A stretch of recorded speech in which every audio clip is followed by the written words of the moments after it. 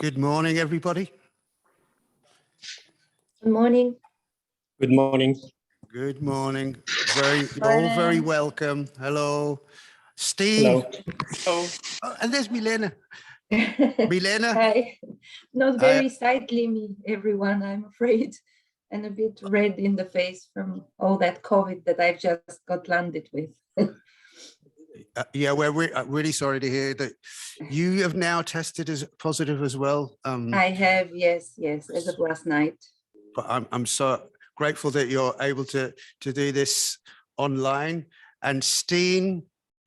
Yeah, I'm here. We're so sorry that you were turned back at Frankfurt and weren't able to make it here. We all miss you. Yeah, I'm sorry I couldn't come. I was actually looking forward to see you all and to be in Belfast, and it was strange to drive to Frankfurt. It took me 2.5 hours, and just to be informed that there hadn't been issued a ticket, although I had a confirmation from my travel agency.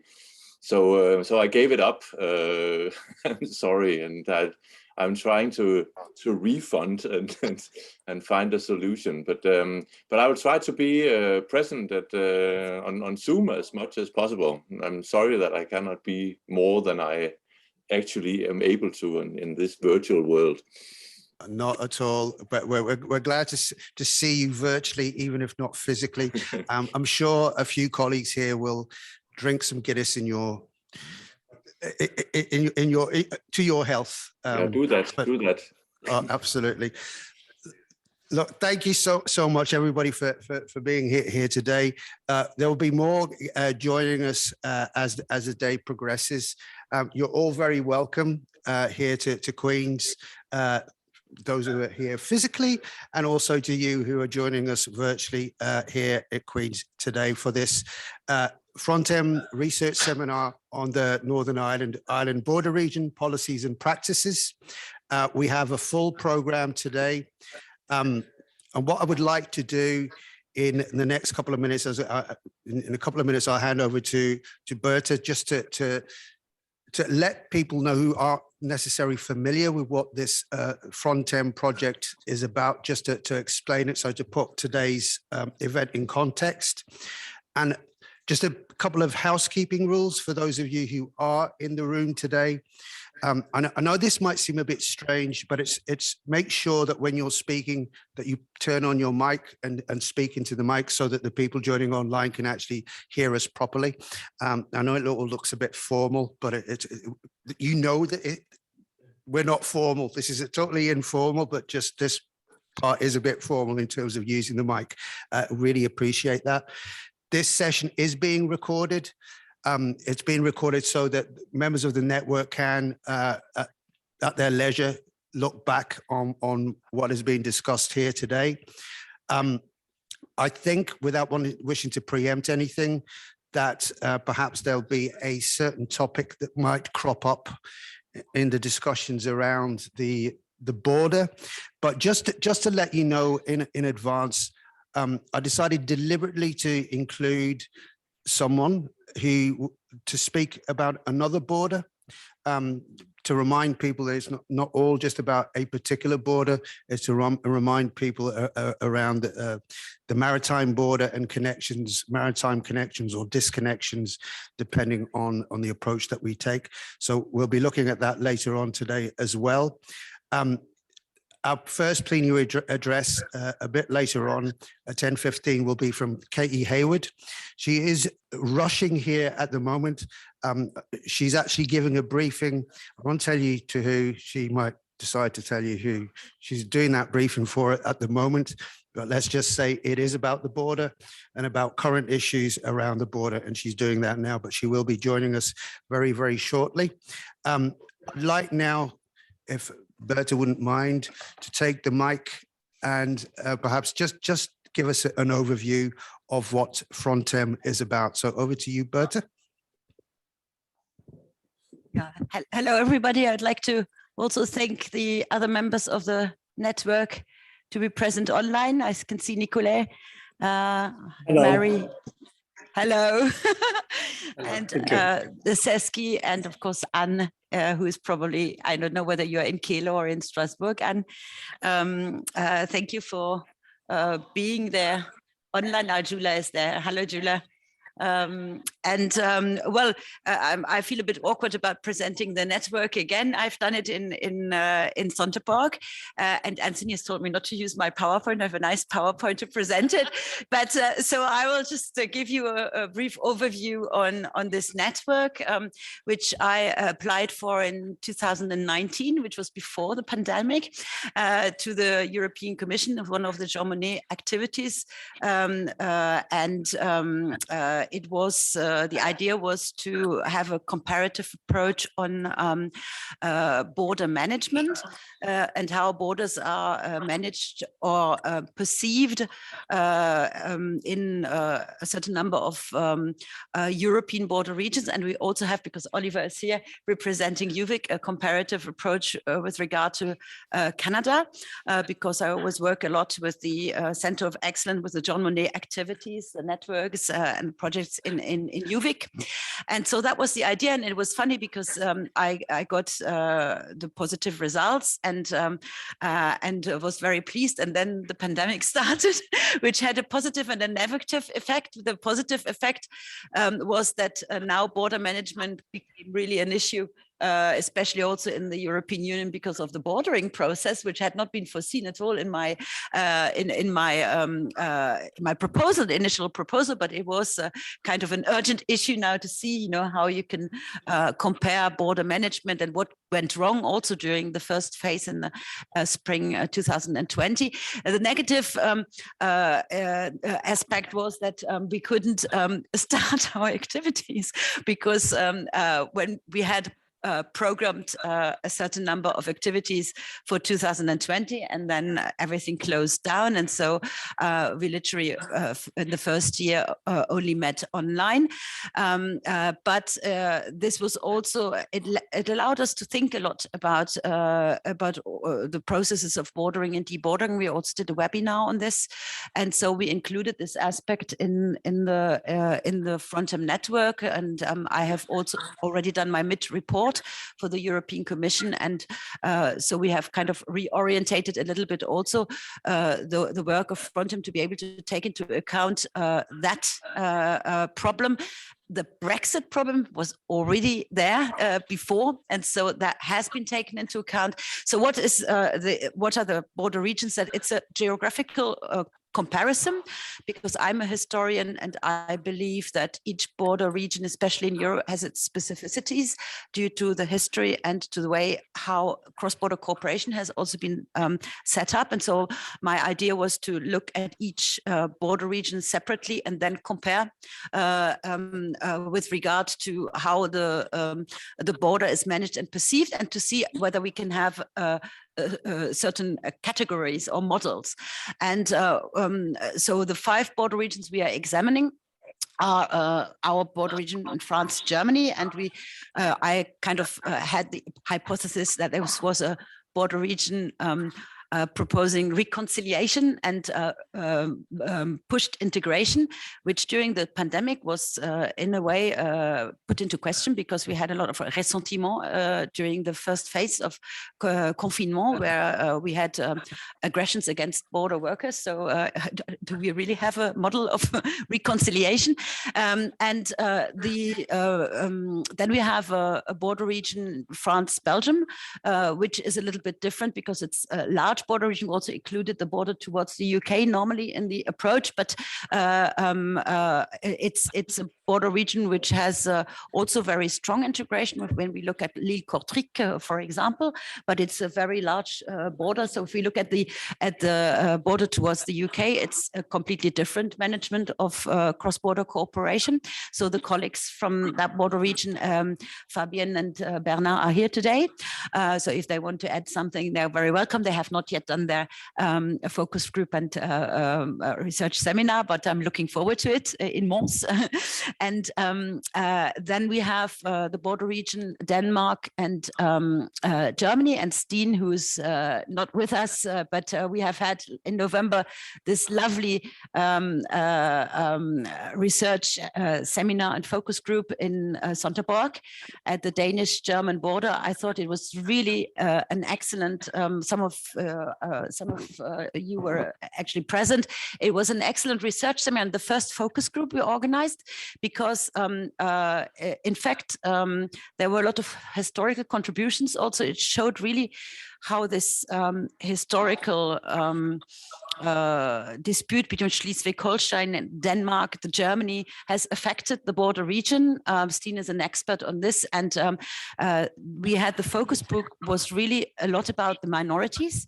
So we were actually assisting the focus group like we would do here, and it was held in English, and there were representatives mainly of the German and Danish minorities, and they were, and it was really very interesting to listen to them. And as I understood it, they really, for me, it was a surprise. They don't really want to integrate the border region. What they want is to be kept in peace, you know, on each side of the unit. They want to keep their privileges and want to coexist peacefully, let's say.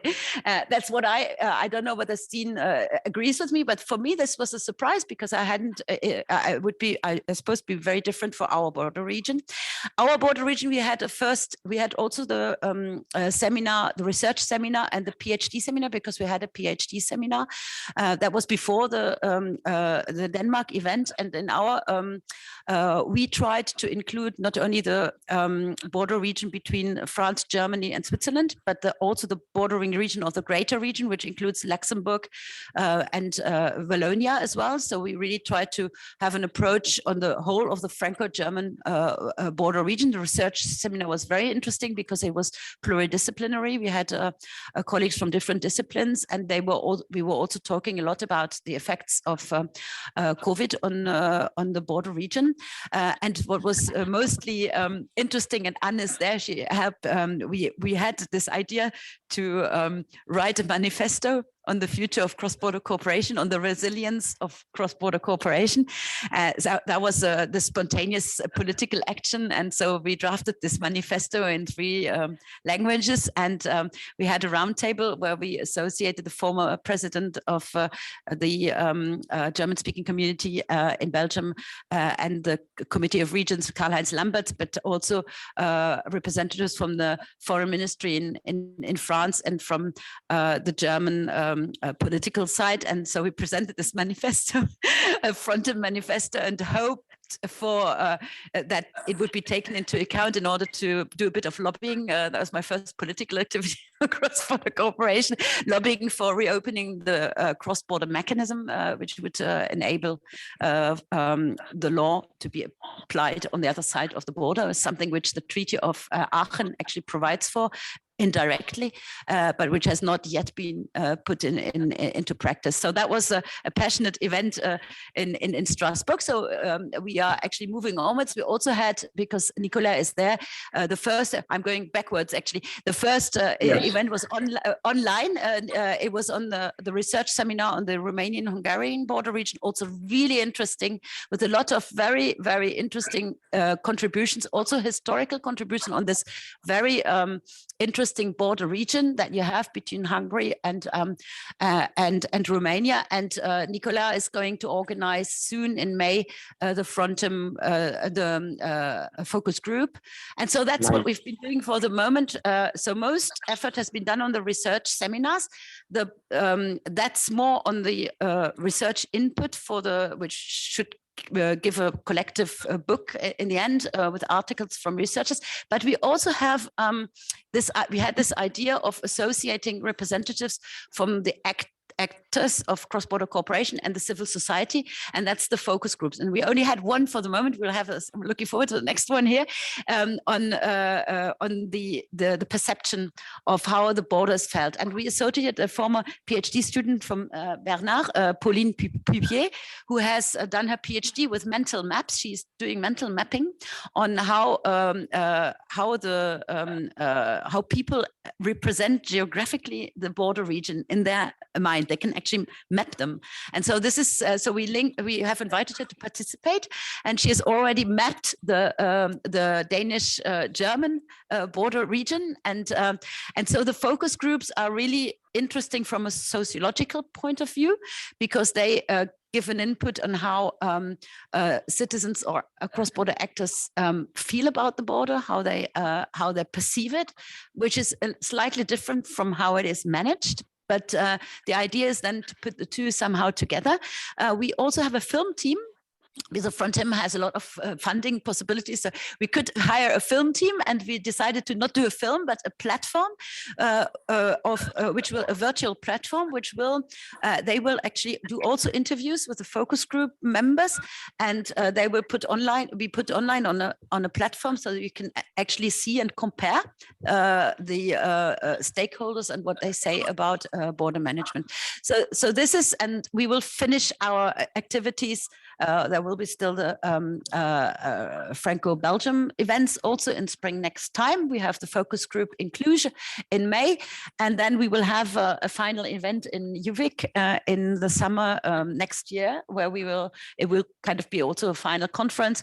I'm not sure whether we can organize a focus group there. We will have to see, because it's probably very different from the European case, but it was also the idea to take all the European cases and then see what's happening on the other side of the Atlantic, and whether people feel and manage the border differently there. I know from my implication in some of the networks under the leadership of Uvik, that they are, for example, also the big program by Emmanuel, that there's a lot of talk about First Nations and their approach to cross-border mobility, which we don't really have in Europe. So it's be interesting to compare this also. And so, yes, this is what we can say about the network. And I would like to take the occasion to really thank I'm so happy to have the Northern Ireland team with me. And it's a passionate border, and it's also, I know that I can count on you. I mean, we've been working with Anthony for such a long time, but also Katie now. And so I'm really happy that you, Mary, who's online, and she's been very much involved in the PhD seminar. So the networks always function also with the input of it's a consortium of the members. And so I'm very thankful for your contribution. Thank you. Thank you very much, Berta. And just also to make a quick mention that none of this would have been possible without the support of the Erasmus Plus program of the European Union, which we're really grateful for, especially, let's say, in our particular context, to still be involved in what are vital European networks for us, and to continue our collaboration with our partners throughout the European Union. But I would now like to introduce our first speaker, giving us our first plenary address of the day. She is literally hot-footed it here over from something else that she was doing, a briefing, as I said, I won't say to who, but I think a briefing that is pertinent to today's topic. You all know Katie. There is nothing, Katie, if Kate doesn't know about this border and other borders, then it's not worth knowing. So we're so grateful to have Katie here today. Obviously, she is a partner in this particular project, as so is Mary Murphy from University College Cork as well. Mary isn't here with us today, but we do have an excellent representative from that noble institution, Kathy Hall, who will be speaking later on today. But it is now my absolute honor to hand over to Katie. Katie has been working really closely with my own organization for many years. Not only has she been working closely with the Center for Cross-Border Studies, she was a member of the board of the Center for Cross-Border Studies. So she has been absolutely fantastic for us, a real asset. And although she's no longer a member of the board, we're still working probably even more closely than we were before because of various things that are going on. But without any further ado, I'm going to hand over to Katie, who's talk today. The title is a great title, Frontiers in Motion, the Peculiar Case of the Protocol on Northern Ireland. So over to you, Katie. Thank you very much, Anthony. Hello, everybody. It's really lovely to see you in person. This is just fantastic. And to see you in Queens as well. It's a particular pleasure to have you here. Thank you so much, Anthony, for the introduction. And in particular, thank you for organizing all of this so excellently, and congratulations to you and your small but perfectly formed team in CCBS for doing so. So as Anthony mentioned, just before Deirdre and I were in an online, actually it was a hybrid seminar for the UK mission to the EU, co-organised with the EU-UK Forum, and the topic was democracy in Northern Ireland. Essentially, the question is, in large part, what's going to happen in the election that's due to happen here on the 5th of May. And it's going to be a really significant election, partly because, as Deirdre was talking about in her contribution, the population in Northern Ireland is changing. There are many urgent issues that have nothing to do with the protocol and everything to do with quality of life and cost of living, as well as diversity of identities that could play a part in this election. But also, it's an important election because of the threat of what may or may not happen afterwards. So as you may be aware, we currently don't have a First Minister or Deputy First Minister. The First Minister from the Democratic Unionist Party stepped down. He resigned in February in an effort, I think, to strengthen the hand of the UK government in its negotiations with the protocol. And the DUP have made it very clear that they won't go back into power sharing, even after the election, unless the protocol issue is resolved. So in a really interesting way, the future of governments here, the future of the Good Friday Agreement, even as we understand it, is very much intertwined with the protocol. And more to the point, it's intertwined with the success or otherwise of the current talks that are happening or purportedly happening between the UK and the EU over the question of the protocol. And I want to reflect a wee bit on my talk this morning on why this is and why it is quite so complicated. And as you would all appreciate, it very much relates to the question of borders and what they mean. Not just, of course, what they mean in practical terms, but symbolically what they mean. And not just what they mean for Northern Ireland, but moreover, what they mean for the EU and the UK. And I really want to stress what the protocol means for the European Union itself and try and explore that a wee bit. So at the moment, we have a potential standoff in Northern Ireland over the question of the protocol. And I won't go into the public opinion polling data, but what is interesting is that you do have a difference between unionists, particularly strong unionists who are very critical of the protocol, want to see it gone, and then nationalists and those who are neither unionists or nationalists, supportive of the protocol and think it's working okay and want it to remain in place and see benefits from it. But of course, we also have a standoff between the UK and the EU. And this is partly because in some ways it's seen as a zero-sum question. So in some ways we have this idea of keeping an open land border at the expense of a harder Irish sea border. And it's that zero-sum analysis that makes it such a contentious issue here in Northern Ireland, because of course, immediately you're talking about the consequences of, or disruption to connections, be it to Ireland in the south or to Britain. Also, what we have are two unions in tension. So you have the integrity of the legal order of the European Union. This we know has been put forward by the EU as an absolute. This must be upheld through Brexit regarding what happens with Northern Ireland and after the protocol. But we also have, on the other hand, the territorial integrity of the United Kingdom. This is embedded in the protocol in Article 1.2. So how do you manage to have the integrity of these two unions maintained, especially when they seem in direct tension? So the truth is, at the moment, the technical talks have been ongoing, but they've been limited and circular. And part of the reason for that is because the importance of principle coming into these talks. So oftentimes you'll hear, particularly on the UK side, we want political agreement. We want agreement in principle about the principle of it, rather than the technicalities they will follow on through. And also with regards to the progress being made in those talks, we hear very much, albeit quietly, not necessarily explicitly, but they don't expect progress to be made in these talks until November. So why are they talking about November?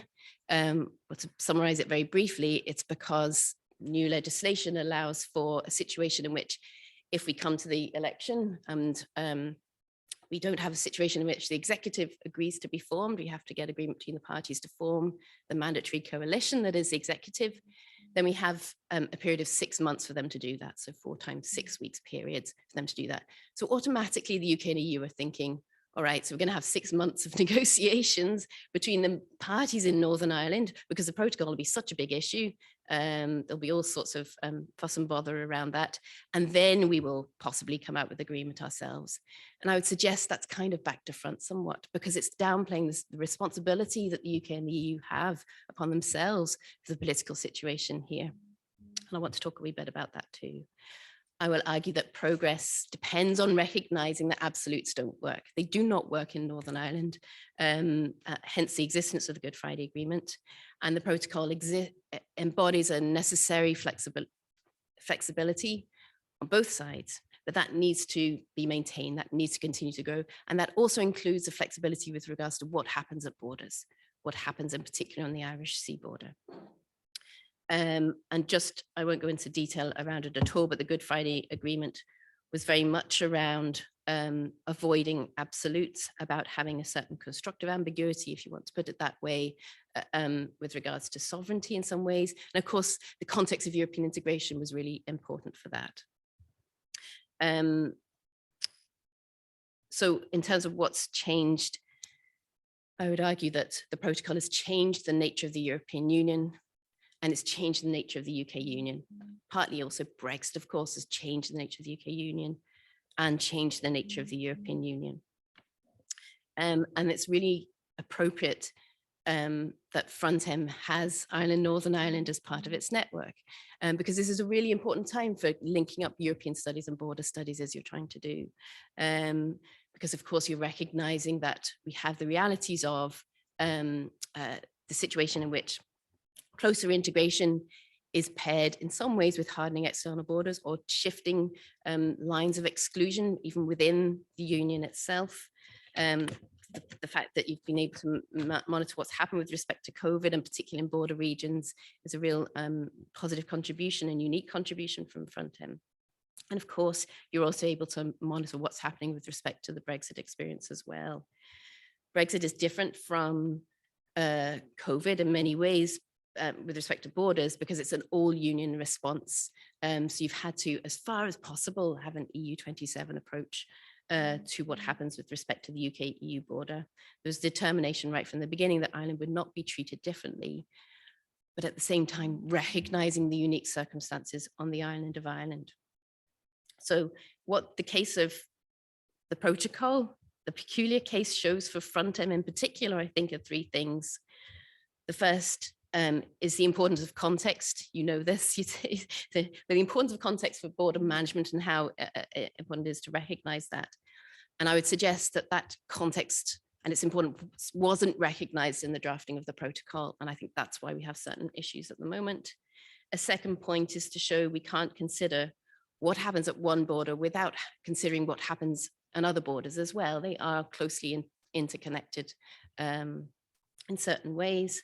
And then the third point is that the frontiers in motion idea, the motion of frontiers, isn't just in terms of extension or placement or adjustments of rules, etc., but around what's happening.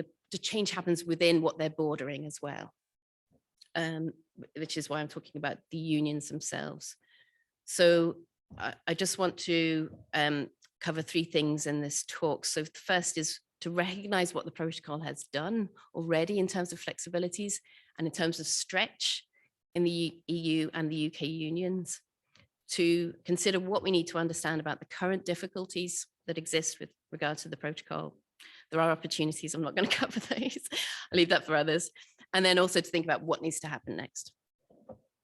So the first point, what has the protocol done?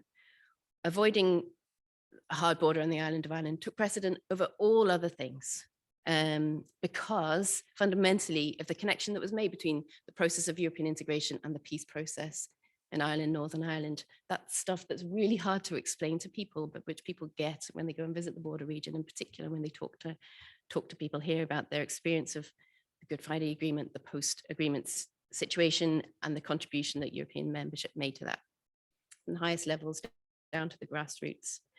The existence of the common travel area being outside Schengen helped when we were thinking about avoiding a hard border, but we are talking, of course, about nitty-gritty things such as single market membership and customs union. So the European Council, in its negotiating guidelines of April 2017, talked first and foremost about the fact that Brexit had to mean Brexit in some ways, right? So there had to be consequences of no longer being in the European Union. The UK has to feel it. You're leaving the club. You feel the consequences of that, and it made it explicit that you can't have membership of the single market on a sector-by-sector basis. A second point it was making is that the four freedoms of the single market are indivisible. You can't get to pick any cherries in this regard. It also stated that the Union will preserve its autonomy as regarding decision-making, as well as the role of the Court of Justice of the EU. And it also said any free trade agreement cannot amount to participation in the single market or parts of the single market, as this would undermine the integrity and proper functioning of the European Union. Now, you'll immediately recognize that on several of those points, the EU has moved for the protocol. For example, the four freedoms of the single market have been divided with respect to the protocol. The European Union, in some ways, has weakened its autonomy in decision-making. I know that's controversial to say, but I'm saying it, and I'll explain why. And of course, there is participation in a part of the single market for a part of for a non-member state. And this is because in those same guidelines, we had the commitment to looking for flexible and imaginative solutions with the aim of avoiding a hard border while respecting the integrity of the Union legal order. So where was that flexibility found? I remember being at a borders conference in Canada when the joint report was issued in December 2017. We were there together. Talking about Brexit, weirdly enough, the Irish border. And the joint report was really significant. And it made several commitments. And if you read it again, and I was very familiar with it to begin with, but I've been reading again recently. And what really strikes you is how many of those commitments are UK commitments. The primary focus above all else is that north-south border because of the connection to the peace process. The United Kingdom, paragraph 49, remains committed to protecting north-south cooperation and to its guarantee of avoiding a hard border. Any future arrangements must be compatible with these overarching requirements. So first and foremost, avoid that hard border. If you look at the protocol and what was created, the scope of that is literally just enough to avoid a hard border that would need checks and controls and physical infrastructure. Pretty much no more, no less, really. But in that way, the UK upheld its commitment. So in order to do that, the EU itself needed to show flexibility to avoid having to have checks and controls on its external border. So that's where the flexibility was required from the EU. Another commitment, well, several commitments were made by the UK in that joint report. Northern Ireland being an integral part of the United Kingdom, Northern Ireland having a place in the UK's internal market, to Ireland's place in the internal market and customs union of the EU. and in all circumstances, ensuring unfettered access of to the British market from Northern Ireland businesses. So you can immediately see there are several things in play there, all relating to borders, all having consequences in terms of checks and controls, but very strongly aspiring commitments being made by the UK. Recognizing that these commitments must be upheld in all circumstances, regardless of the future UK-EU relationship. In this way, the UK itself needed to show flexibility, particularly in terms of defining Northern Ireland's place in the UK internal market. Even if, as it came to do, even if it was seeking a hard Brexit itself. And then the third element is that the enforcement and implementation of whatever was to come about was in order to protect the EU's internal market and customs union.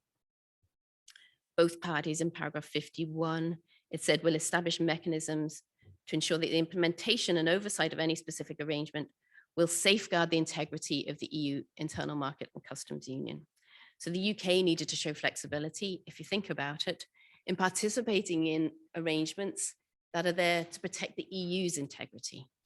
And that's what those mechanisms from the protocol are. So fast forward to the protocol and the revised one that we ended up with in October 19. Northern Ireland is in the UK's customs, territory and internal market, Articles 4 and 6. The territorial integrity of the United Kingdom is respected by the protocol, Article 1.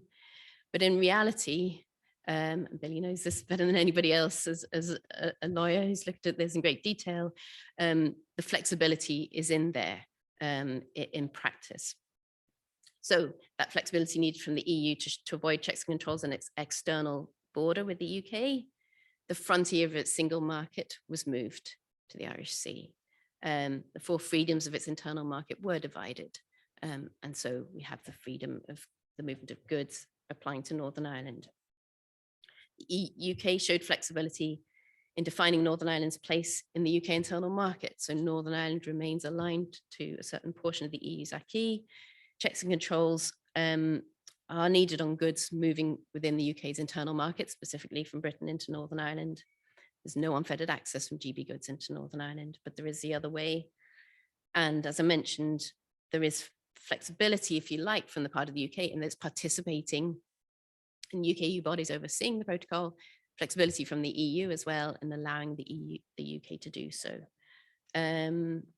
Most particularly for the EU, of course, it's outsourcing its border management to UK authorities. And that's a huge risk it's taken on its part. This is a brilliant example of the particularities of a context for border management actually having an effect on the delineation and the management of that border. So to understand where we are now, I think we need to recognize that we have not just got a stretch in the UK's union and in the EU union, and I hope I've sort of illustrated that as succinctly as possible. But we also have problems because of the lack of recognition of the place of Northern Ireland itself in all of this. Now, there are many reasons for that, which we could discuss at length, partly the fact that we didn't have a sitting assembly and executive at the time. And the importance of Northern Ireland's distinctiveness, I mean, it's highly complex, and we're very glad that you're here to be able to see that for yourselves, and you'll be able to see more of that tomorrow. The distinctiveness of Northern Ireland, is reflected in the connections that it has with Britain and Ireland, but more particularly, and not to add too much complexity here, but to the insecurity of those connections. So there's insecurity in the connection between Northern Ireland and Britain. This is what we have in unionist responses to the protocol in many ways. So an anxiety about Northern Ireland's constitutional status, that is reflected in unionist, particularly strong unionist responses to the protocol. A sort of a lack of confidence in there. And this is reflected by the fact that there's only 4% of people in Northern Ireland trust the UK government when it comes to handling the protocol in Northern Ireland's interest. So I'm going to talk now in terms of recognizing where we are now, bringing through those themes of the importance of context, the interrelationship of borders and change to unions. I'm going to consider first the Irish Sea border challenge. So fundamentally, the challenge of the Irish Sea border, apart from anything else, is around hardening an external border of the European Union and hardening an internal border of the UK Union in a context of very profound and deliberate ambiguity.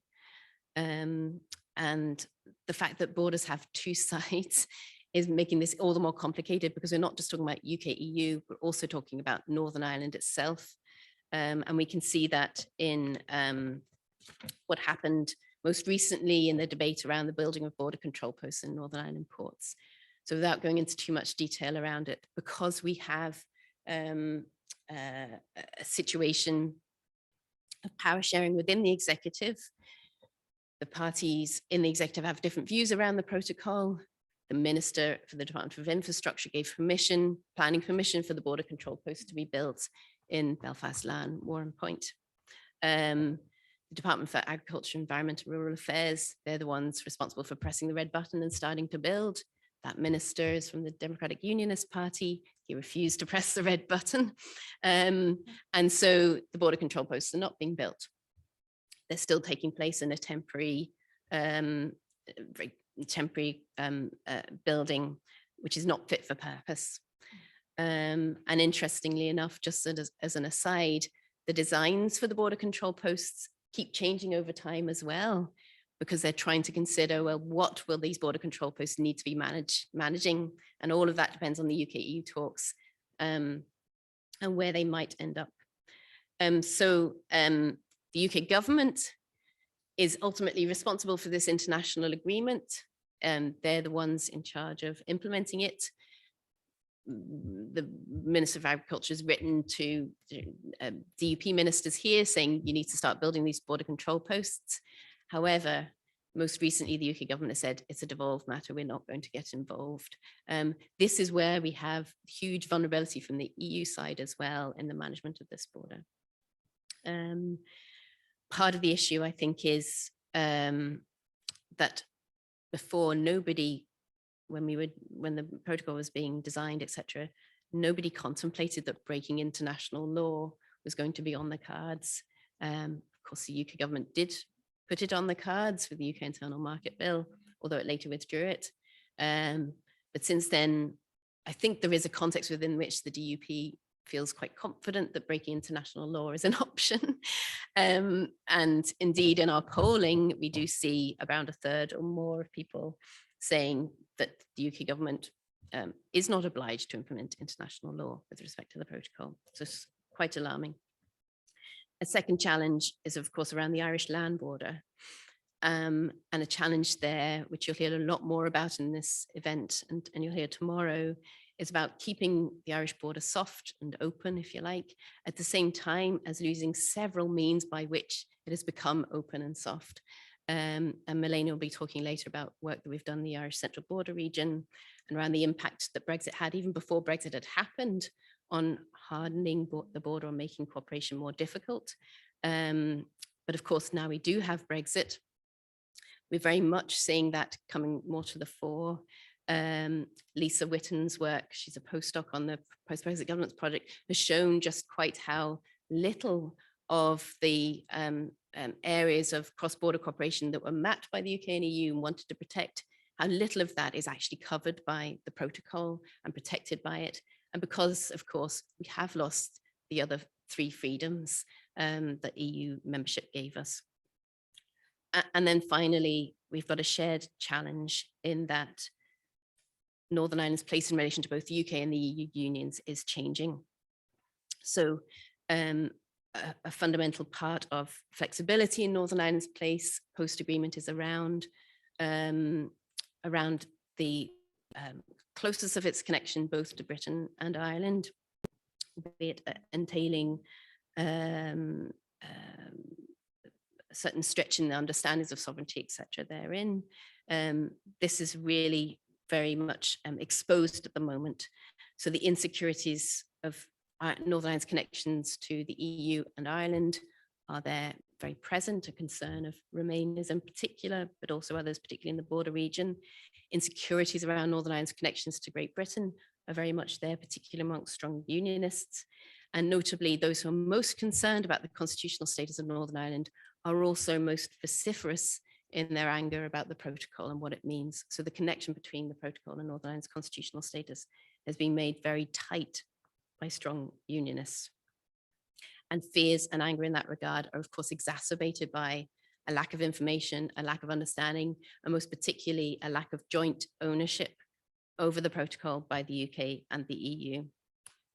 And part of the issue here is that both of them are denying exactly what they've signed up to. So my last point, and it's the shortest one, is about what needs to happen. I'll be brief. First and foremost, there needs to be explicit recognition that we cannot have full implementation of the protocol on Ireland, Northern Ireland, not as it was originally envisaged. It's simply not possible in practical terms, given the nature of the movement across borders that it is trying to accommodate. So in many ways, the companies who could adjust their supply chains, etc., for example, changing sourcing products from Britain to local producers or in Ireland, that's more or less happened already. Those who are suffering now are doing so because they can't adjust. There are reasons why then they've not been able to adjust. And there are highly, highly complex situations, particularly in the agri-food sector. I think both sides have recognized this, but they are at loggerheads about what is ultimately possible for them to accept in terms of flexibility, because they're still looking to maintain the integrity of their respective unions and still seeing them as conflictual or in tension. Progress depends on recognizing that actually those unions are very different. They contain a lot of diversity and internal differentiation, and they're not directly opposed. Both unions, and this is saying it very broadly, but they both need to move and to prepare for further movement. At the moment, they've sort of pushed themselves into the corner, particularly on the EU side, because it's given the impression that, and I know I'm being slightly controversial here, but it's given the impression that the integrity of its legal union depends on full to the letter implementation of the protocol. And it's wanting to cover up, if you like, the flexibility that it has shown already, and indeed that it will continue to need to show if the protocol is to work. So either it needs to change its laws and acquis, or it's at least its question of acceptability in practice with the management of its customs code and enforcement of its regulations, or it needs to, or it will remain vulnerable to the whims and the willingness of not just the UK government, but a particular party in Northern Ireland with respect to implementing the protocol. And the EU has already moved. So when we see what it's done in relation to medicines, for example, that's a significant move. It affects all of its, everywhere. It affects the whole of the union with respect to what it's prepared to allow for. But that's an issue that was of greatest concern for people in Northern Ireland and that the EU has moved to accommodate. And I think that's not going to be just a once-off. It's going to be necessary to see more and more of that up to a point. On the UK side, it believes that what it's, I think fundamentally the government in Britain doesn't think that the protocol necessarily undermines the UK union. But first and foremost, its concern is around what Brexit was intended to be. And namely, when they articulate it, and I'm thinking of Lord Frost's speech in September last year, this is about the freedom or the capacity to make sovereign choices. It's not about the particularities of what those sovereign choices are. So if we look at the objections to the UK government at the moment with ECJ jurisdiction and state aid rules, those are very specific around Brexit. They're not really about the union itself, and we shouldn't be distracted by that idea. I don't think there will be a big bang day of reckoning with respect to a clash between the UK and the EU over the protocol. I think it's going to be incremental, but fundamentally there is a challenge for the UK union itself in recognizing that and telling unionists very clearly that divergence from the UK to the EU is a sovereign choice, if you like. that it itself is making.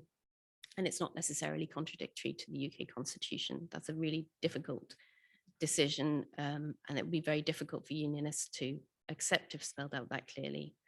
I think there is a landing zone, and you'd expect me to say this, but given Northern Ireland, it will require accommodation and flexibility from both sides, bearing in mind that the absolute integrity of a union does not exist any more than absolute sovereignty exists. Any arrangement that the UK and EU come up with, any adjustment they come up with in November or before or after, will have to accommodate the particularities of Northern Ireland, the connectedness or interconnectedness of the sea and land borders, Northern Ireland's connections to both Britain and Ireland, and also need to recognise that the unions that Northern Ireland's borders border are also necessarily changing. Flexibility for Northern Ireland in the protocol is ultimately as necessary for both unions, both the UK and the EU, as it is essential to here. Thank you.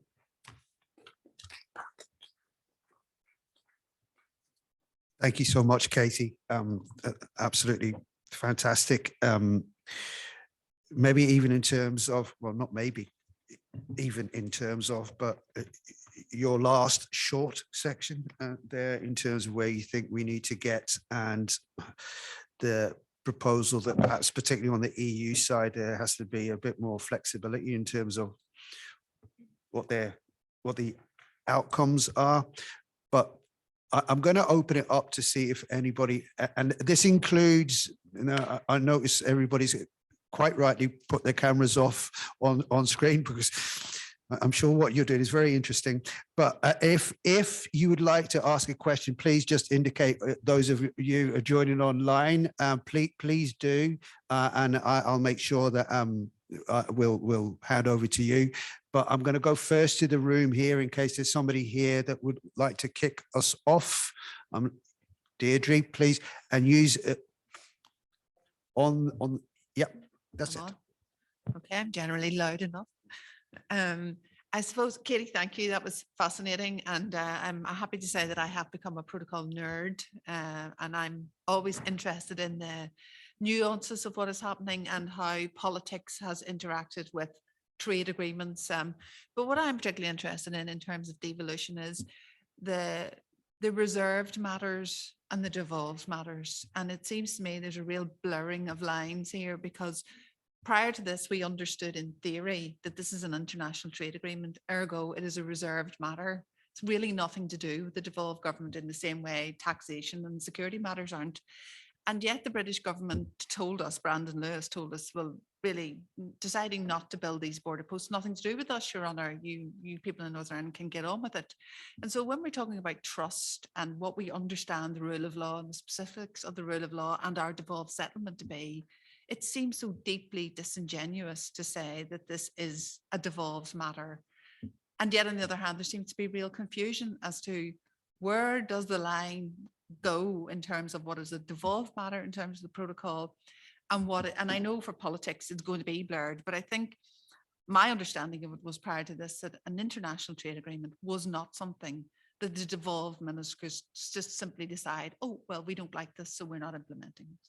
And I'm just wondering what you think. I know there's not an easy answer to that, but it's just your thoughts on it. Yeah, so it's a good question, because I think this was really overlooked in when the protocol was being designed, and the particularities of the situation in Northern Ireland, and the fact that when you are talking about implementing a border and checks, controls, etc., that it does entail devolved responsibilities. And interestingly enough, Jennifer Todd and I and some colleagues have been doing Brexit witness interviews, including with officials here and in the UK and in the EU around the process of negotiation. And it's absolutely extraordinary how little officials here were listened to. Even when they were coming up with ideas, like good, flexible, imaginative ideas, because of course they knew what it's like to work with the executive here, and the particular cultures of the civil service and the various departments involved. let alone they were also working to appreciate what different versions of the protocol might mean. And it seems for largely political reasons, largely because we were talking about a high level negotiation, that they were not welcome into the room, and often those ideas were set aside. It would be all too easy to say, oh, things could be much different. We don't have to be here. I mean, it is notable, I think, that at the beginning of January 21, when we were seeing obviously the implementation of the protocol, it could have been much more straightforward. The need not have been that apparent tension between international law and what the executive here is prepared to do, or certain ministers in the executive. And we do see recorded same people who, like Minister Poots, who made the decision to, he ordered officials to stop checks and controls. He himself was saying in November 20, yes, we don't like it, but we recognize the need for border control posts, etc. So unfortunately, you have this whole the continued testing, I think, not just of the UK and the EU and their relationship to each other, what's possible in terms of accommodation, but also testing Northern Ireland ministers vis-a-vis the UK government. So as I say, George Eustace had directed Gordon Lyons and Poots, he put it in writing, you need to do this. He didn't say what he was going to do if they didn't.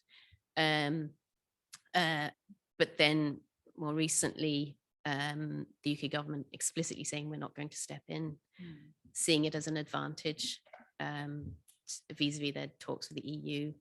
And this, I think, is why it's easy to feel quite so despairing about the situation, and why it's all the more important to take it out of the political sphere and then look at the evidence.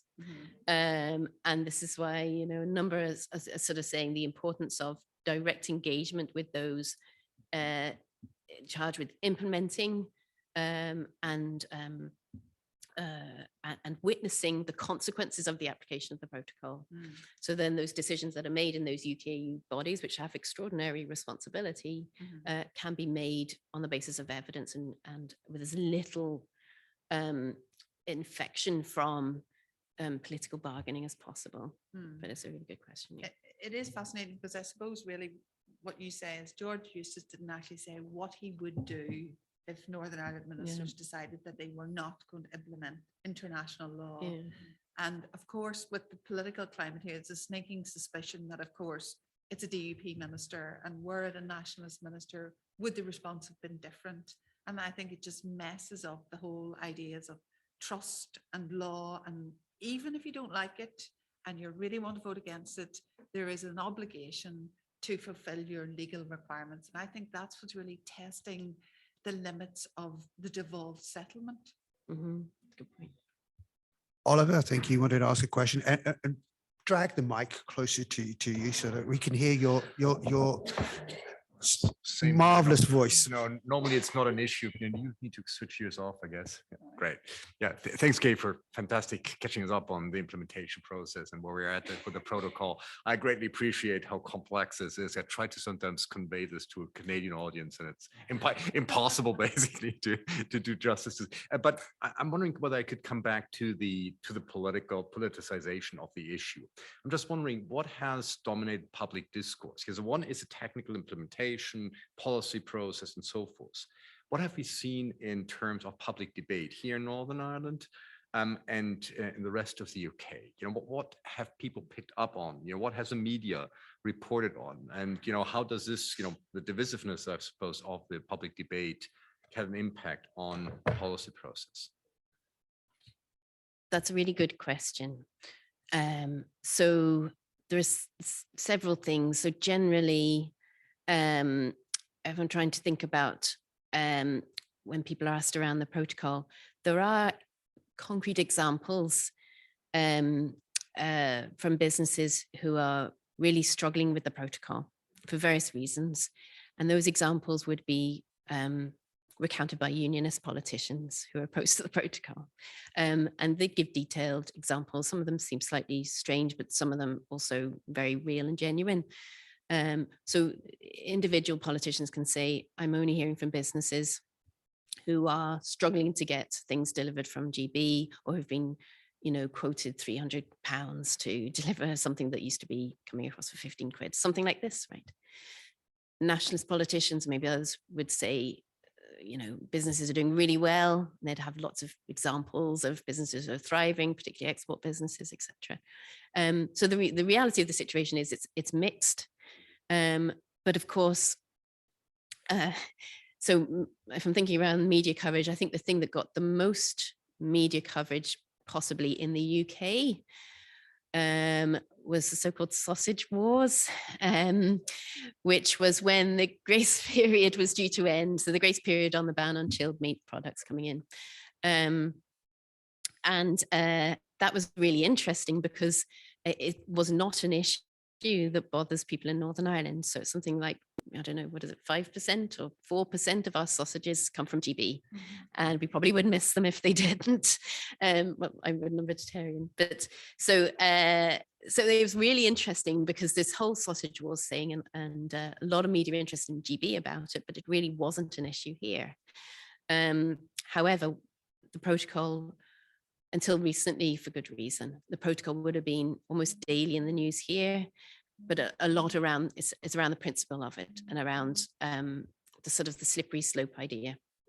To some degree, that's parked with a lack of voice and concern around a lack of representativeness in the protocol and lack of opportunity to have around its questioning its legitimacy.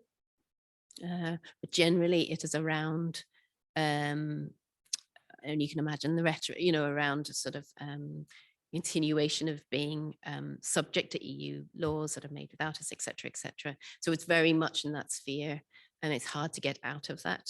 And this is why the election will be very interesting to see whether the majority of people, and we know this from polling, who either supportive of the protocol or simply not interested, whether the debate can move into that area around real issues or whether it will be stuck on what does the protocol mean for Northern Ireland's constitutional status.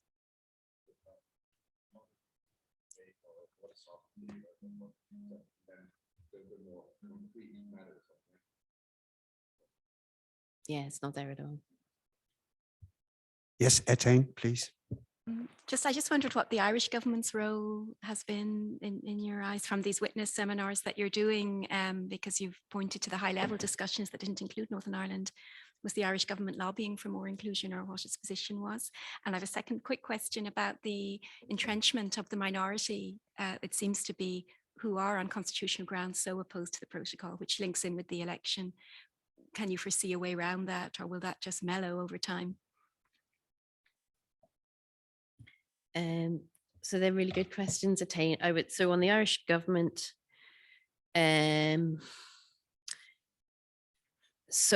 Irish government were very open and engaged with people from here during the negotiations and their connections here. I'm thinking of officials as well as various stakeholders, academics, etc.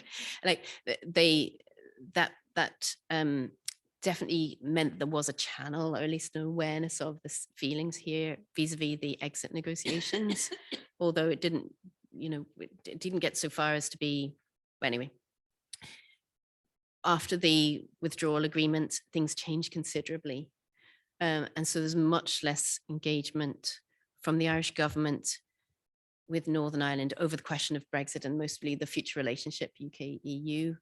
Partly, well, there's various reasons. Partly, I think the Irish government thought it had, cashed in most of its chips over the withdrawal negotiations. It was pleased with the protocol, but there was a definite, and I stand to be corrected, but I do think there was a sense of loss from Northern Ireland in the process of negotiating the future relationship, the TCA, because the Irish government was very much hands-off vis-a-vis Northern Ireland, and that hasn't gone back up to the way it was during the withdrawal negotiations. It's still not at that point, and it is really, really tricky, even politically speaking, because, as you know, a lot of the quite a bit of unionist concerns around the protocol, some of the rhetoric around it is that, the Irish government hoodwinked the EU into keeping the Irish border open.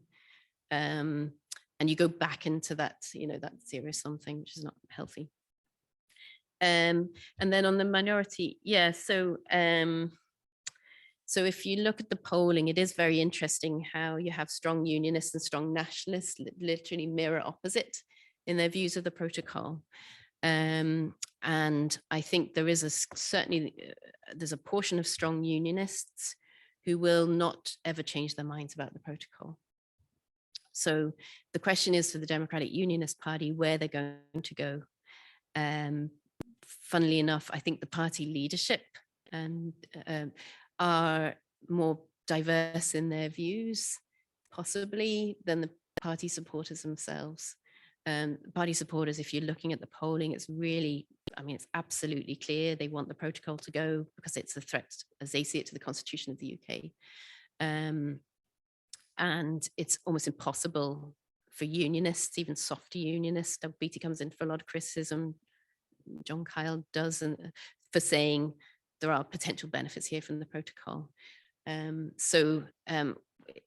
think a lot will depend on if there is movement on the protocol, if we have UK-EU agreement, that will at least show that the protocol is workable and that the UK government isn't in principle objecting to it anymore. And that would make a big difference for some unionists, but certainly for others, it's already too far. And that is a good question as to what happens after the election. And if that you're just going to be left with a group of people who are not only opposed to that, but also opposed in different ways to the Good Friday Agreement itself. And that's possibly going to grow. I'll go to Berta first and then to Jonathan. That's okay. So Berta. Katie, thank you. First of all, it's really passionately that for me, we were talking a lot in Strasbourg always about the Brexit issue, but it's from an external view, so this brings a lot of understanding, which sometimes is missing when you look from a completely external point of view. But I was wondering, because I work a lot on European identity also, how is the consequence for Northern Ireland of all this issue about the feeling of Europeanness? Yeah. Is the opposition between unionists and nationalists also reflecting on anti-Europeanists and Europeanists, or do they? Northern Ireland is difficult in terms of identity. There's a sort of in-between identity, or how do they feel about Europe? All this. The protocol is about borders and about issues of the relationship between the two. But what about the people? That's a really good question, and we asked it in the most recent. The most recent Northern Ireland Life and Times that we've published the results for. So that was 2020. And because I don't have a head for figures, I can't exactly remember. I'll look it up, but I do. So basically we asked about sort of shades of Europeanness, if you like. And definitely European identity was much less common amongst unionists. And that's not surprising given British identity and certain, obviously the different nature of the UK's relationship with the EU, etc. But also it was not as common amongst nationalists or others as you might expect. I will look up in the break, I'll look up the figures and tell them to you. But I just remember we didn't actually publish on it because it was kind of unremarkable, it wasn't as significant as you might think, even amongst those who voted Remain. Jonathan. Thank you very much. So I think sort of wearing my these islands other borders hat, which is I think why you invited me, Anthony.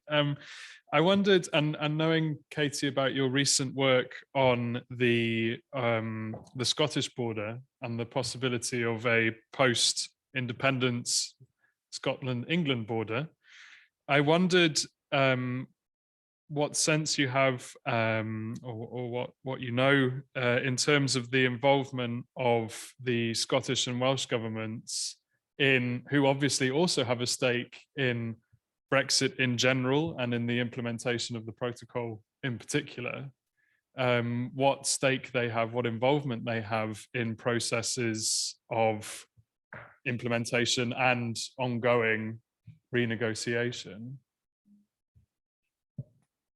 Zero. So next, As I suspected, yeah.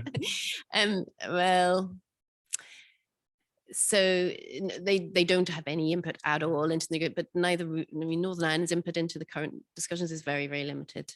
And I don't think I'm speaking out of turn to say whether there's more engagement now with business and others directly from the EU to business and directly from the UK. That's not happening jointly.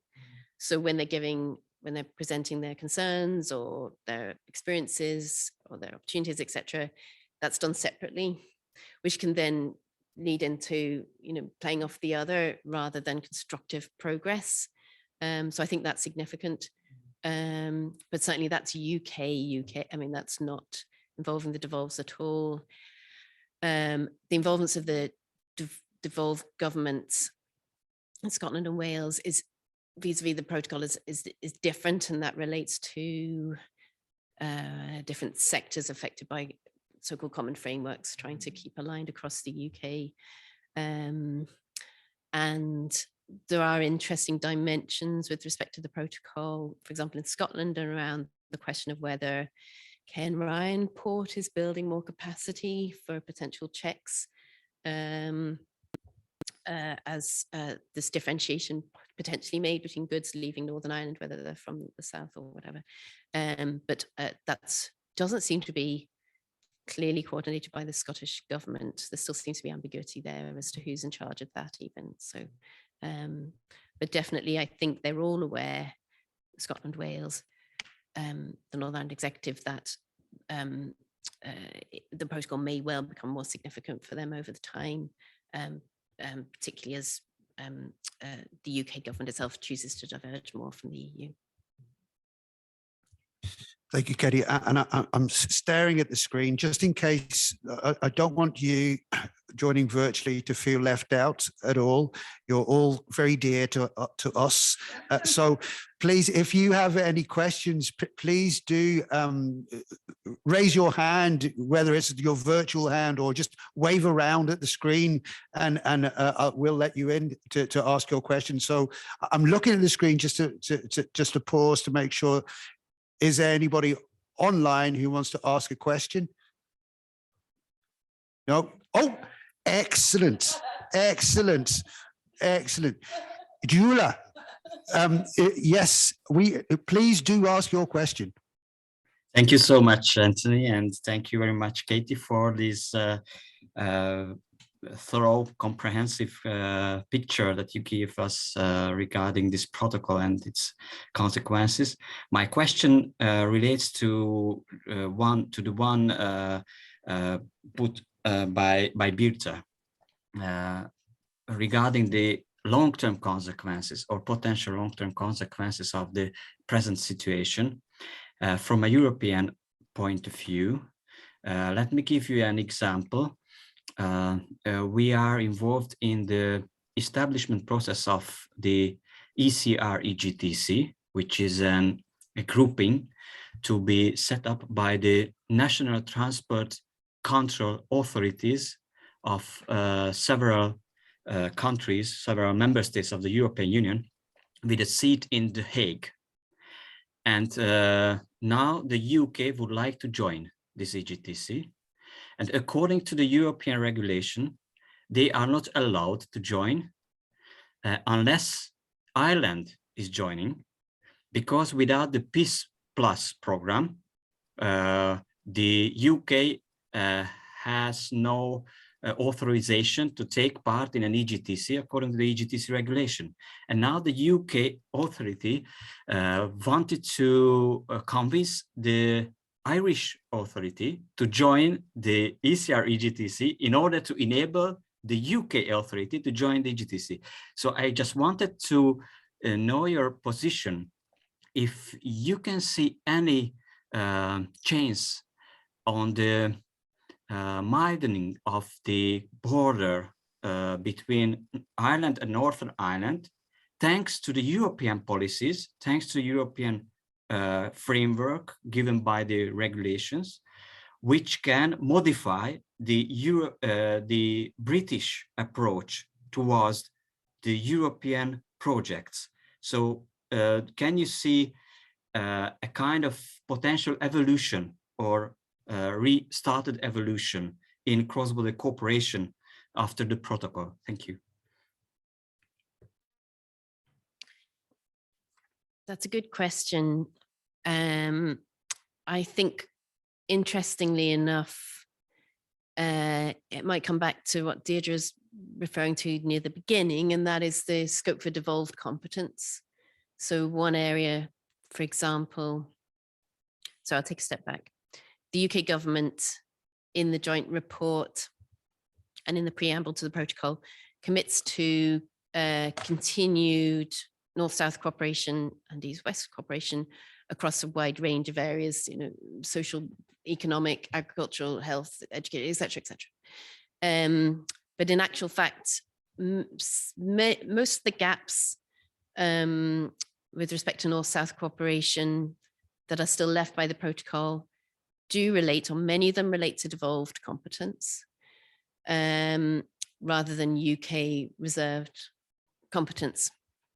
And so this is where we come back to the question of, you know, the need for to have an executive functioning and the potential there for Northern Ireland to manage things pretty well, hopefully, for both for North-South cooperation. But and you'll expect this, but at the moment we see North-South cooperation very much affected by the political tensions over the protocol. So, for example, the DUP have not been attending certain meetings of the North-South Ministerial Council. We'll hear more about that later, I presume, or maybe not, in protest at the protocol. And this goes back to what the European Union did more broadly, or EU membership did more broadly for North-South, and that was about depoliticizing North-South cooperation and making it for mutual benefit and seeing that. And so this is why, although there is the potential for continued North-South cooperation in certain areas, now there are problems, and again, you'll hear more about that from others. But for example, in relation to environmental legislation, etc., you could see continued cooperation, but the big question mark remains, how can that be depoliticized? And ultimately, we come back yet again to the need for a better UK-EU relationship that will enable a better British-Irish relationship that then will enable North-South cooperation on things that actually do make a big difference in people's lives. Thank you, Katie. And I'm so pleased, Jula, you asked that question because it was the last question of this session. And it was great to have someone who was online actually participating in the debate itself and asking that question. Thank you very much, Jula. And thank you, everybody, for this first session of today's research seminar. We're now going to take a 15-minute coffee break. I know it's not long, but we have to keep the show on the road. So as it's for a 15-minute coffee break, we'll be back at 11:32. Okay, for those of you who are joining online. Okay, all right. So I'll see you later. And thank you so much, Katie. Thank you.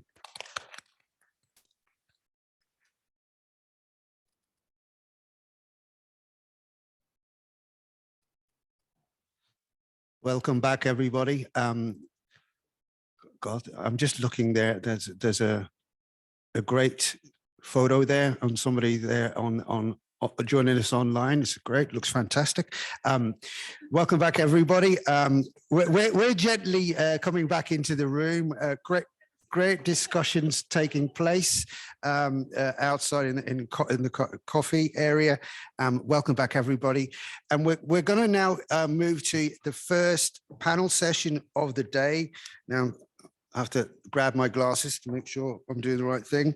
And we're looking here now at policies, vaguely speaking, of border management or cross-border management on the island of Ireland. Now, this idea of border management can mean many different things to many different people.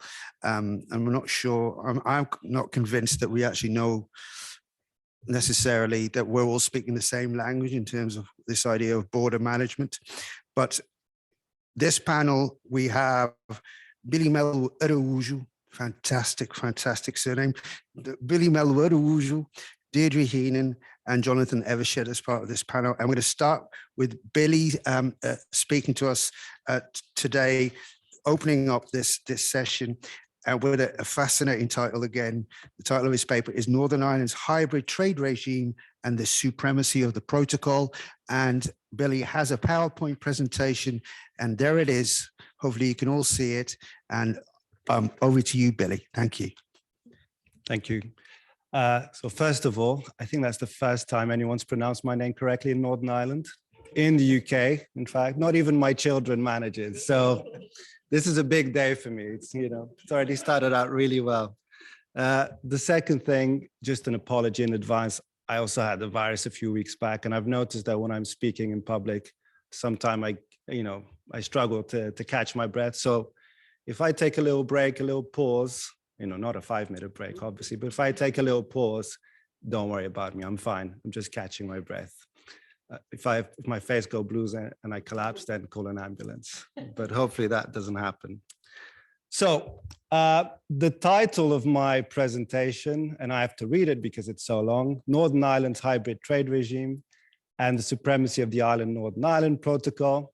Very long, not particularly catchy, but hopefully it captures what I'm about to try to do, which is to give you a general overview of the uniqueness of the trade arrangement that was established for Northern Ireland as a result, or at least as a partial consequence of the protocol, which is one which is characterized by hybridity, right? You have a situation where Northern Ireland is supposedly part of the UK internal market, but is subject to internal market rules. You have a situation where Northern Ireland is supposedly part of the UK customs territory, but subject to e-customs law. You have a situation where Northern Ireland is supposedly falling under the scope of UK free trade agreements, but actually has to comply with EU external trade law.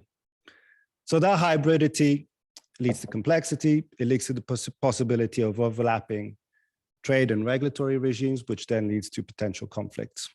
So what I'll try to do is, again, give you a broad overview of this complex trade regime, some of the potential conflicts that arise, and how the protocol and the surrounding regulatory framework tries to address those conflicts. And I'll end up by also putting a note of caution. Right, so how do I go about this? First of all, again, I'm going to apologize in advance. I have to remind you what the problem was, or what the problem is that the protocol tries to address. I'll look at what the protocol says in practice, so that's the compromise solution, and then I'll look at 2 instances of hybridity and conflict rules. So what's the problem? Well, what's the problem that the protocol seeks to address? To put it very bluntly, the problem is Brexit, or to be more specific, the problem is the brand of Brexit that was pursued by the UK, which was one where the entirety of the UK, including Northern Ireland, will leave the customs union and the internal market. And it's also the problem is that was viewed as being compatible with a requirement under the Good Friday, the Belfast Agreement, which was not to create a hard border within the island of Ireland. Right? So the hard border, as Katie explained, would be any physical infrastructure which would mark the border. Now, I'm not here to revisit whether or not this interpretation of the Good Friday Agreement is correct. I know it's been challenged. I'm not the correct person to carry out that discussion. It's way beyond my area of expertise. Suffice to say that for the purposes of this presentation, the reality is that this was a position that was put forward by the Irish government. It was one that was embraced by the EU through the European Commission, and it was one that was recognized and accepted by the UK government. And the proof of it is the protocol, which recognizes expressly that one of its central aims is to avoid a hard border within the island of Ireland. Now, why would this objective to leave the customs union and the internal market and take Northern Ireland along, why would that be incompatible with this requirement, this obligation under the Good Friday Agreement? Well, to understand that, you have to understand what happens at borders when it comes to trading goods. And at the risk of oversimplifying things, there are 2 big things that happen at a border. The first thing is you collect tariffs, taxes on imported goods. And the second thing you do is you carry out regulatory compliance checks to ensure that the goods that access your territory comply with your own regulatory standards. Those checks were not required in the context of the EU when the UK was an EU member state, because the EU has a customs union, which by definition removes all tariffs between the countries involved. And of course, you have a common external tariff, which means that imports from third countries are subject to the same tariff, irrespective of the point of entry, and therefore are free to circulate within that union.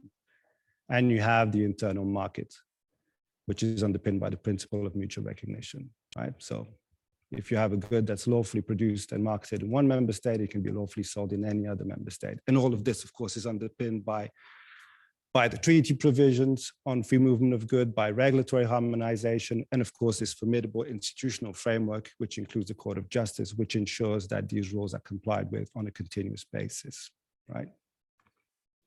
Right, so how do you address this problem? How do you square the circle? How do you find a way to achieve these seemingly incompatible goals, right? On the one hand, the objective of the UK to leave the EU in a very radical way, which is to leave both the customs union and the internal market and take all of its constituent parts with it, including Northern Ireland. And on the other hand, the goal of complying with the Good Friday Agreement, right? An international commitment. The solution is a compromise solution, which is embodied by the protocol. And what I'm about to say here, I've already said it before. What the protocol does is that it keeps Northern Ireland in the UK customs territory. So formally, you leave the customs union, but you keep complying with EU customs law. You're part of the UK internal market, but you comply with EU internal market law on goods. And that includes the treaty provisions on free movement of goods. It includes EU secondary harmonizing legislation. It includes flanking policies like state aid rules, amongst other things. And it also means that Northern Ireland remains subject to the jurisdiction of the court, right? Because it's not enough to comply with EU law. You have to comply with EU law as applied and interpreted by the Court of Justice, okay? So because Northern Ireland complies with these rules, because Northern Ireland complies with both the EU's customs rules and internal market rules, that means there's no need for checks within the island of Ireland, right? But what you're doing is you're displacing the problem. You have a land, you remove the need for hard border on goods traded between north and south, but you place that hard border in the Irish Sea, okay? Okay, so let's look at some examples of this hybridity I keep talking about. We'll focus firstly on the tariff regime. So again, Northern Ireland is part of the UK customs territory. Now, what that would mean in practice, as I've already explained to you what a customs union is, what that would mean in practice is that goods traded between Northern Ireland and the rest of the UK, so GB, would not be subject to any tariffs whatsoever, and that goods imported into Northern Ireland from third countries, for example, the US, would be subject to UK tariffs if those tariffs apply. That is not what happens in practice. The rule in the protocol is that EU tariffs apply when being imported into Northern Ireland. That's the default rule. They apply unless you can show that those goods are not at risk of being moved to the EU, okay? And so the idea here was that the EU was concerned that the protocol of Northern Ireland would be used as a backdoor entrance into the EU, right? That you'd have a situation where, for example, GB goods, which do not fall under the scope of the EU-UK Trade and Cooperation Agreement, and therefore do not benefit from tariff-free access into the EU, would be routed via Northern Ireland into the EU in order to circumvent the application of EU tariffs. Or you could have a situation where US imports, for example, know that they're subject to lower tariffs when they're accessing the UK compared to the EU, and therefore they route their goods via Northern Ireland to access the EU, right? So it's very important to have a mechanism which ensured that Northern Ireland is not used as a backdoor into the EU, right? And so that's the objective of this system. Now, how does it work in practice? I'd probably need another hour to go through all the details and the intricacies of the at-risk regime. I'll try to oversimplify it again. If you're dealing with GB imports, The situation usually is that you look at whether or not those goods fall under the scope of the trading cooperation agreement.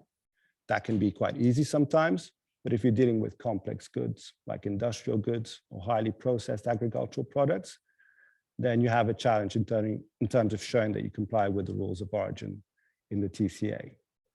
If you're dealing with third country imports, usually you'll look at the level of the EU tariff, right? If the EU tariff is 0, there's no incentive for those goods to be moved through the Northern Ireland into the EU, right? The same thing if the UK tariff is equal or greater to the EU. You also have the system of licensed importer, but whatever happens, if you have a tariff differential that's more than 3%, usually that's a EU tariff, okay? So it's very important to understand here that despite the fact that Northern Ireland is part of the UK customs territory, the default setting is the application of EU tariffs, okay?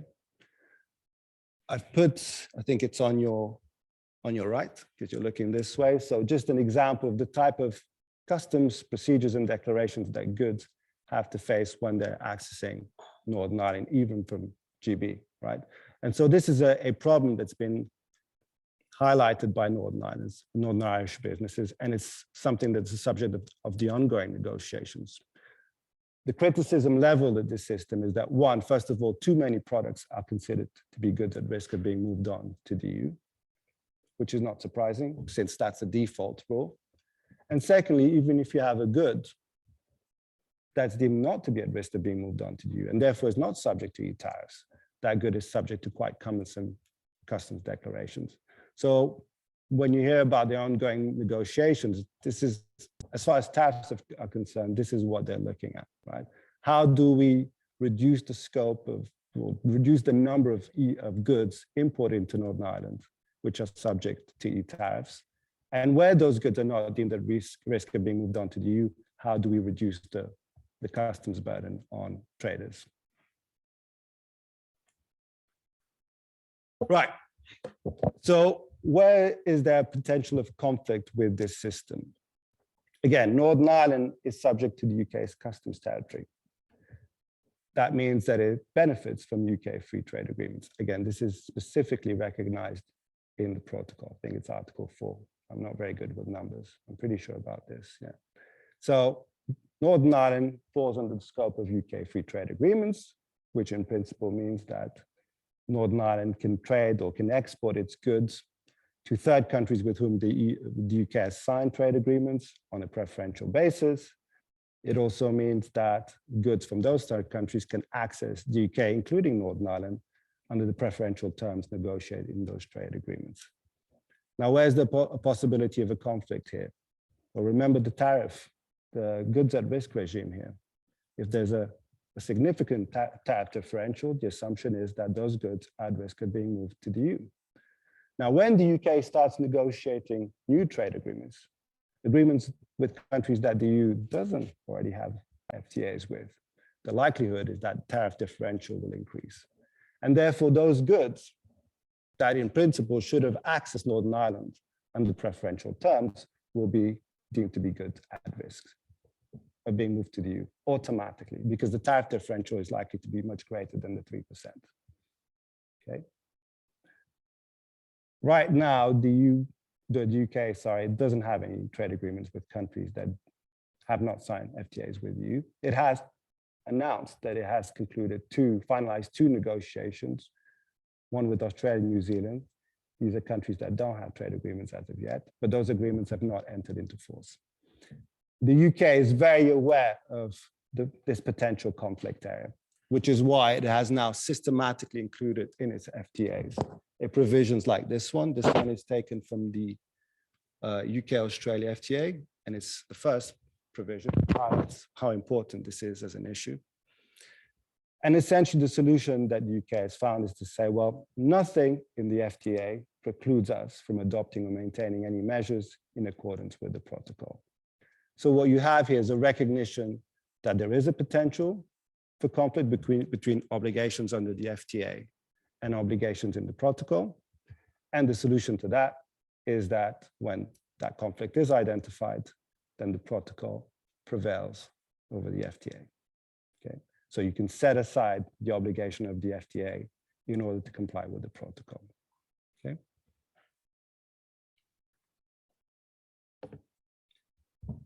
Now looking at the regulatory regime, again, Northern Ireland is part of the UK internal market, but is subject to internal market rules, which means that goods imported into Northern Ireland, whether from GB or from third countries, are subject to regulatory compliance checks to make sure that those goods comply with EU regulatory standards.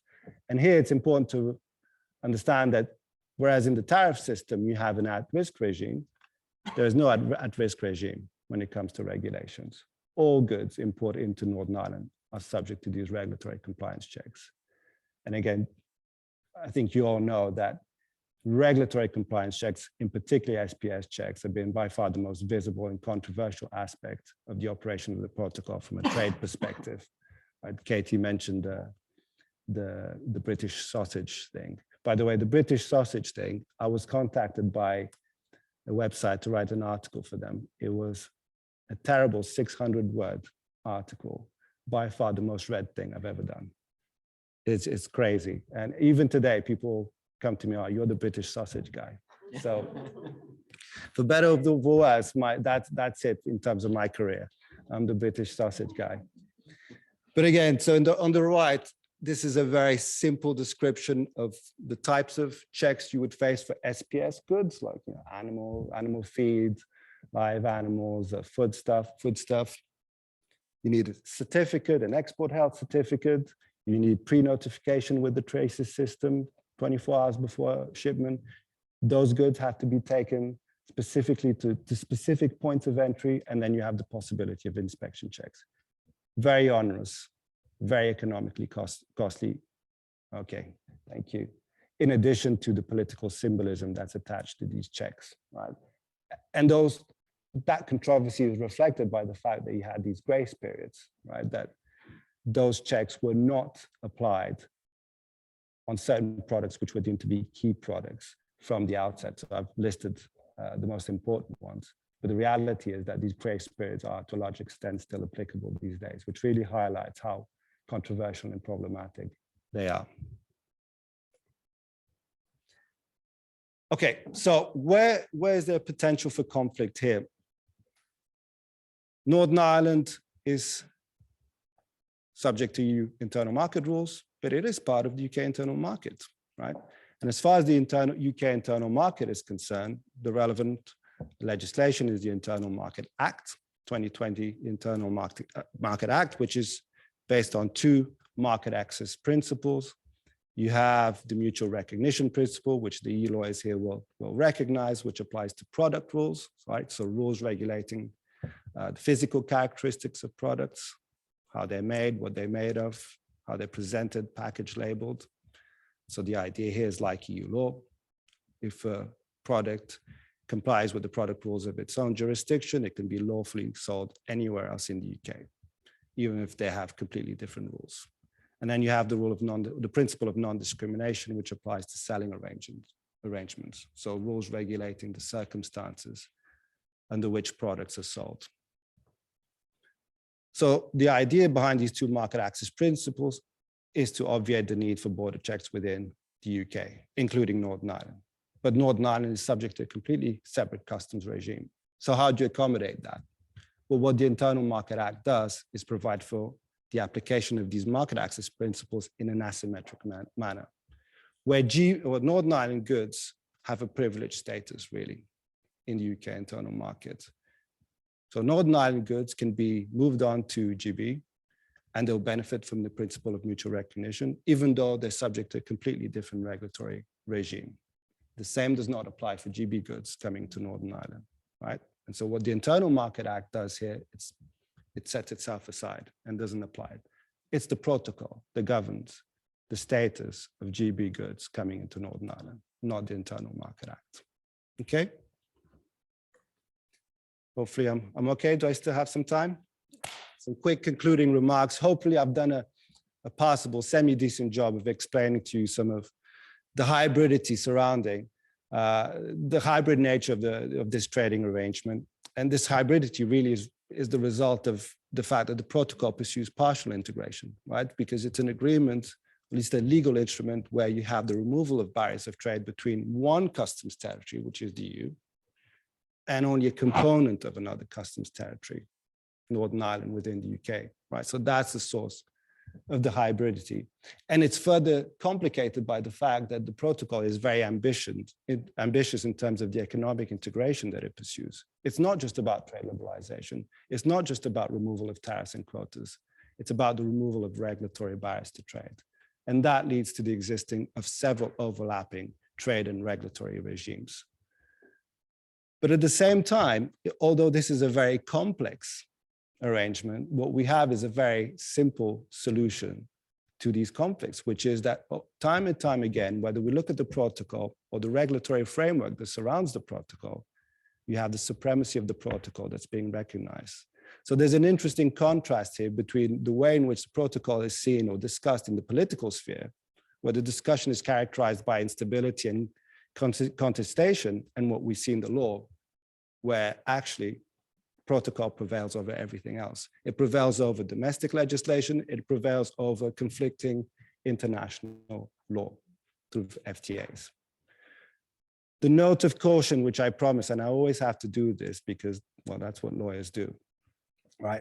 There are challenges to come, right? This regulatory framework hasn't been fully tested yet. So when we're talking about this conflict between internal markets, there is already regulatory divergence between Northern Ireland and the rest of the UK, and it's growing.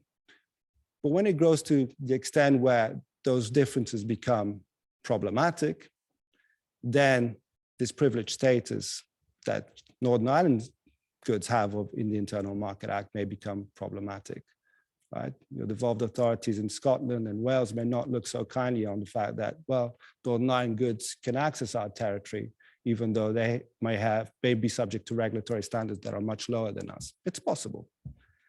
The same thing with respect to international trade, right? So far, the UK hasn't, well, it has negotiated 2 trade agreements with countries that don't have trade agreements with the EU, but those trade agreements haven't entered into force.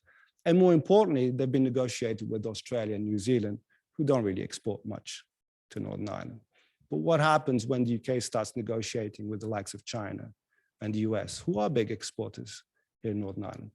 Will they, be that keen on signing a trade agreement where actually they don't get the full benefit of the market access concessions that they've achieved in those agreements, or they'd hope they could get secure at the end of the process? Will they be happy with the fact that a lot of their goods won't be able to access the UK in its totality? And it's at that point that maybe this very simple solution to this conflict of rules may be disputed or not. But anyway, I just wanted to mention that just so that you don't get the impression that it's all rosy. I'll leave it there. Thanks. Thank you so much, Billy. Thank you. And with that note of caution there at the end, what I propose to do is that we leave questions for the 3 panelists at the end, questions / discussion / comments at the end. And now, while I am speaking, we're going to do a pass the parcel kind of game, which is, Billy, if you don't mind passing the flicker, so it reaches our next speaker, Deirdre Heenan from Ulster University, who is our next speaker, looking at healthy codependencies, coordination in healthcare policy across the island of Ireland. Deirdre is a great friend, again, of the Centre for Cross-Border Studies, a great friend of all of ours, and we're friends of Deirdre's as well, of course. And she's spoken before our annual conference, the Centre for Cross-Border Studies annual conference. So it's a great pleasure to have Deirdre here with us today. So just a quick reminder, asking people who are online and those here present just to cogitate and gather your questions, comments, suggestions for the end of this panel session. So over to you, Deirdre. Thank you. Thank you, and I'm delighted to be here. And it's now for something slightly different from the protocol, related but different. And Anthony and I had a conversation and thought there's been so much discussion around the border, Brexit, what Brexit means for the border, and an acceptance that it means we're on a glide path to United Ireland, and a panacea that it will bring for health and the economy, that I think it is important to have a check on this and say, well, what actually do we know about cross-border public health issues? And of course, for many people, I would argue, but of course I would say that the most important issue is health. And the implications for healthcare in terms of the border, management of health in terms of that border on the island, and how that can inform our thinking. And I suppose putting it into a larger context, saying, you know, did we learn anything from Brexit in terms of voting for something that we weren't quite sure what we were voting for, or retrospectively being told what we were voting for? But of course we knew about the single market and the customs union. Well, did we? I'm not quite sure we did. And so whilst there is a narrative in the north here saying that of course we're moving inexorably towards a border poll, there is an increasing number of people saying, I would like to have more evidence as to what this might look like. And in terms of the economy, my pensions, my children, and health. And in terms of unionism and our being part of the United Kingdom, it has often been said that the biggest advantage of being part of the United Kingdom is the National Health Service, belonging to a National Health Service, which of course the British government and many would argue is the jewel in the crown of the UK. The fact that you can have healthcare free at the point of access, would you give that up easily? Most people would argue no. And so in the last, I would suggest, year, perhaps 5 years, there has been increasing interest in the whole area of cross-border healthcare. What exactly does it look like? And what do we know about our healthcare systems? And is it really true to say that the North is best and we should avoid this coming together? Or is it really that two separate systems have evolved and developed? And now you'll see the limits to my technical skills. I'm not quite sure if I know what I'm doing here. Oh, not so bad. So, and as Katie and I were talking about this morning, this is a very fast run through a fairly complicated issue, but it's just to give you a broad overview on the conversations that are going on, the research that's going on, and why there is increasing interest in the area. So cross-border health has moved up the political agenda in response to COVID-19 and Brexit. COVID-19 in itself was a useful natural experiment. How would one island with a border deal with a global pandemic? And many, many times we heard our politicians saying, this pandemic does not respect borders. Therefore, we should forget about borders and work together.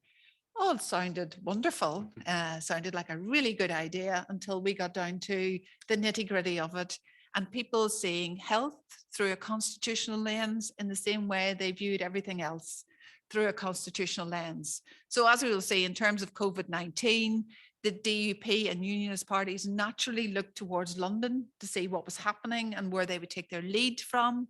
And the nationalist parties looked towards Dublin, and the conflict continued. So to what extent really was there an all-island approach? And was that idea of not recognizing borders just meaningless rhetoric?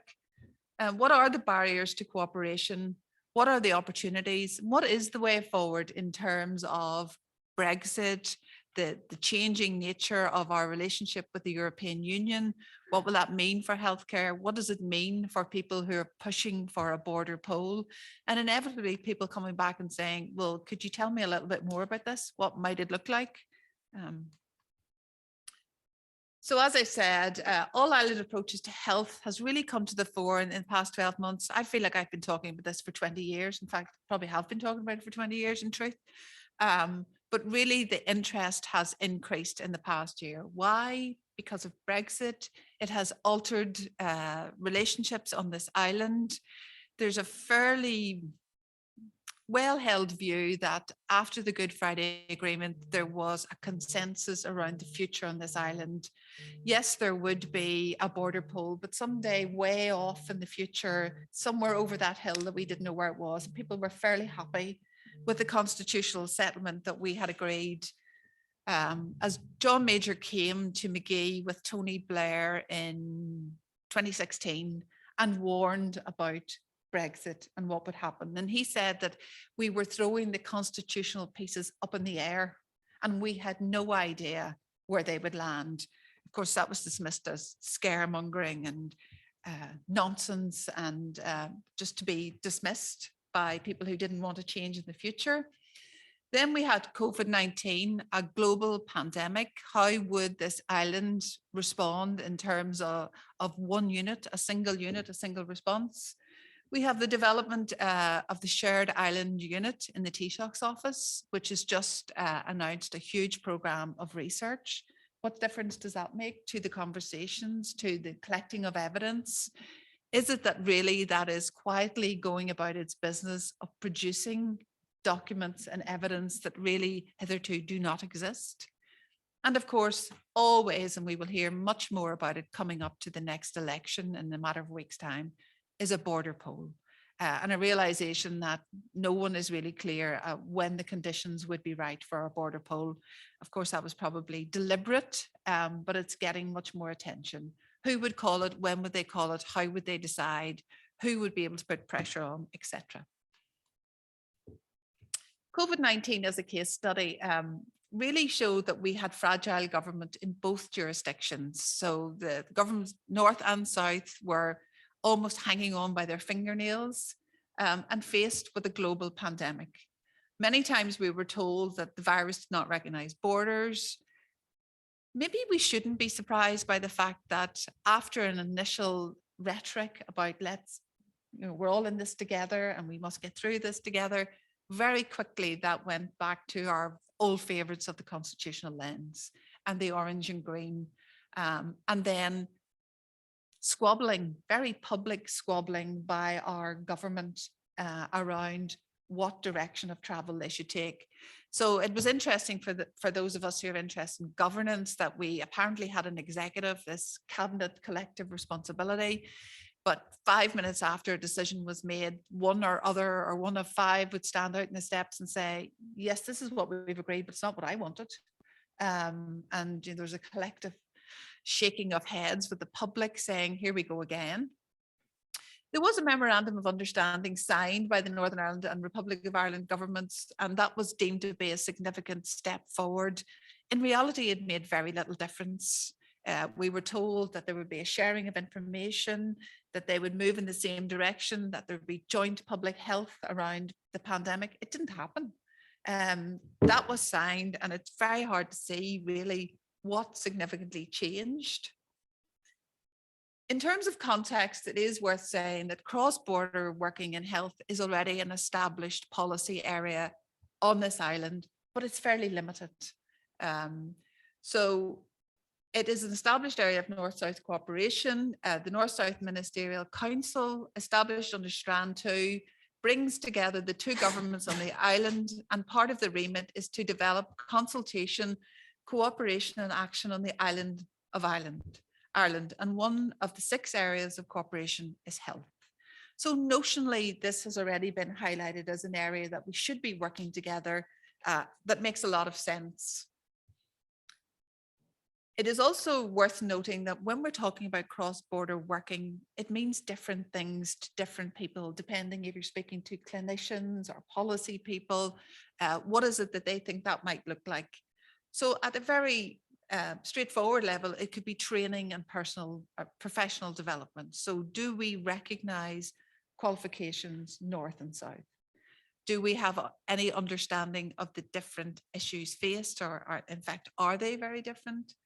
Do we purchase services from other jurisdictions? How do we do that? Is it still in terms of the NHS principles?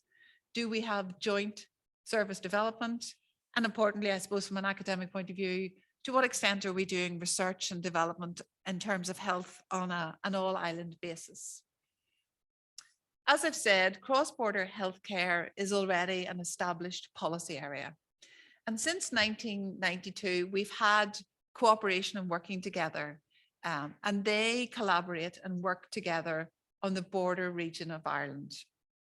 That cooperation and working together spans the entire border region and accounts for 25% of the total area of the island.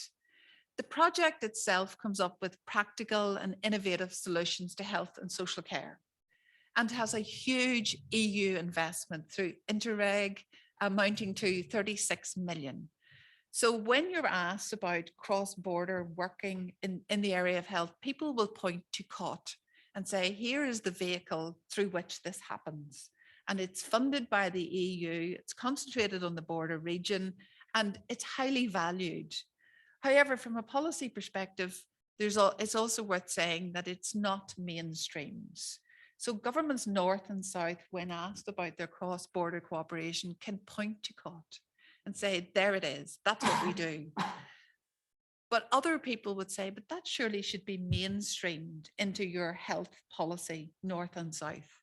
So we've just had a major strategic development around mental health, where we've agreed a strategic framework for 10 years. I might add, with a note of caution, we don't have the funding for it, but we have the document. And in Northern Ireland, that's always a step forward. I'm hoping that we will find the funding for it.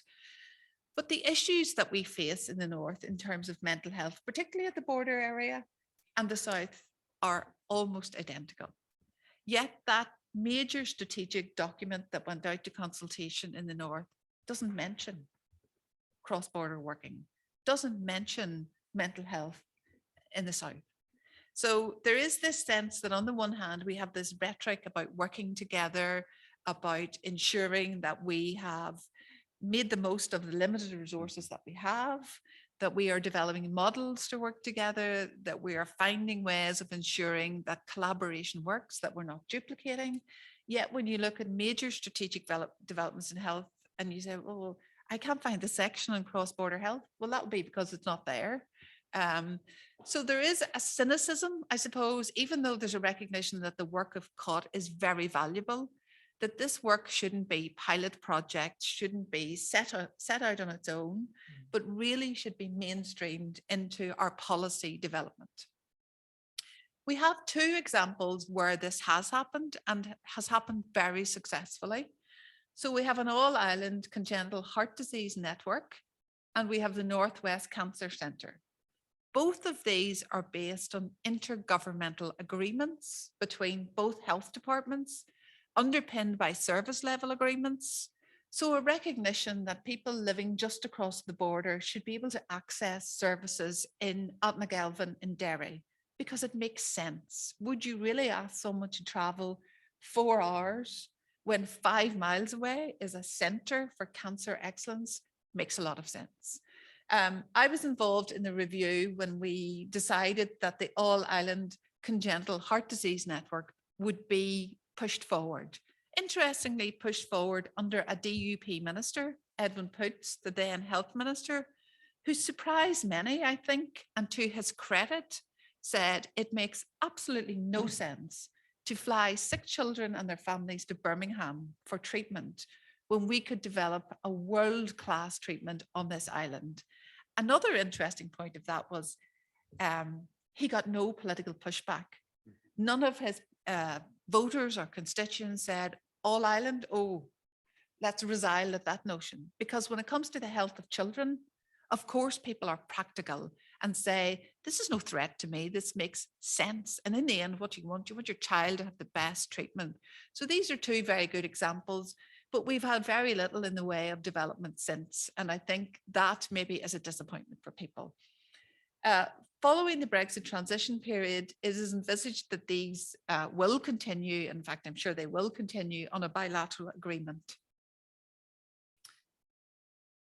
Barriers in terms of, we've had those two very successful developments. So why have we not had more? Wouldn't it make sense to have an all-Ireland, for example, mental health strategy, all-Ireland public health messaging?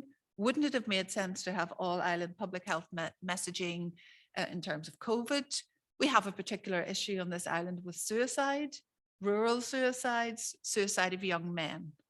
The issues are not different. Wouldn't it make sense to do something in that way?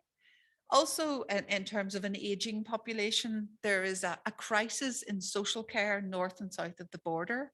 Yes, it's fantastic that we're living longer, but we don't want people to be living longer in difficult, dreadful circumstances. So we really need to plan for living longer, and that will be around prevention and supporting people to live within their communities.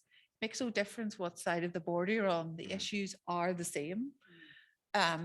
So there are differences in the two healthcare systems in terms of policy structures and funding. And as I said, these are used by our politicians in terms of sound bites when it suits. So Michelle O'Neill came out during the COVID-19 and said, well, we must have an all-island healthcare system because that's going to address our waiting lists.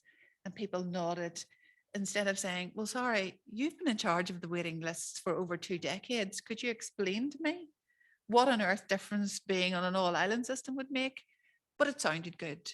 And it sounded as if this is going to address the system. The reality is there's absolutely no evidence for it. And the evidence that does exist would suggest otherwise. There's universality in Northern Ireland and private insurance in the Republic of Ireland. So again, that allows people in the north to say, well, you would never want to go to the south because you have to pay for your healthcare, as though free at the point of access means free.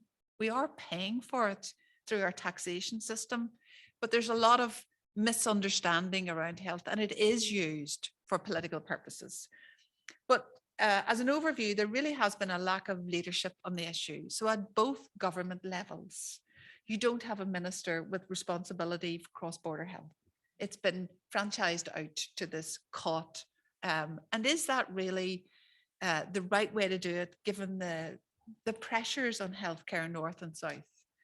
There is no vehicle for strategic development. So as part of earlier work I did with the Centre for Cross-Border Studies, I spoke to 50 leaders in healthcare across this island, consultants, people working on the cold face, and they said there was a real appetite to work together. They wanted to do it. It was second nature to people in healthcare. It was in their DNA. Why would you not? This border was only a notion to them. But the real frustration was when you tried to do it, it was almost impossible to get support, that you would have been told to stick to your day job, or who would you go and speak to anyway? And really what we found in that was where there had been successful healthcare developments across the border, it was led by individuals who had a passion for something.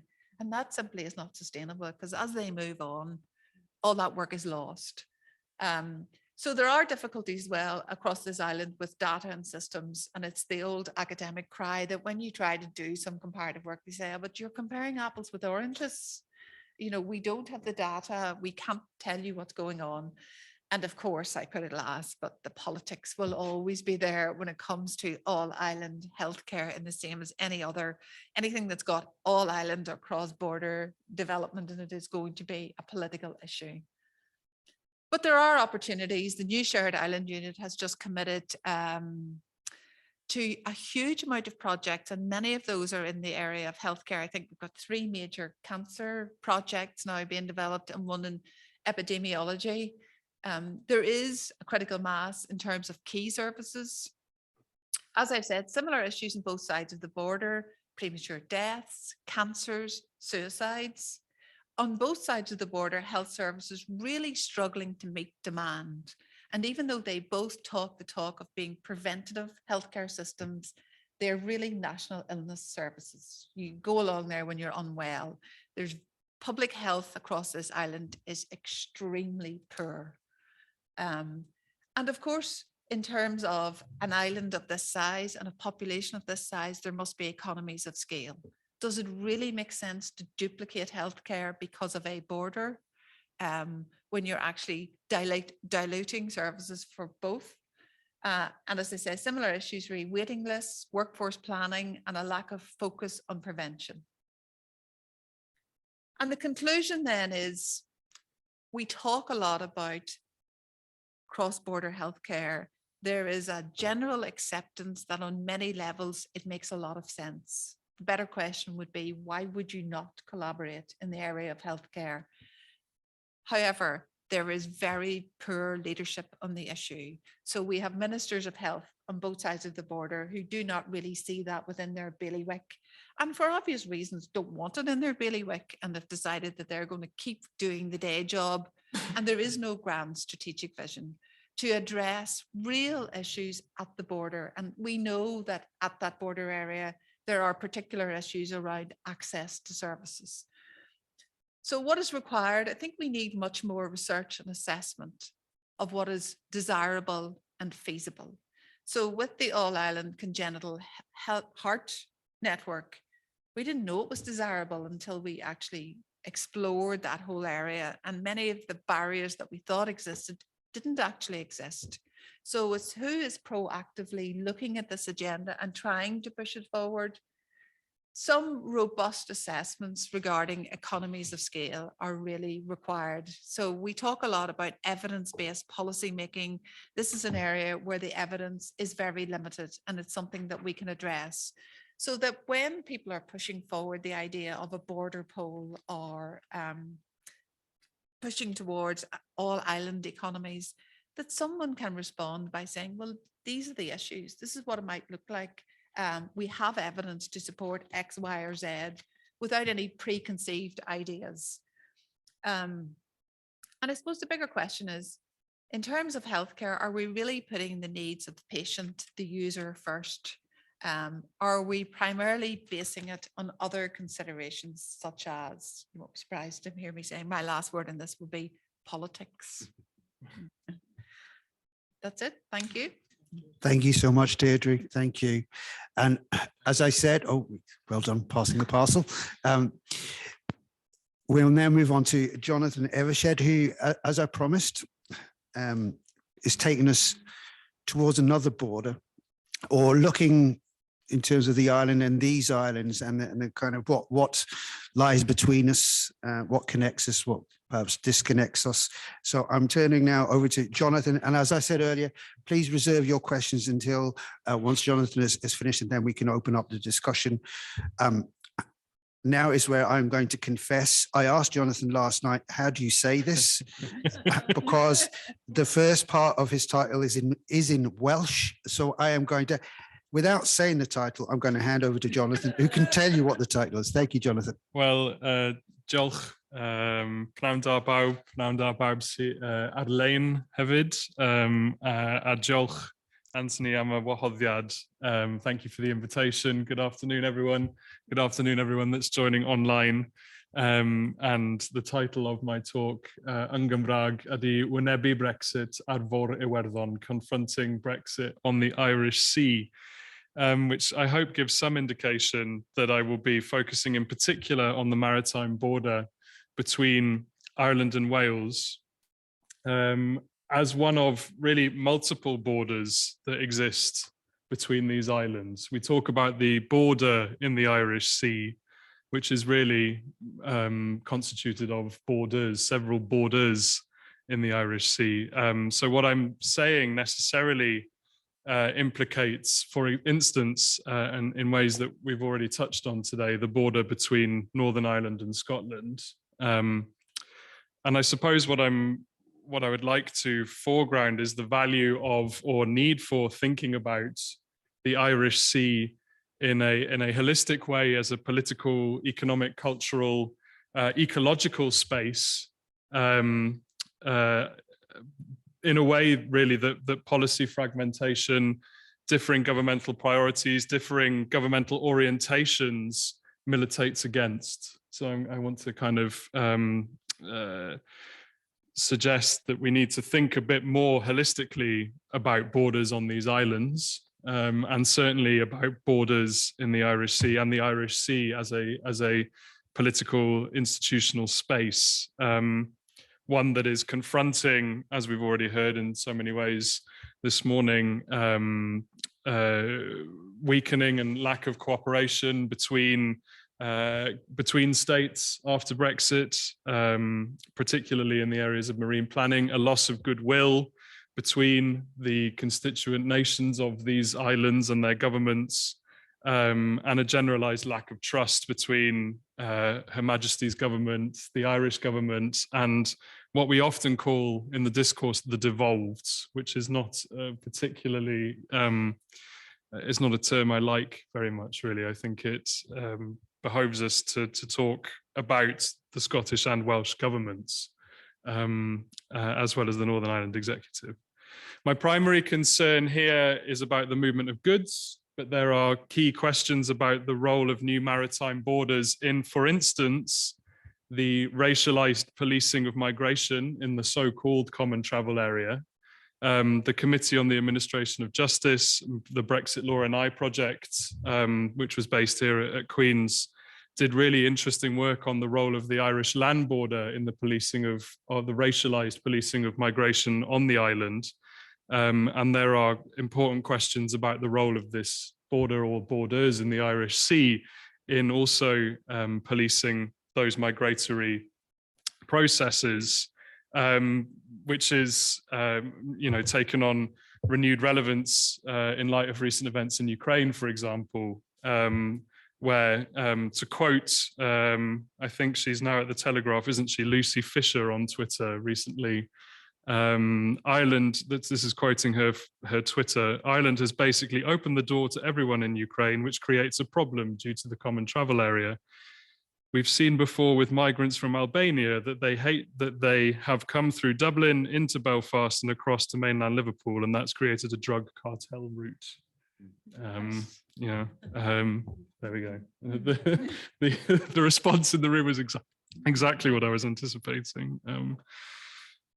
Brexit really kind of begins and ends at the sea, which I think is really interesting. It's worth noting that Leave won a majority in more than 100 of around 120 parliamentary constituencies that have a coastline.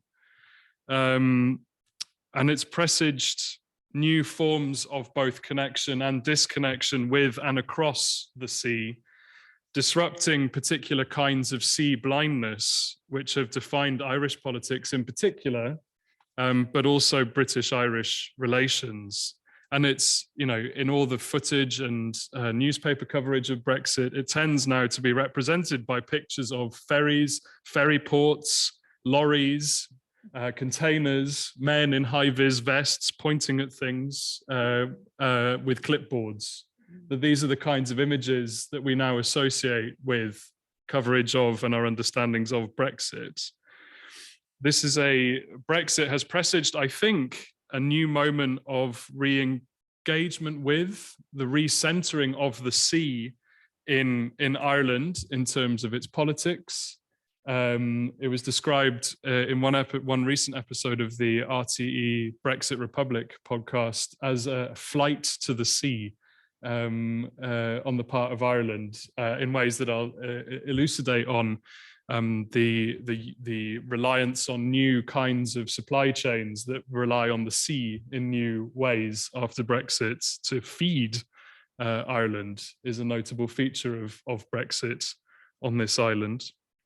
Recentering of Ireland's seas, ports and coasts in the kind of political imaginary in Ireland, as much as in policy, notwithstanding the, I think, fairly certainly vocal, arguably legitimate concerns of Irish fishermen and women who, again, with some legitimacy regard that I think that they've rather been shafted by the way that Brexit has shaken out. This is versus really, or stands in distinction, I think, or in contrast to the reproduced peripheralization of port towns and communities in Wales during and since the Brexit process. My slides are not very informative. They're mainly nice pictures for me to talk to.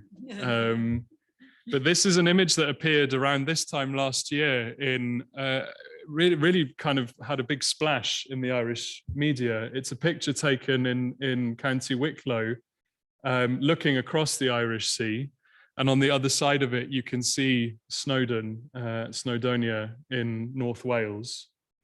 And there was a lot of commentary around how close Wales and Ireland are, and a lot of this rhetoric, or a lot of this was couched in a kind of pan-Celtic rhetoric of kind of Celtic fraternity, which I think kind of obscures as much as it reveals about connections between Wales and Ireland. There are lines of sustained connection between Wales and Ireland over time. This is often couched in the language of pan-Celticism. It's often kind of shrouded in, there's a project that's funded by Interreg called Ancient Connections. And this is the kind of idea really that, you know, St. Patrick was a Welshman and therefore Wales and Ireland have always, which is, you know, spurious nonsense really. The Irish Sea is also marked by lines, really significant ones, of historical disconnection and colonial conflict, and renewed disconnection and conflict after Brexit. What this photo and what much of the discourse around it doesn't reveal are the new structural barriers between Ireland and Wales created by Brexit, and the new kinds of political, cultural and economic conflict that Brexit has precipitated between Ireland and Wales. These are barriers with different meanings and consequences on either side of them. The Brexit negotiations were, for obvious and really important reasons, dominated by the issue of the Irish land border. And this issue was for similarly good and important reasons. These reasons are both geographic and political, not that these are divorceable one from the other, of course, resolved by placing new barriers in the Irish Sea in order to prevent any such barriers re-emerging on the island of Ireland. Checks that Billy has talked about to be conducted at a limited number of ports and airports with existing, albeit insufficient, infrastructure, rather than at 200 plus road crossings on the island of Ireland. Not to mention, of course, the important politics of that border, making those checks an impossibility.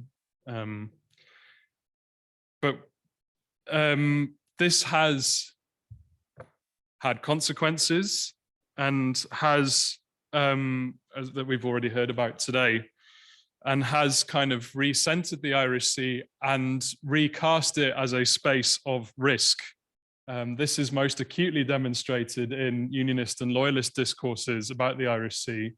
My work as a political anthropologist on loyalism explored forms of symbolic representation, and I would not have predicted forms of loyalist symbolic representation.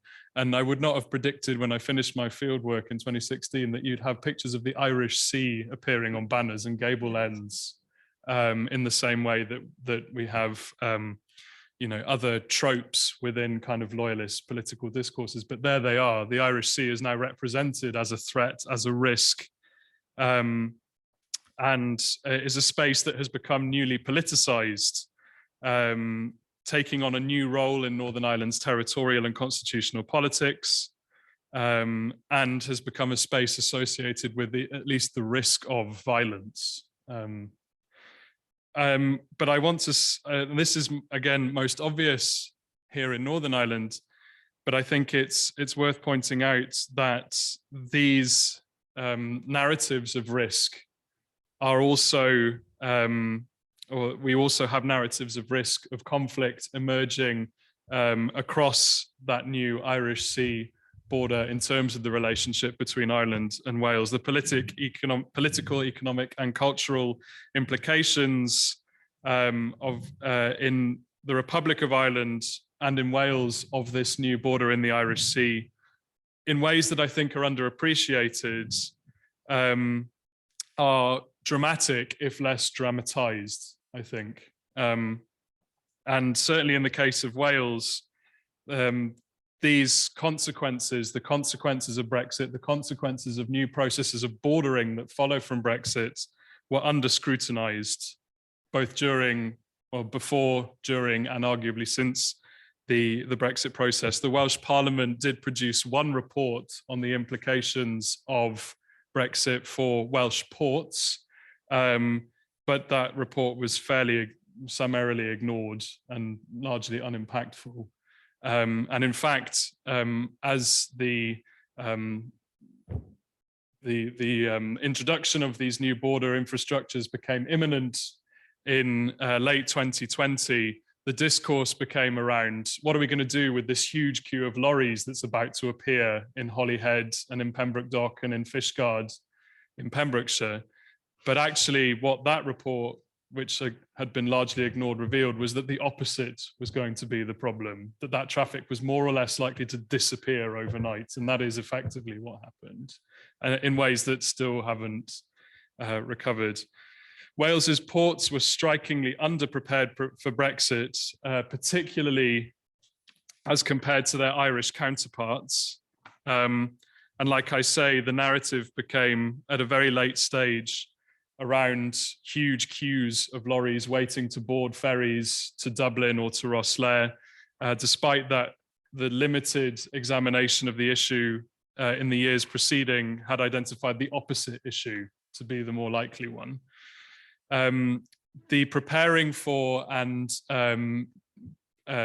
implementation of new processes of bordering in Wales in ways that Katie's already spoken to today, and Deirdre's earlier question about devolution spoke to, has largely fallen down the cracks of Wales's particular devolution settlement. So, for example, the Welsh government has responsibility under the devolution settlement for regulatory checks, whereas the UK government retains responsibility for customs checks.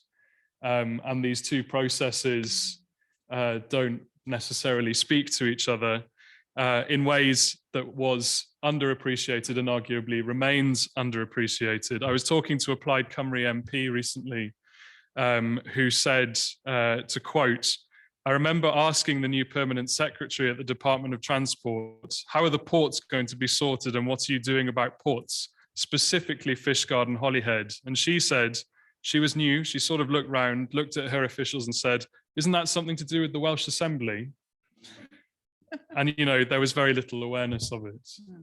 And that is kind of compounded by the relative powerlessness of the Welsh government to address the problems that have arisen at the Welsh ports as a result of Brexit. To quote a recent report or a strategy, which I think is a fairly grand term for it, from the Welsh government about how to address the problems that Welsh ports have encountered as a result of Brexit. That report said, "The Welsh government doesn't own or operate any of these systems, but it is committed towards acting as a catalyst to facilitate the stronger engagement and relationships that can lead to meaningful and collaborative improvement." Key facilities for customs and regulatory checks in Wales are not ready, and in fact will not be so until at least April 2023 in the case of Holyhead. In Pembrokeshire, there is yet to be a viable site for any border control post to be identified. They had identified one and had done an environmental audit of it, and it was found that there were several rare species of bats living there, so they couldn't build the proposed infrastructure as a consequence of that. The Brexit has critically rerouted freight away from Welsh ports, particularly from Holyhead, which was a central node in what was the land bridge between Ireland and the EU market. But that traffic has effectively been driven onto two new routes, one going north. So it used to be the case that product coming from the UK or indeed coming from Ireland will go one way for the sake of simplicity, would travel Holyhead to Dublin and then on up to Belfast or around the rest of the island's motorway network. But that traffic that goes Holyhead, Dublin, Belfast has largely dried up, and movement is much more likely now to be between Kenryan and Belfast. Conversely, what you've seen is that product that goes that's intended for the EU market has moved to the southeastern port of Rosslare. The consequence has been an enduring 30% fall in traffic at Holyhead and diversion on the basis of this diversion of traffic from the land bridge to direct routes to mainland Europe. And I'll show you a map of some of those. This has raised really serious questions about the long-term viability of Wales's ports. Glenn Carr, who's the general manager or the CEO, I should say, at Rosslare Europort, has talked about the need for a focus on one port in Pembrokeshire. in order to encourage trade back onto the UK land bridge, raising serious questions for members of the community in Fishguard in particular about whether that route remains viable, whether that port remains viable. This is all at stake in the ways in which Brexit has become a vector for conflict between Ireland and Wales, within and across communities on both sides of the Irish Sea. On the Welsh side, where UK-wide media in many ways continues to kind of hammer out a constant drumbeat of this is all the EU's fault, that has resonances in understandings of where these problems have been created for these port communities. Holyhead, Pembroke Dock and Fishguard all voted for Brexit. I won't talk to that now, but if there are any questions about that, I'm happy to field them. With what expectations and consequences, but that has driven in Ireland, I think, a they deserve it narrative, which I don't think is helpful in terms of looking at how to address the conflicts that have arisen as a consequence of Brexit. And there are serious economic, cultural, political concerns in each of these communities about what this means for their long-term future in communities that were already deprived and struggling in across multiple socioeconomic categories and measures. This is all in contrast with what's happened in Rosslare in particular, where Brexit has represented new opportunities. And this is actually only a fraction of the new routes that have opened up between Ireland and the EU, direct routes between Ireland and the EU that have opened up after Brexit. I just like to use this one because I think that it's done something really interesting, which is shade out the UK. The UK now just looks like a blockage on the way to the EU. Someone described it on Twitter, and I've never found the tweet, so I should have bookmarked it really, as a ghostly sandbar between Ireland and the EU. And I think that that's quite a powerful image. But as I say, there are plenty of these maps now. If you Google EU routes Ireland, you'll get hundreds of these kinds of pictures. And there are, I think Rosslare now has, I think, in the region of 60 direct sailings to and from the EU every week, whereas in 2019, I think it had 14. I have some stats here actually. So here we go. Yes, Rosslare has added 24 direct ferry routes to the EU since 2020. Last year, 119,927 lorry freight units passed through Rosslare on 30 direct services with Europe, an increase of 94,477 units, a 371% increase on the previous year's figure.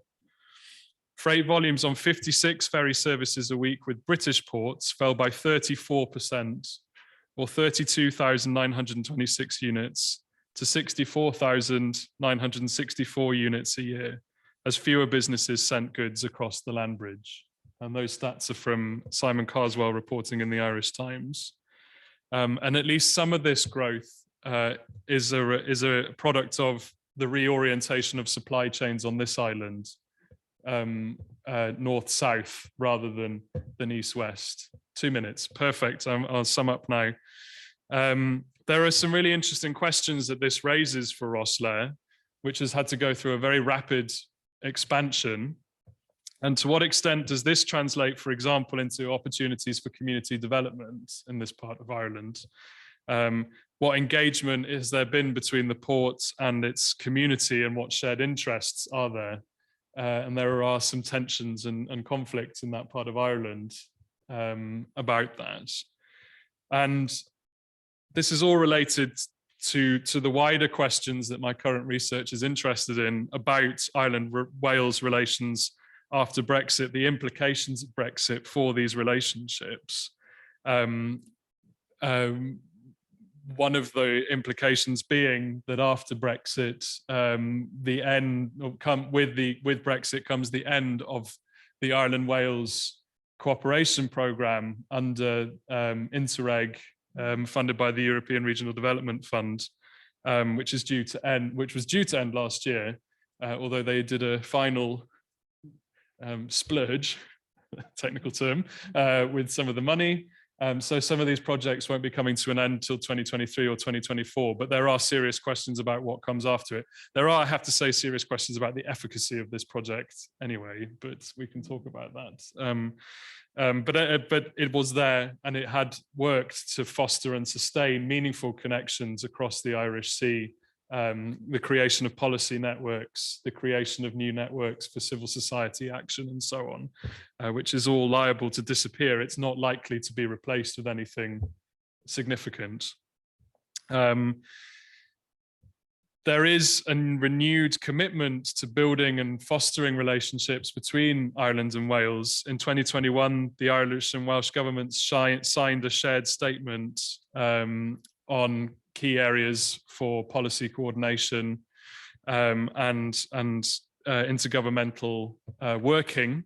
There was a ministerial forum held under the aegis of this statement last year between Irish and Welsh government ministers, very important in terms of building and renewing relationships after Brexit. But Deirdre said something that I noted down here, which is we have the document, but not the funding for it. So there are questions about where the real material investment is going to be in sustaining relationships between Wales and Ireland, repairing relationships between Wales and Ireland, and looking to the role of those relationships in negotiating the current constitutional volatility that both Ireland and Wales are currently subject to. Thank you so much, Jonathan. Thank you. And thank you to all our panelists. The phrase, Jonathan, your intervention was the last one, and it's this phrase that it's not yours, you were quoting, but the ghostly sandbar that the UK now looks on that map. To me, that is extremely worrying in terms of those relations. So it's, you know, and here it is Northern Ireland and the complexity of the relations and the importance of the relations, whether it's north, south, east, west, and between Ireland and Wales, and how we maintain all of those relations together. So there are no ghostly sandbars, and there is no blockage either in terms of the borders or those flows between this island, the other island, but also in terms of the rest of Europe, that we maintain those flows and that cooperation. But we have a few minutes before our lunch, and I can see our people joining again online. Are there any questions? Yes, Jennifer. You ask your question, and just because you're not beside a microphone, I will then repeat your question just to make sure that everybody hears it. Yes, please. Yeah, Jennifer, come up. We're doing a bit of ballet here in the room. Brilliant. Thank all three of you, and I have a very specific question for Deirdre. What you're saying defines a serious problem, but it seems to be a problem for which there is an institutional answer in waiting, which is the North-South implementation bodies. Now, have I got that wrong? I know there's a politics here, but if you could get a North-South implementation body on health, would that work? I think it's a very good question. It's an issue that's been raised many times where people have said, this works in waterways. If we can do it in waterways, can we not do it in health? And the answer to that is, yes, of course we could. If there was a will, there would be a way. We don't have a vehicle at the moment, but we certainly could.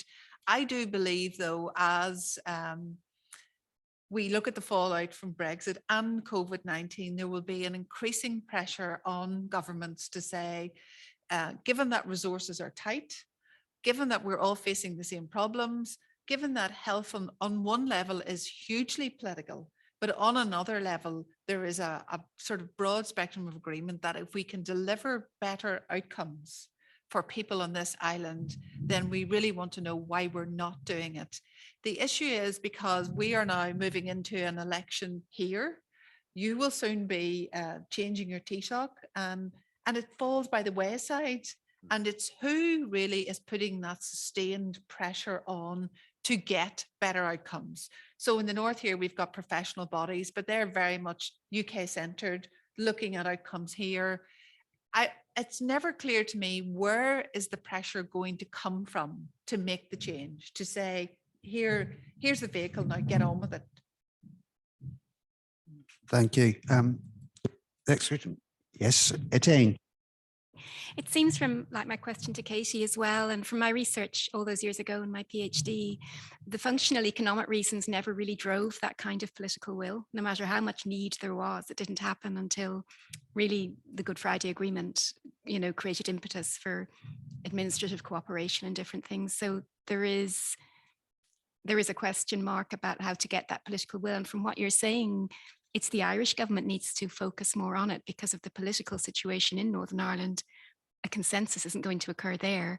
And because it's a devolved area, it's not like before, where the British and Irish governments perhaps worked together in the 90s to try and drive things in the agreement eventually. So I don't know, is that fair to say? It's up to the Irish government. It's probably fair to say, and a lot of people have pointed the finger at the Irish government saying, you know, you talk the talk, but you won't walk the walk. So you talk about this cooperation in terms of health, but we have caught, but you have never really moved to mainstream that. And I suppose their response back is, it's one of those strange ones as well, where you'll get the response saying, well, you know, we're not quite sure, we don't have the data. So I think now we're kind of moving sideways around it and saying we are going to produce the data and we are going to produce the evidence. And if the evidence is in front of you to say, so if you take something like a rare disease, and there is a rare disease network, they find it very difficult to get any traction on any political platform in Northern Ireland. But really what they're saying is, with these specialisms, it makes no sense to have different bodies working across this island. But going back to what you say on pure economics, on saving money, on making sense, there's no reason not to do it. But they would argue it's very difficult for them to find a space, to find someone who is willing to take their cause and run with it. So the Congenital Heart Network was almost of its time, but it's not the only example. You know, we have here huge waiting lists for cataracts, yet we have buses coming from Cork, parking up outside here on a Sunday, and people coming to have their cataracts dealt with by the private hospitals in the north.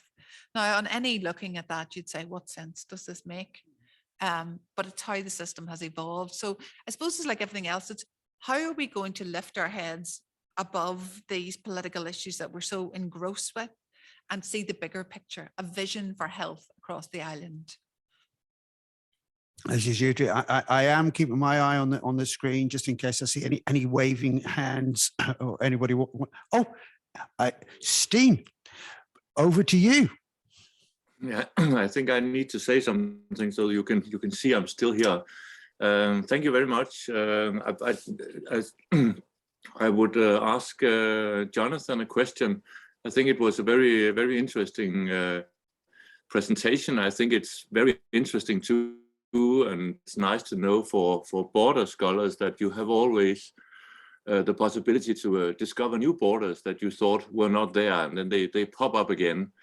But you sort of invited a question about the no to Brexit on the Welsh side in these places.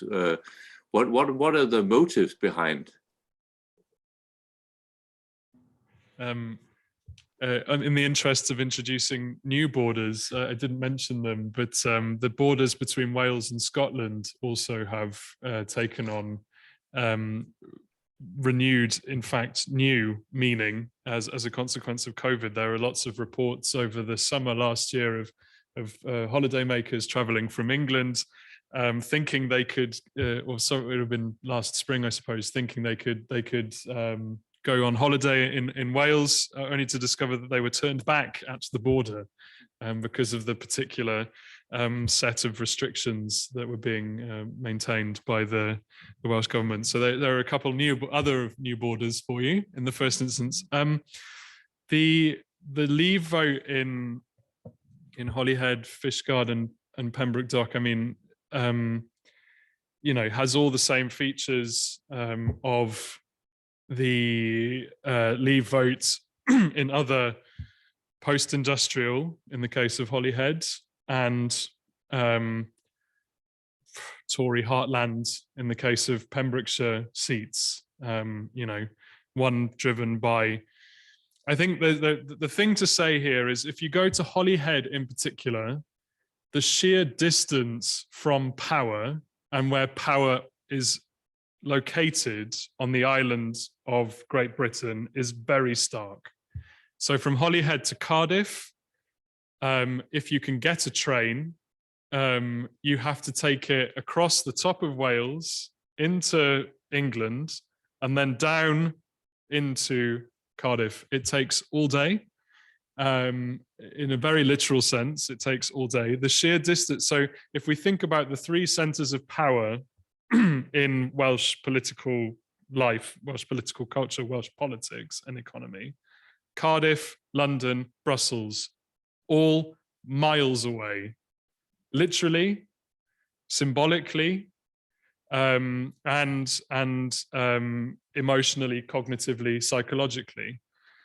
And that, I think, has consequences for saying, for people who want to say, pay attention.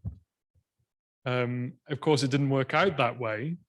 I'm not saying that this is, and there were serious failings, I think, on the part of Remain campaigners to tell a positive story about, this is a more general complaint, I think, about the Remain campaign. But it's nonetheless striking. It is striking that, Holyhead relies entirely on its connection with Ireland. Whether that was thought of as being about the connection with the EU, I don't think so. But I think that it's an anti, and in this way, I'm just, relying on others' work here really, but that kind of anti-establishment vote, I think, has real resonance, particularly in Holyhead, where the establishment is so remote, so distant. It is the periphery of the periphery because of the way that Welsh politics, or because of the way that the UK is structured, where power is sucked into these different, and economic power is sucked into these different places that are all so remote from Holyhead. That's part of the story, I think. Thank you, Jonathan. Bertha? I have also a question to Jonathan concerning the maritime border. Have you had a look at all? Because there has been a lot of talk. It was even put into an exhibition put up by Michel Fouché near Paris about the war, the fishermen's war at the sea.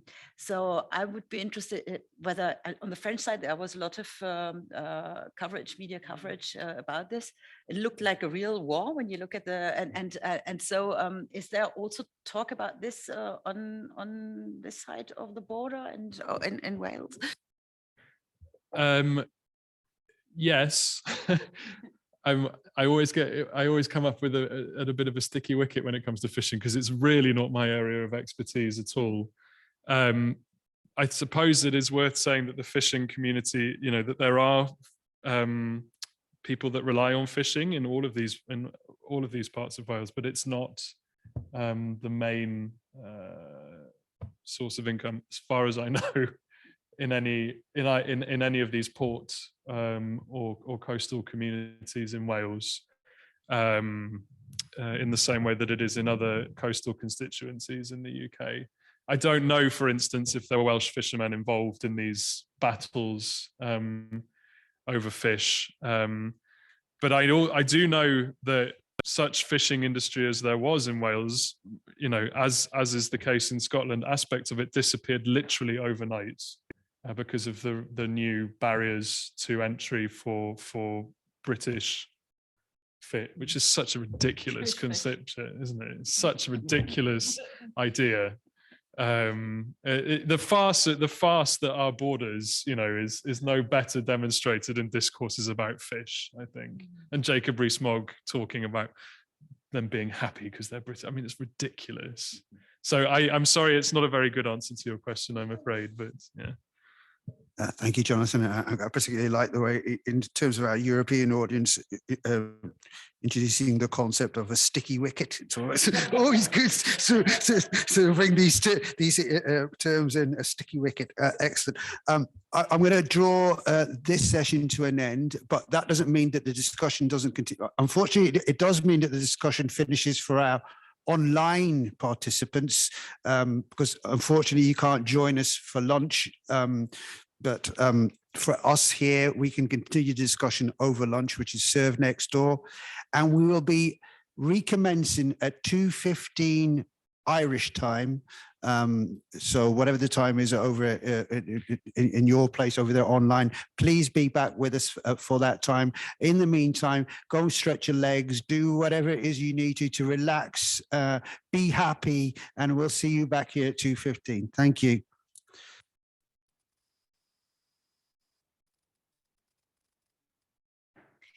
So welcome everybody, and thank you very much to Anthony for inviting me at very short notice when I was seeking a research interview about this area, and he gave me a one-stop shop, which is excellent, and also invited me to chair. So thank you very much. My name is Attain Tanham, and I'm Associate Professor in International Peace Studies in Trinity College Dublin, working on British-Irish relations in the 21st century, and having worked before on cross-border relations, specifically in the context of the EU in the 90s. So I'm very pleased to welcome our two speakers from the North-South Ministerial Council. The Joint Secretary on my right, Mark Hannafy, will start first. Mark leads a team of Irish civil service officials based at the NSNC Joint Secretariat in Armagh, working closely with counterparts from the Northern Ireland Executive to support the work of the Council across 12 agreed areas of North-South cooperation. The role also involves support for broader North-South economic cooperation and development of the all-island economy. And after Mark, Tim Losty will speak, who's the Joint Secretary of the North-South Ministerial Council and Director of International Relations for the Northern Ireland Executive. Tim has also worked on conflict resolution programmes and participated in a number of international programmes with the EU, British and Irish governments. So thank you both, and we'll start with Mark. Okay, thank you very much, Attain, and thanks also to Anthony and to the colleagues at CCBS for the invitation to participate today and to give, I suppose, an overview of the role of the North-South Ministerial Council in facilitating and promoting cross-border cooperation and cross-border mobility on the island of Ireland.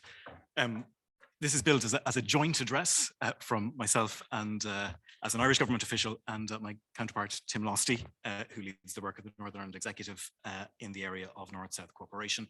I think we're likely to cover some fairly similar territory this afternoon, which I hope at least will demonstrate that the two administrations share many perspectives on the issues we're discussing today, but we'll place our emphasis on some slightly different areas.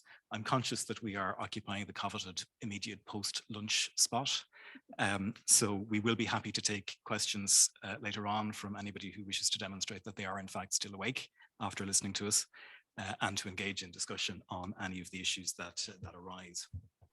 I'm going to introduce the work of the North-South Ministerial Council as an institution of the Good Friday Agreement, and to talk about some of the specific things it has done over its 23 years of operation with the objective of reducing barriers to cross-border mobility, while Tim will focus his remarks more on the Council's current priorities and what the work it does is actually achieving for citizens in both jurisdictions on the island. I'll also make some brief comments from an Irish government perspective about the challenges to mobility that we find currently presenting themselves. Some of you will be very familiar with the work of the North-South Ministerial Council, but many of you may not. So I'd like to begin by introducing the institution. It is an intergovernmental body created under the Good Friday Agreement of 1998. Its function, quoting the 1998 agreement, is to bring together those with executive responsibilities in Northern Ireland and the Irish government to develop consultation, cooperation and action within the island of Ireland including through implementation on an all-island and cross-border basis on matters of mutual interest within the competence of the administrations North and South. Now, like all carefully negotiated language, that may not actually tell you very much as a definition, but in short, the Council is the institutional focus for dialogue and cooperation between the administrations in Dublin and Belfast, which allows those two administrations to develop, agree, and implement joint policy approaches on an island-wide basis. The creation of the North-South Ministerial Council was an important part of the balance of the Good Friday Agreement, a manifestation of the Irish dimension, the all-island dimension to governance on the island. Reflecting that, perhaps its creation was not universally popular in Northern Ireland. Finding agreement on the scope of the Council's work and the policy areas in which it would operate was one of the most difficult issues for the negotiators in the final days of talks in 1998, leading up to the Good Friday Agreement itself. Ultimately, it was agreed, not actually in the Good Friday Agreement, but in subsequent discussions, that the work of the NSMC would focus on developing North-South cooperation in 6 specific policy areas: agriculture, education, environment, health, tourism, and transport. And in 6 further areas, North-South implementation bodies would be established, which would operate under the auspices of the North-South Ministerial Council and would implement agreed policies on a cross-border basis. And these bodies work in the areas of trade and business development, the promotion of food safety, the management and conservation of marine resources, the promotion of language and culture, the management of navigable inland waterways across the island, and the administration of EU regional funding programs. A further body, Tourism Ireland, was established as a limited company under the auspices of the NSMC's tourism sector to promote the island of Ireland overseas as a tourist destination. Collectively today, these bodies employ over 800 full-time staff and have total budget allocations of about 300 million euros per annum.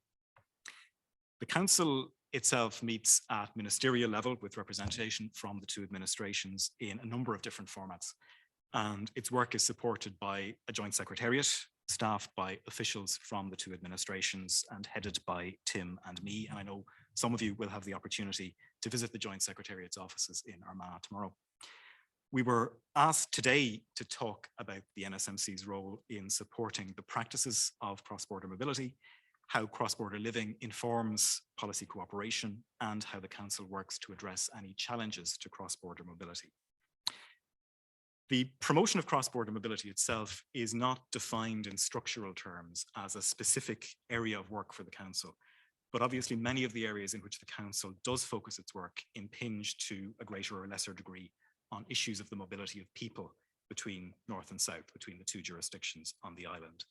At a very basic level, the relevance of the transport sector in facilitating joint approaches to cross-border road, rail, and air connectivity is very obvious. And there are many examples across other policy sectors. So, for example, the work programme in the Council's education sector includes consideration of the mobility of teachers between the 2 education systems. Work in the health sector has led the 2 administrations to jointly invest in major healthcare facilities that provide services to patients on a cross-border basis. And I think you've heard about some of that work already today. And indeed, in the tourism sector, one of the characteristics of a tourist, obviously, is that they tend to move around. And the marketing of the island of Ireland as a single coherent tourist destination is dependent to a degree on the mobility of visitors between the 2 jurisdictions. Equally, among the North-South bodies, for example, the Special EU Programmes body has administered successive EU Peace and Interreg programmes, which have promoted cross-border cooperation and directly supported initiatives which aim to enhance cross-border mobility. Recognizing that mobility across the border is a very important thread, which in essence links all the key themes of North-South cooperation, the very first major study commissioned by the NSMC in 2000 was a study of obstacles to mobility between the 2 parts of the island. Undertaking that study was, in fact, a commitment of the Northern Ireland Executive's first programme for government, and a proposal on the matter was brought to the Council by the Northern Ireland Executive and supported by the Irish government side. The terms of reference of that study focused its consideration on individuals from one jurisdiction who sought to work, to live, or to study in the other jurisdiction. And the study was undertaken in the first half of 2001, assisted by consultants by PwC and Indicon Economic Consultants. a report was published by the NSMC in November of 2001.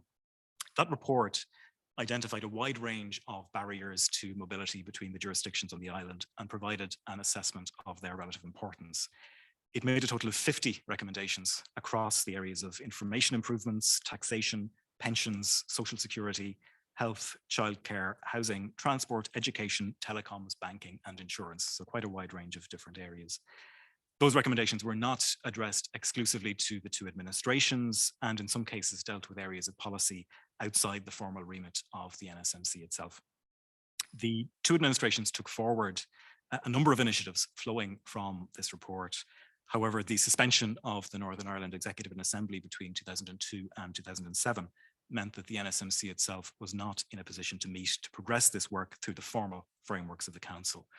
However, officials did continue to work to take forward relevant recommendations. So, for example, steps were taken to ensure that public sector organizations would mutually recognize periods of service in the other jurisdiction for the purposes of recruitment and selection processes. When the institutions and the NSMC itself were restored in 2007, the issue of cross-border mobility was again an important feature of the Council's agenda.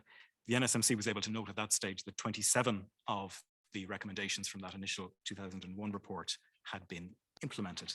Highlights included significant progress in the mutual recognition of qualifications, which resulted in freer movement of workers on a cross-border basis, including the education and health areas, the introduction of single tariff options by a number of mobile phone operators, and greater availability of public service information for people who wish to cross the border to live, to work, or to study. The two administrations through the Council also worked with the Centre for Cross-Border Studies to develop a website to provide enhanced public service information for people who wished to move across the border, including comprehensive and easily accessible information on key aspects of jobs, learning opportunities, and living conditions in both jurisdictions. That initiative was funded initially through the EU's Peace 2 programme and has been further developed with support from the Interreg programme. The resource has now evolved into the Border People website, which continues to be excellently managed by CCBS and is part funded by the Irish Department of Foreign Affairs through its Reconciliation Fund. Working groups were also established within the NSMC structures to examine matters such as the transfer of pension rights on a cross-border basis and the provision of cross-border banking services. The NSMC Secretariat conducted a further exercise in 2010 to identify new or emerging cross-border mobility issues. This work, which was again assisted by CCBS, included an analysis of queries received through that Border People website, as well as a number of other mechanisms for identifying specific issues and concerns arising for citizens. The exercise highlighted some further challenges around banking and financial services, energy, transport, taxation, vocational training, and cross-border postal services. The Secretariat engaged with relevant authorities in both jurisdictions to seek to explore these issues in depth. In most cases, the provision of enhanced information resources for the public was found to be the most effective means to address the challenges identified. The work done in this area illustrates the specific role that the Council has played in identifying and addressing obstacles to cross-border mobility, framed in some ways as a slightly technical exercise. But the Council's broader work, and I suppose in some ways its very existence, is intended to promote cooperation on the island. Cooperation that's not limited to political initiatives at the level of the two administrations, but cooperation between communities, between local authorities, between civil society organizations, and between businesses to address common challenges and to deliver for citizens on both sides of the border. Tim, as I mentioned earlier, will go on to talk about what that cooperation driven and supported by the Council is actually achieving today. But before I hand over to Tim, I want to say a few words specifically from an Irish government perspective about the importance of that cooperation. We view the creation of the NSMC as one of the core achievements of the Good Friday Agreement.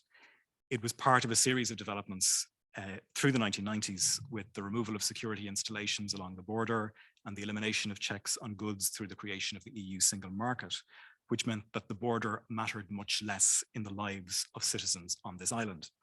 It contributed very significantly to the normalization of relationships on the island, and it reinforced confidence in the peace process and the new political arrangements, which sought to reflect and to recognize the interests and the views of all communities and traditions on the island of Ireland. That's why the Irish government was so strong in its view that North-South cooperation needed to be protected in the context of the Brexit negotiations, and that the way of life of 30,000 people at a conservative estimate who cross the border every day to work, and the many more who cross to access education and healthcare, to visit relatives, or to simply do their grocery shopping, could continue without hindrance. That's a position which was shared by the European Union and indeed by the UK government. The protocol on Ireland and Northern Ireland, which forms part of the UK's withdrawal agreement, explicitly recognises that North-South cooperation is a central part of the 1998 agreement and is essential for achieving reconciliation and the normalisation of relationships on the island. The protocol is to be implemented and applied so as to maintain the necessary conditions for continued North-South cooperation in existing areas. And the protocol also acknowledges that new arrangements may also be made to build on the provisions of the Good Friday Agreement in other areas of North-South cooperation. Public commentary on the protocol currently tends to focus on other aspects, but that provision is extremely important and extremely valuable.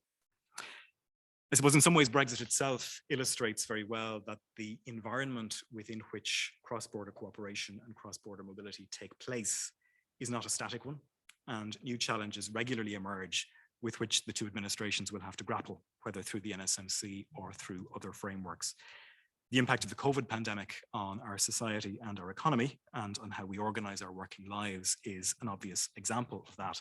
It has created some interesting new challenges around the facilitation of cross-border remote working within the all-island economy, for example. These include questions about how income tax arrangements for remote or hybrid cross-border workers should operate, which are not easily answered and which will require the attention of the administrations on the island. It's certainly our hope that the North-South Ministerial Council can continue to be at the forefront of efforts to ensure that people on the island of Ireland can continue to comfortably live cross-border lives. We believe that as an institution, it has delivered and continues to deliver very significant benefits for citizens on both sides of the border. That, I know, is a view that is also shared by our colleagues in the Northern Ireland Executive, and I think it probably provides the appropriate note on which I can hand over to Tim to take you through the next part of our address. Thanks, Mark. I suppose since it's really a joint job, I could just say I agree with what Mark said. We could go straight to questions. So very professional presentation by Mark, and totally agree with everything that he says. So I'll come in with some issues in terms of what we're doing now and what we're hoping to do in the North-South Ministerial Council, and particularly what we've agreed to do from the Secretariat and with our colleagues in the various departments and the cross-border bodies. All good civil servants will be politically neutral and stick to the script. However, I'm not a very good civil servant, so I may go off script a couple of times. Don't worry, Mark. But the important thing to get out, North-South Ministerial Council is strand 2 of the Belfast Good Friday Agreement. It is part of the machinery of government. It is part of how we do things. And as Mark says, it was a big achievement in the peace process and political talks at the time. And it has achieved a lot, and it will achieve a lot.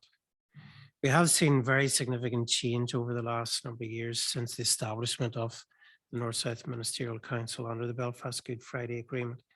There are issues now, obviously, with protocol, with ministers not, or with NSNC meetings not taking place, but there's still a substantial amount of work that still continues. It's important also to say up front, that everybody recognizes the benefits of cross-border mobility and cross-border working, but also that the effects that borders can have on communities, and here in particular. Communities in border regions want to be able to travel, to socialize, to trade within their hinterland and further afield. We have very political issues here about borders and about identity and about other activities. Cross-border cooperation mobility makes sense in any region, not just here.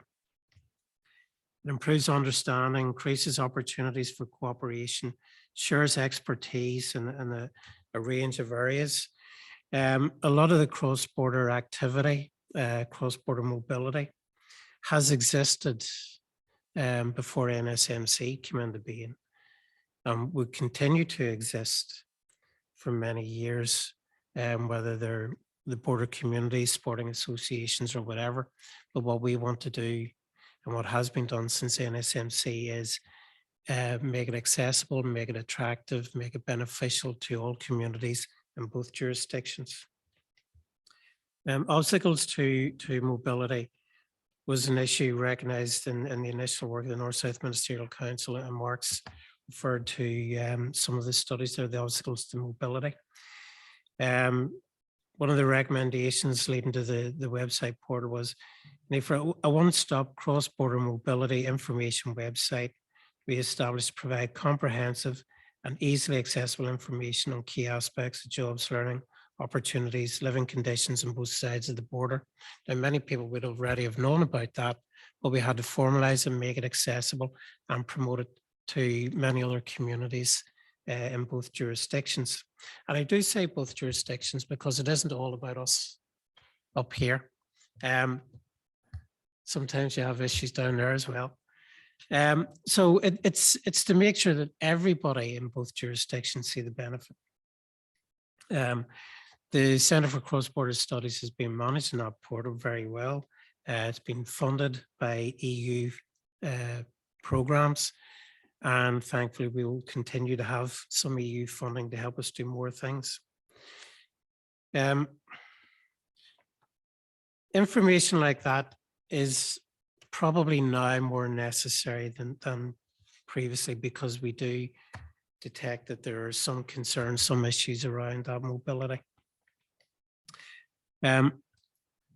We do see North-South cooperation as an essential part of what it is that we do. And it has become part of the everyday structures, programs and activities of governments, of businesses, community organizations and others in both jurisdictions. Socially, the lives of many of us on this island are interconnected, either through family relationships, through work, through leisure. For many rural border communities, the nearest major town may well be in the other jurisdiction, and people may have a long-term association with those towns or within that hinterland, so we need to recognize that. We recognize also that for many people and organizations, North-South relations are about much more than the formal mechanisms. So whilst we can look at putting in formal mechanisms, we need to recognize the informal and what people do day and daily and between communities, and we need to be seen to be encouraging that work. Our structures have assisted those for whom cross-border mobility is their everyday life, and we've encouraged others to see the cross-border working, albeit through those formal structures, still produces benefits. So we highlight the benefits. We probably could do more to highlight the benefits to both jurisdictions of cross-border work, and that's something that we've talked about in the Secretariat. We do have challenges even beyond those that were envisaged way back in 1998. We had a brief chat about that outside. We've had Brexit, we've had COVID-19, we've had the protocol, and we've had our politics. It makes sense to continue to cooperate on matters for the mutual benefit of all citizens in our economy. We in the Secretariat, without going into the politics, would highlight the benefits of North-South cooperation. We also see the North-South Ministerial Secretariat and what we do at this time is safeguarding and encouraging the cross-border work that has been previously agreed. And we will encourage other organizations to continue their work in cross-border activity. And ultimately, it is about identifying and delivering those benefits that are of no threat to people's identity or community, but that they are of benefit to people in both jurisdictions. The NSMC brings together those with executive responsibilities to agree on matters of mutual interest. We have the formal mechanisms North-South cooperation. We've got the cross-border bodies. And they have done a lot of very, very good work, and they continue to do a lot of very, very good work. So although we don't have a North-South Ministerial Council meetings, that work continues. I also want to say something about what has been done with the North-South Ministerial Council. It had become a part of our system of government, and very much an accepted part. We've had over 300 North-South Ministerial Council meetings. So if you take 300 meetings with ministers, with different ideologies, political parties, different viewpoints, 300 meetings, that is still an achievement, and that needs to be recognized. And in those meetings, we had very formal structures, as we do in all government meetings. But there was probably a lot more work that was done when you had two ministers standing by the water cooler or getting coffee. So work was done, relationships were built. And it's not that every meeting was a pseudo war or battle. People went into those meetings to cooperate and to get the job done. Discussions between the ministers, even in recent years, we had the problems of COVID, so we had to revert to virtual meetings. And I do think we've seen that as contributing to some problems about understanding, because again, with virtual meetings, you have to be very formal. If you have people in the room and there's an issue, people tend to be able to voice their opinion a lot more and to sort things out. So I think we've been a victim to that to some degree. I do think also there's been a lot of progress and a lot of work that's taken place that maybe we haven't talked about as much as what we should have. But we do also have to recognize that there are issues that have impacted on our work, particularly over the last 4 or 5 years. Brexit has been an issue. From the Northern perspective, we all recognize that there isn't an agreed position on Brexit in the executive, but it is important to highlight that back in 2016, or then First and Deputy First Minister wrote to the British Prime Minister to say there's some things that need to be protected. One is the Good Friday Agreement, the economy, our communities in Northern Ireland, and to not have a hard border in the island of Ireland. So that was an agreed position then. Now we have moved on, we have protocol issues and the issue of borders in the Irish Sea that have to be dealt with.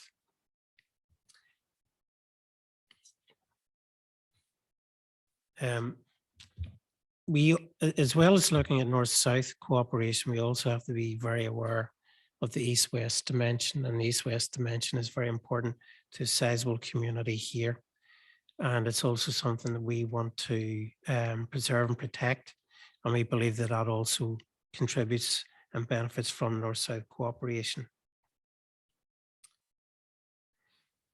Some of the things that have been delivered and that we should be aware of in relation to mobility. There's over 110 million people and 66 million vehicles cross the border here on an annual basis. 13,500 lorries cross the 6 main arterial routes here each day. Belfast Dublin rail service we talked about earlier, in spite of its peculiarity of a ticketing system, carries around 1 million passengers a year. We have 20 TransLink bus routes operating 86 services every day on a cross-border basis, 450,000 passengers a year. And we have over 1,000 kilometers of inland navigable waterways managed jointly via a north-south body, Waterways Ireland. As part of our Brexit preparedness work, a mapping exercise was carried out to identify North-South cooperation, and over 156 areas were identified. We've talked earlier about the areas that are covered by the North-South Ministerial Council and by our cross-border bodies. But some of the examples of North-South cooperation, Deirdre mentioned a few earlier in health. There's the infrastructure that connects us. I've given you some facts and figures on the importance of that. Completion of the A1N1 road link was important. And the A5 still remains a priority. It'll take a lot of work, but it still remains a priority. In education, we've got the Midland Centre for Autism, which I would say is international best practice and was developed and delivered on the basis of cross-border cooperation between the governments. Deirdre's mentioned health. We have the Northwest Cancer Centre, the Radiotherapy Centre at Alnagelvin, Pediatric Congenital Cardiac Services in Dublin. We've got treatment of heart conditions. We've got the living donor exchange that exists now in the island of Ireland, and we have been looking at a lot more. In EU support, we've got the Peace Plus programme being developed, which was agreed between the Irish government, the UK government, and the executive in the EU. After a very significant consultation period, but everybody's on board in that one. In business, we have Intertrade Ireland, another cross-border body that has been helping small businesses in both jurisdictions to identify opportunities for trading with each other and formal agreements and trading internationally. Trade now between the north and the south has increased dramatically, over 50% from the south to the north and 25% north to the south. Now that is a positive. At the same time, we recognize that that has had an impact on trade east-west. So, you know, we're greedy. We want to get as much business east-west, north-south as possible. And the economy and jobs and prosperity deals with a lot of issues. So we want to do more than that. We also see the research and innovation centres. We've seen the Shared Island Fund putting some 40 million euro into research projects between the universities. We're looking at research hubs and we're looking at biodiversity collaboration, north-south. So a lot has been achieved and a lot of that work is ongoing.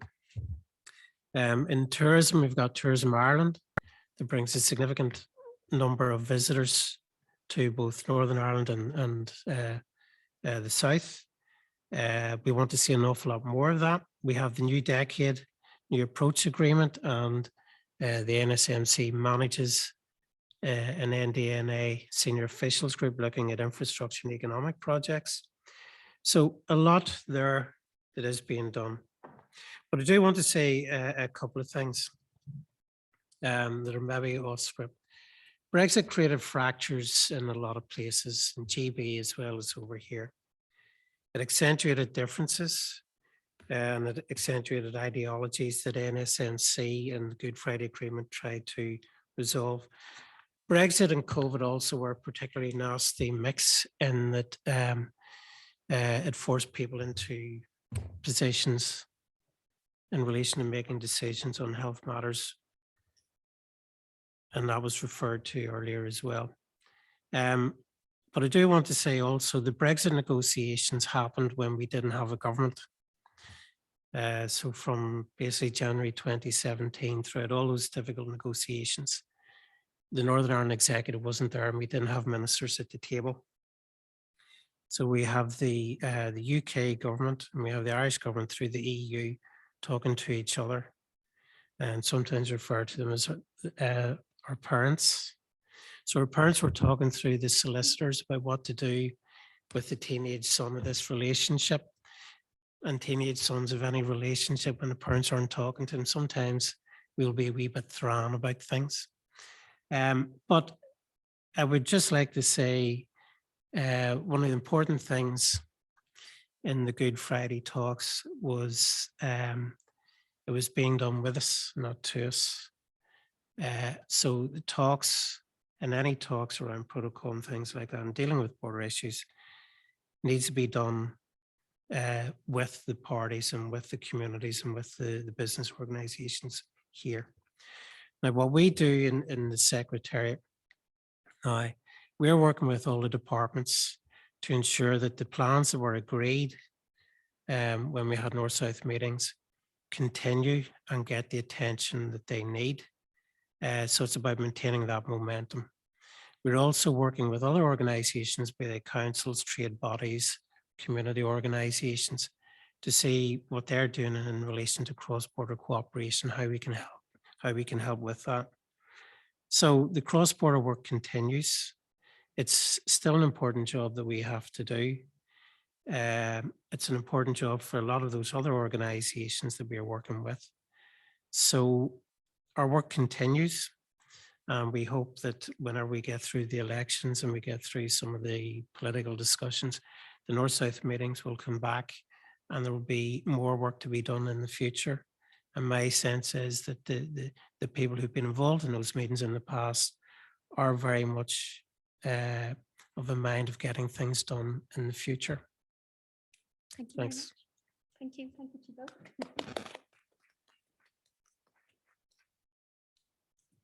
So that was really very helpful to me, and I'm sure very helpful to everyone. So thank you. And questions from the floor and from our online participants? Katie? Thank you very much, Mark and Tim. I want to pick up where you ended off, actually, Tim, with COVID, and specifically asking you both, if you might, to critically assess the performance of the NSMC during the COVID crisis. And do you think that the NSMC was able to act as a unique body at that time, rather than just i.e. more than the sum of its parts? And what lessons have you drawn, if any, from the experience of COVID with respect to the work and operation of the NSMC? Do you want to go first, Mark? No, but I can. Yeah, thanks, Katie. It's an interesting question. I mean, one of the things that the experience of COVID really demonstrated in respect of the role of the NSMC is that its structures are not designed to deal with acute crises. The NSMC works slowly, it works deliberatively, it progresses policy through many different iterative stages to come to an agreement on joint North-South approaches to addressing issues. That's perhaps not well suited to dealing with a quickly evolving and ever-changing crisis like the advent of the COVID pandemic. The NSMC was able to use its convening power, I suppose, to bring together, in the first instance, in March of 2020, the Taoiseach, the Taoiseach, the First Minister, the Deputy First Minister, both health ministers and both chief medical officers, to have some initial conversations at that high political level about cooperation in the response to the pandemic. That led to the development of a memorandum of understanding agreed by the two chief medical officers to provide for cooperative approaches on the island and to provide a framework for ongoing dialogue at that level between chief medical officers. There were successive meetings which took place at the political level, also from time to time involving the UK government, looking both on a north-south and an east-west basis at the issues that COVID was presenting for the health systems on these islands. So the NSMC was, to a certain degree, able to catalyze some of that, but it wasn't the NSMC itself which ended up being used as the mechanism for those conversations and that dialogue and that cooperation to take place, probably because that's not the type of challenge that the NSMC is actually designed to address. I don't know if Tim may have a different view on that. Not so much a different view, but in the context of what was happening at that time, in the very, very early stages of COVID, it was everybody for themselves. Scotland, Wales, Northern Ireland, Irish government, the English government. And I know because I was involved in trying to procure the PPE at that time. So that was an immediate knee-jerk reaction, sort of stabilized. And whilst if you're sharing a land border, the health departments and something like that are going to be meeting anyway. But I think the fact that there was North-South Ministerial Council and there was the health sector and people knew each other and people had established that relationship, it was stabilizing. And I think from the health perspective, that ability to stabilize was very much needed at that time. Thank you. Any other questions?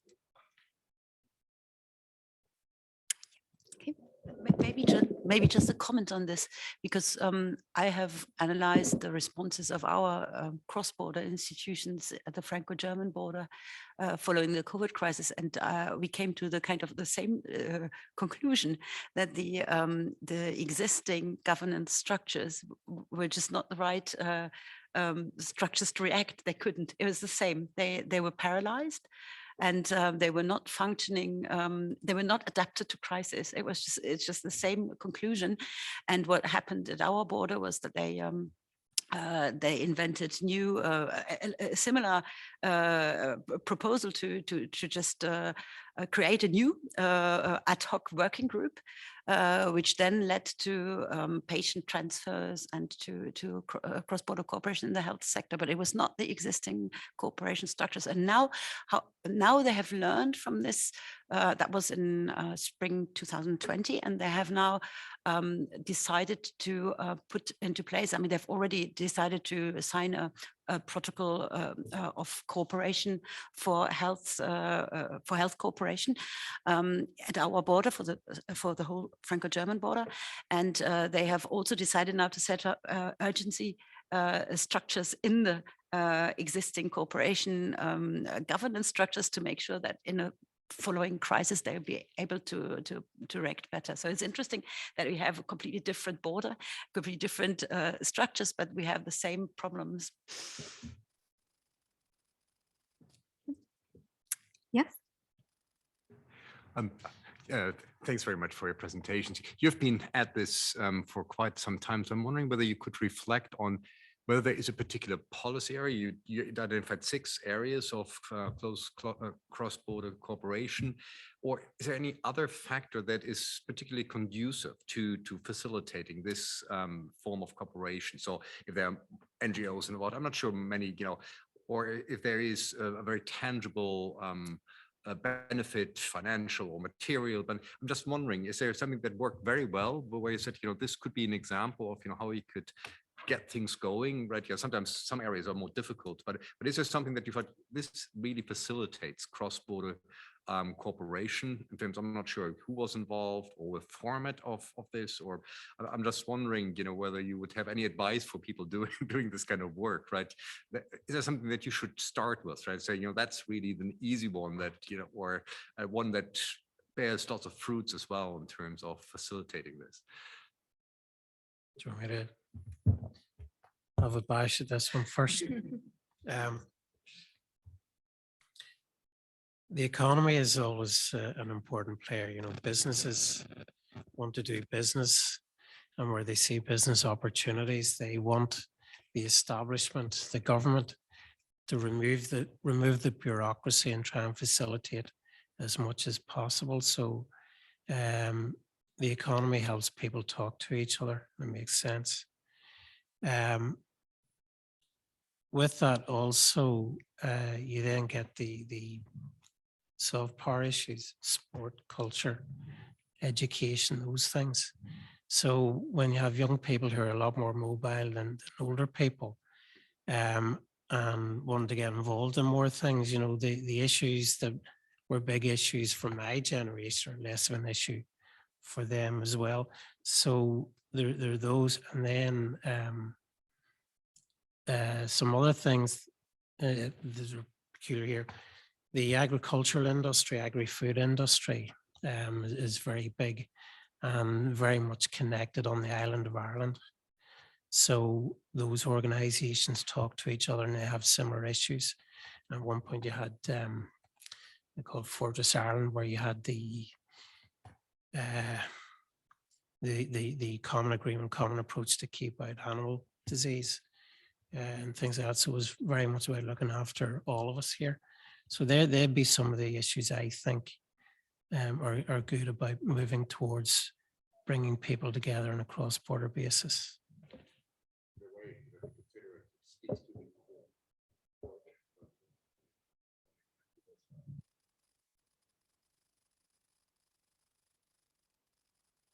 I mean, just to echo Tim's comments, I mean, I think actually on in the agriculture sector and on the agri-food side, one of the interesting things for the NSMC was the timing of the foot and mouth crisis back in 2000, 2001, which really demonstrated the need for cooperation in the agricultural sector on the island and the benefits that accrued to the island through that cooperation. So that was a well-timed crisis in some ways for the institution.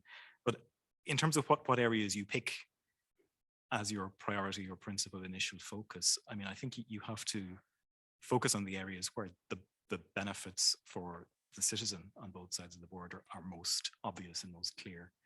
I mean, I know you've heard a bit this morning about cooperation in the health sector, and I know there are a lot of views out there on what hasn't been achieved by health sector cooperation and the opportunities which haven't been taken by the two administrations. But I think you can still reflect on the fact that if you are a resident in County Donegal on the southern side of the border and require cancer treatment, you have a much better quality of medical treatment today and much better likelihood of positive health outcomes because of the fact that you can access that treatment in Derry rather than having to travel to Galway or to Dublin. And equally, you can point to the statistics that there are probably more than 100 people now who are alive in County Donegal because they've been brought across the border and been able to access PPCI, I think PPCI is the acronym, treatment at McAlvin Hospital in Derry. So you can actually point to people whose lives have been transformed and saved through North-South cooperation. And if you're looking for somewhere to start, then that's an obvious place to start, acknowledging that there's much more you can do in that area.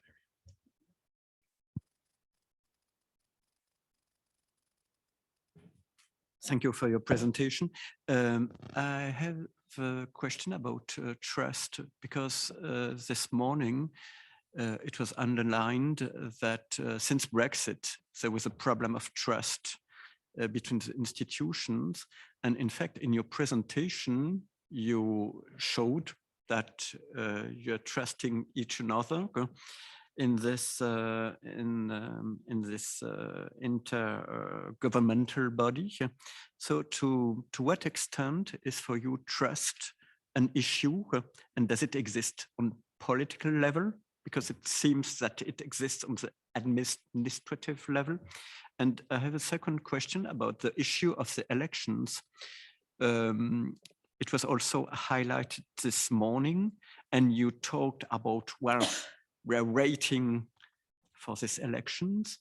What will happen if the results are not corresponding to your view or to what you are imagining?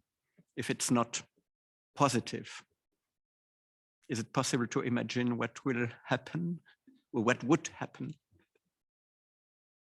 Okay, thanks. Two interesting questions. On the question of trust, I mean, I think there is genuine good trust at administrative level between the two administrations. And I think that when you actually get, this is a point that Tim made in his opening remarks, when you get the political figures into the same room and they sit down across the table together, I think there is a genuine sense that they understand on each side that they are trying to achieve positive things, to take forward positive initiatives which will confer benefits on citizens on both sides of the border and ultimately be politically beneficial for the ministers of the table.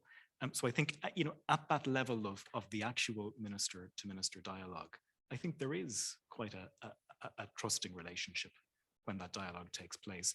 There are external political dynamics which sometimes force ministers participating in the council to taking more demonstrative positions on North-South cooperation, which is regrettable to a degree.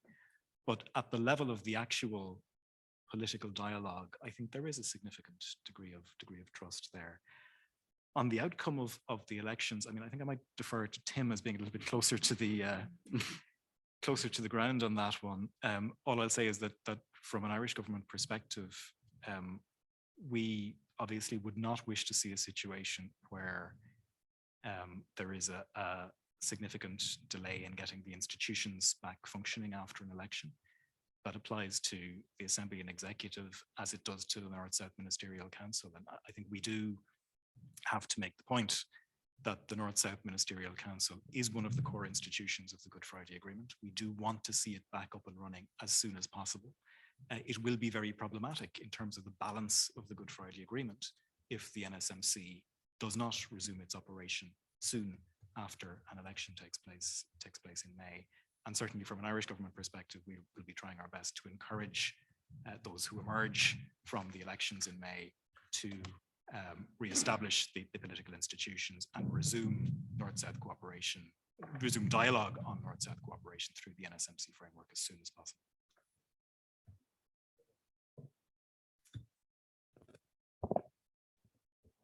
An interesting question. The issue of trust, if you look at the areas that are agreed under North-South cooperation, they're all areas where there are the mutual benefits. So we trust each other to deliver on the mutual benefits. Now, various times in any sort of partnership, there may be, where they're getting a wee bit more than we are type of thing. The NSMC and the Secretariat, we're there to make sure everybody's getting as much as what they can out of it. And I don't see that as a bad thing. You know, that happens in every relationships.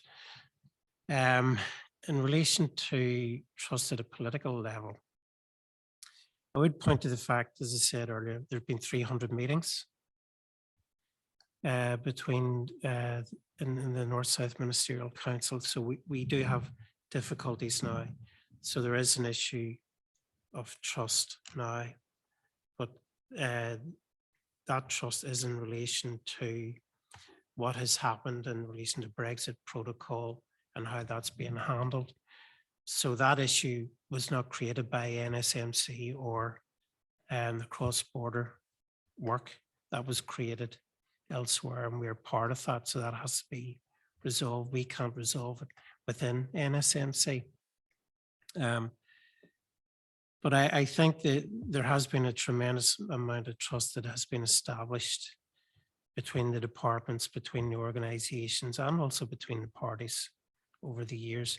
And whilst we have to go through this issue, I think experience says there's more to be gained from cooperation than lost. So we do want to get back to that.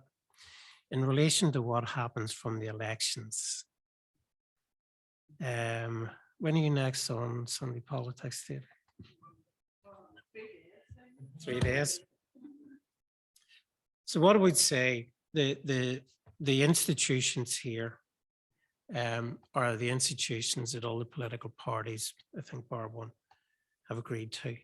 The processes are what the parties have agreed to.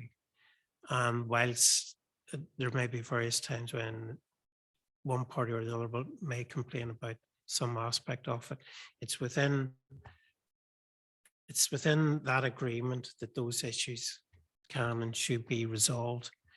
So whilst there's usually frustration from our friends down south and also from across the water, whenever we don't go back into politics when we should, and there's still some periods of negotiation, it's usually to resolve something that hadn't been resolved earlier. It was too difficult to resolve earlier, and it's been kicked down the road. So we have to resolve it now. Also, there's an Ulster Scots or Scots-Irish word, thram. Have you heard of it? Yeah. Yeah. So I spent time in Washington and in Beijing, and people were asking me questions about Northern Ireland people and how we do things and how we approach. So I tried to explain what thram was. Now, I can't give you an actual definition unless you can, Deirdre, but the way I used to describe it to people is, you know, everybody goes into McDonald's. You go into McDonald's and you ask for something, and whenever you get it, the person in McDonald's will say, "Have a nice day." So for us being thram, we say, "What do you mean have a nice day? Are you telling me to have a nice day? If you're telling me to have a nice day, I won't have a nice day. I will decide whether I have a nice day or not. So because you want me to have a nice day, I'm not going to have a nice day." So that's just been a wee bit thram about things.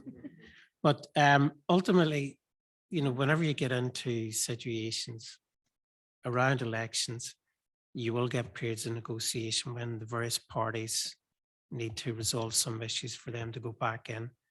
And we hope they will go back in as soon after the election as possible.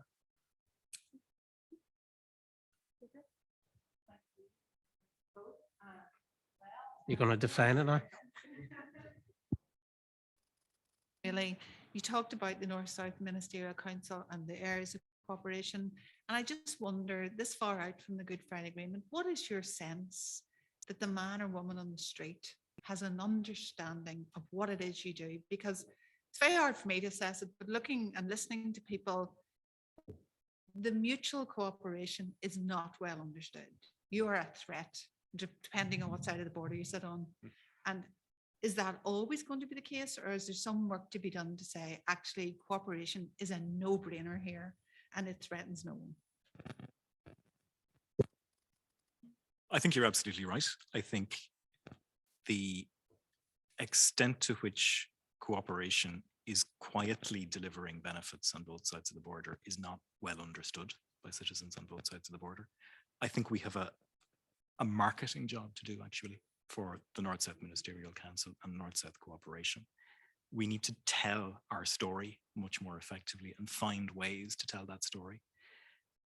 But sometimes the telling of that story is restricted a little bit by political sensitivities. And there are difficulties from time to time in talking too loudly about what North-South cooperation is achieving and how citizens are benefiting from the type of work that's done through North-South processes. So there's a bit of a conundrum there, quite frankly, that I don't think we have fully grappled with yet. But on the fundamental point that you're making, that 23 years on, an institution that has been functioning reasonably effectively for much of that time, although with certain exceptions and periods where it wasn't operating as it should, the extent to which we have managed to spread the narrative of what 23 years of work has achieved is more limited than it should be. And I think we would fully accept the point that more could be done there to explain to the public what Strand 2 of the Good Friday Agreement has delivered and is delivering. Tim, and then we have one more question from our online audience. No, I mean, you're totally right. And it's an issue that Mark and I have talked about. We haven't been telling people about the benefits. And by explaining more about the benefits, you know, it's not getting into the political arena. It's saying, here's what ministers agreed on both sides of the border. Here's what they instructed departments or cross-border bodies to do. Here's what was done. Here's who's benefited. There are more businesses, there are more jobs, there are more people alive, there are more people healthy, there are more kids being better educated. There's more issues looking at sustainability on the island of Ireland. There's more being done about tourism. All those things that are of benefit to everybody. And I suppose the discussions we've had, you know, we're very conscious of the fact it's a kind of formal intergovernmental structure with all the formalities that go with it. But we also need to add that bit about, let's tell people what we're doing, why we're doing and what the benefits have been. Or a number of PhD students. Mary Murphy in Cork are online. Hi, Attain, and hi, everyone, and thanks for those presentations. They were fascinating. My question is about the whether the extent to which you make a distinction between north, south, and cross-border, because it strikes me that the bulk of the work that the North-South Ministerial Council does, or at least a significant amount of it, is concentrated on the border region for obvious reasons. But I wonder about whether you envisage that changing and whether the North-South Ministerial Council may become more expansive in terms of the work that it does.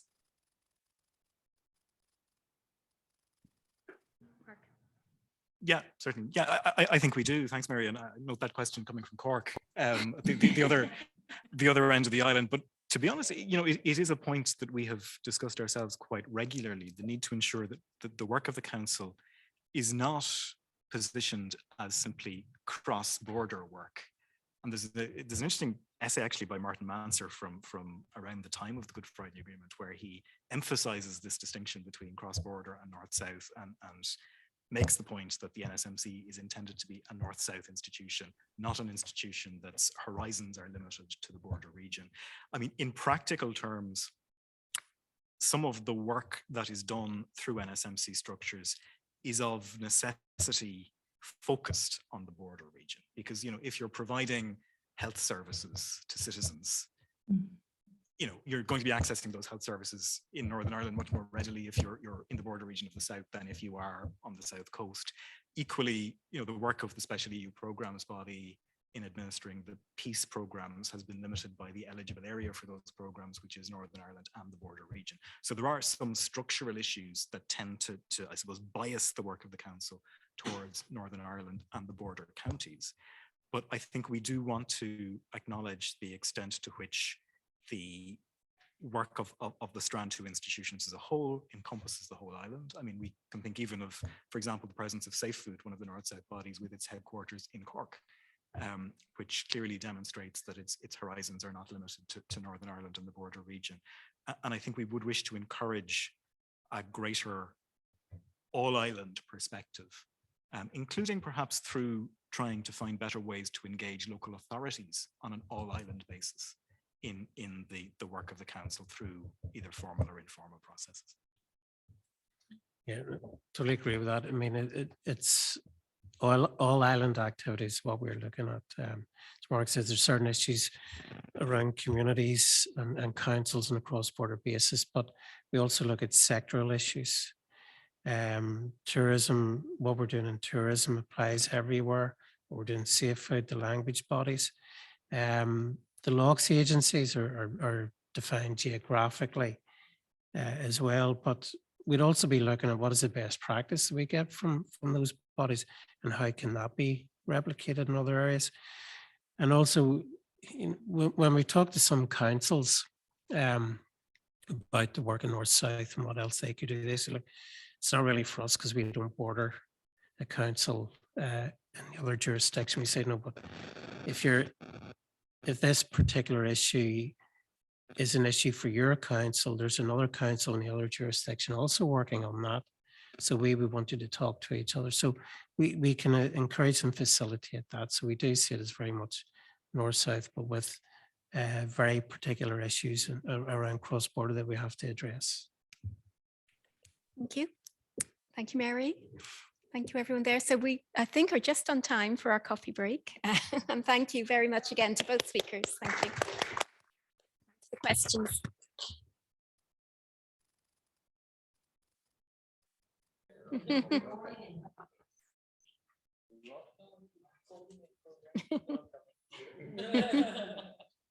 There's one person outside. Do you want me to just go ahead? Okay. So welcome back after our coffee break, and I'm pleased to introduce our final panel of speakers on the practices of cross-border mobility. We're starting with Milena Komarova, who is online, and Milena is Research Fellow at the School of Social Sciences, Education and Social Work in Queen's University, Belfast. Her work is focused on the interaction between the changing built environment and regeneration in Belfast, and intercommunal divisions, and on practices of conflict management among civil society groups in the city. Secondly, we have Professor Jennifer Todd, who is full professor in the School of Politics and International Relations, UCD, and Research Director of the Institute for British Irish Studies, UCD. The focus of Jennifer's work, from early analyses of aesthetics and politics to current work on conflict and settlement, state change and identity shift, has been on the interrelation of socioeconomic and political processes and processes of cultural change. And finally, we have Professor Cathy Hall, practices of cross-border mobility, looking at SCOTENs and learning. University College Cork. Cathy Hall is Professor of Education in the School of Education. Prior to her work in higher education, she had the roles of class teacher, deputy principal, principal in Ireland. Her research seeks to develop socio-cultural understanding of learning and pedagogy, and she has published widely in these areas. Her interests include learning and teaching across the lifespan, curriculum and assessment, inclusion, equality in learning and education, and contemporary Irish childhoods. So welcome everyone, and we start with Milena. Thank you, Elaine. Let me just share the screen first.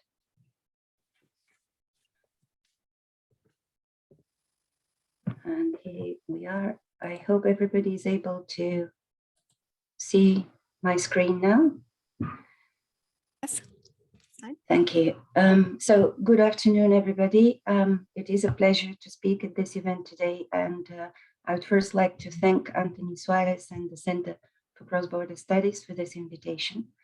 And I would also like to thank my wonderful colleague, Katie Hayward, for bringing me on board for the two latest studies of this Brexit border research series, about which I will speak today.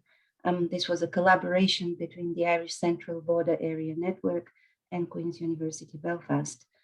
And thanks are also due to the great team at IGBAN, which was led by Shane Campbell, with whom we worked together on the reports. So you heard here today a lot about managing cross-border mobility from a policy perspective, from a legal regulatory perspective, from institutional and even infrastructural perspective. I will come at this question from a slightly different angle, and that is the place and significance of cross-border mobility in people's everyday lives in the central border region from their own perspective, as captured by this research. So a few words first about the context of the research. And of course, the context is one of the border variety, and specifically the point that borders are increasingly understood and experienced in relation to mobility. I will not overlabor this point. It is not a point that needs to be overlabored to this audience. Brexit, COVID, everything that we've heard today at this event, everything that happens around the world around us as we speak today, including the war that rages in Ukraine, has made us all very aware that although the word border implies a line, and that is of course how borders have been historically seen as a territorial container lines of nation state, the reality of any border, as many before have said, is better captured by the crossing of that line. And the work of borders in identifying, in categorizing, in managing complex intersecting forms of movement that happen across them happens at and increasingly away from state borderlines. So borders are no longer seen as static entities with predominantly physical features, so much as seen as they are constituted through a multitude of policies and practices that are both behind them and through which they are performed. And now that this is not just an academic perspective, but it's very much the reality of how governments themselves see their state's borders, can be seen in this quote, for instance, from the 2025 UK border strategy. And of course, all of this was brought sharply into focus where the Irish land border is concerned by Brexit.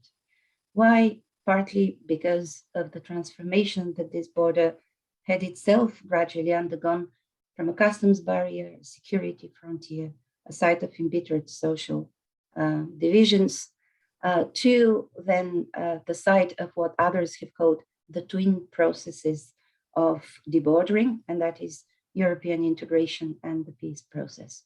So together, these two have gradually turned the Irish border of today into the site of normalized, extensive, growing cross-border cooperation, and one that is constantly traversed. And we heard earlier statistics about the hundreds and thousands of trucks that cross it per month, and the many tens of thousands of people that cross it per day.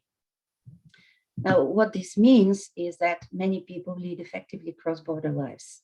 And this was indeed very well articulated by people in our findings, which also demonstrate the extent to which life in the border region is premised on the possibility of frictionless movement and of the border being, for all intents and purposes, invisible in people's daily lives.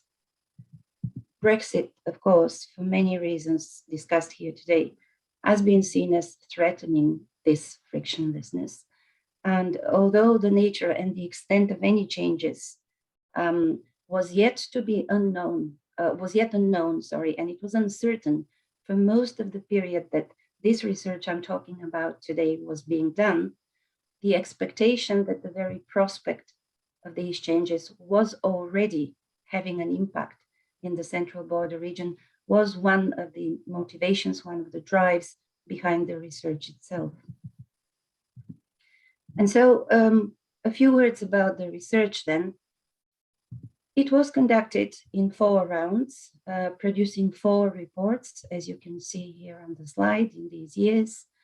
Now, between 2018 and 2021, the research was funded by the Department for Foreign Affairs Reconciliation Fund, and there was additional financial support in the last 2 years provided by the UK's Economic and Social Research Council.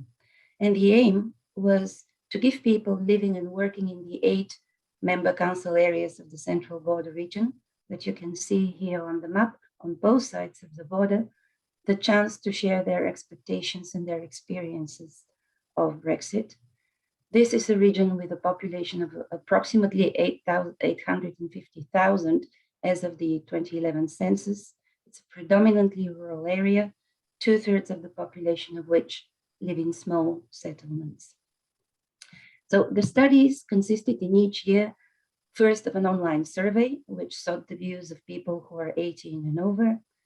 I have to stress respondents were self-selecting for the online survey, and this meant that the sample we ended up with in each year was not representative of the population of these 8 local council areas, but altogether there was an over-representation in our sample of those with exclusively Irish citizenship. And this is to some extent not surprising, exactly because the research straddled the border.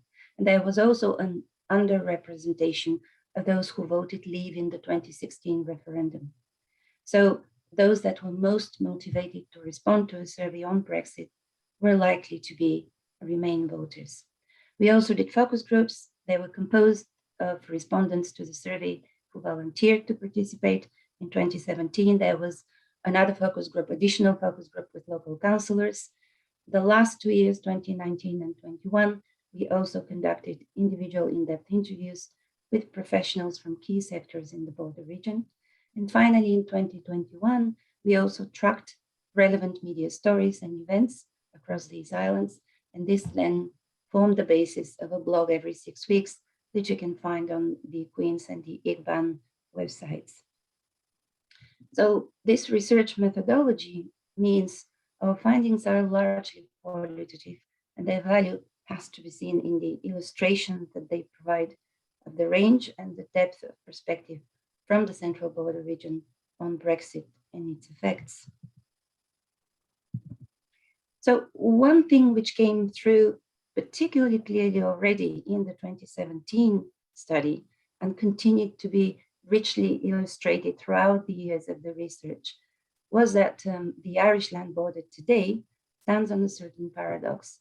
And that's one which is based on the role and significance of cross-border mobility in the border way of life.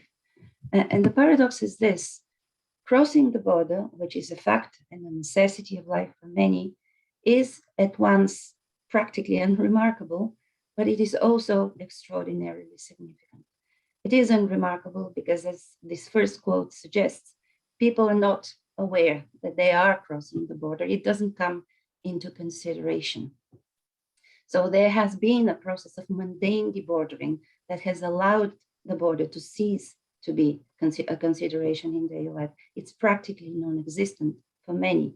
And yet, of course, above the level of daily life, the border continues to be ever present at and as the center often of politics, of economics, and of peace. And as this second quote here suggests, the lived experience of many is that peace in the community itself relies on this appearance that there is actually no border to be crossed.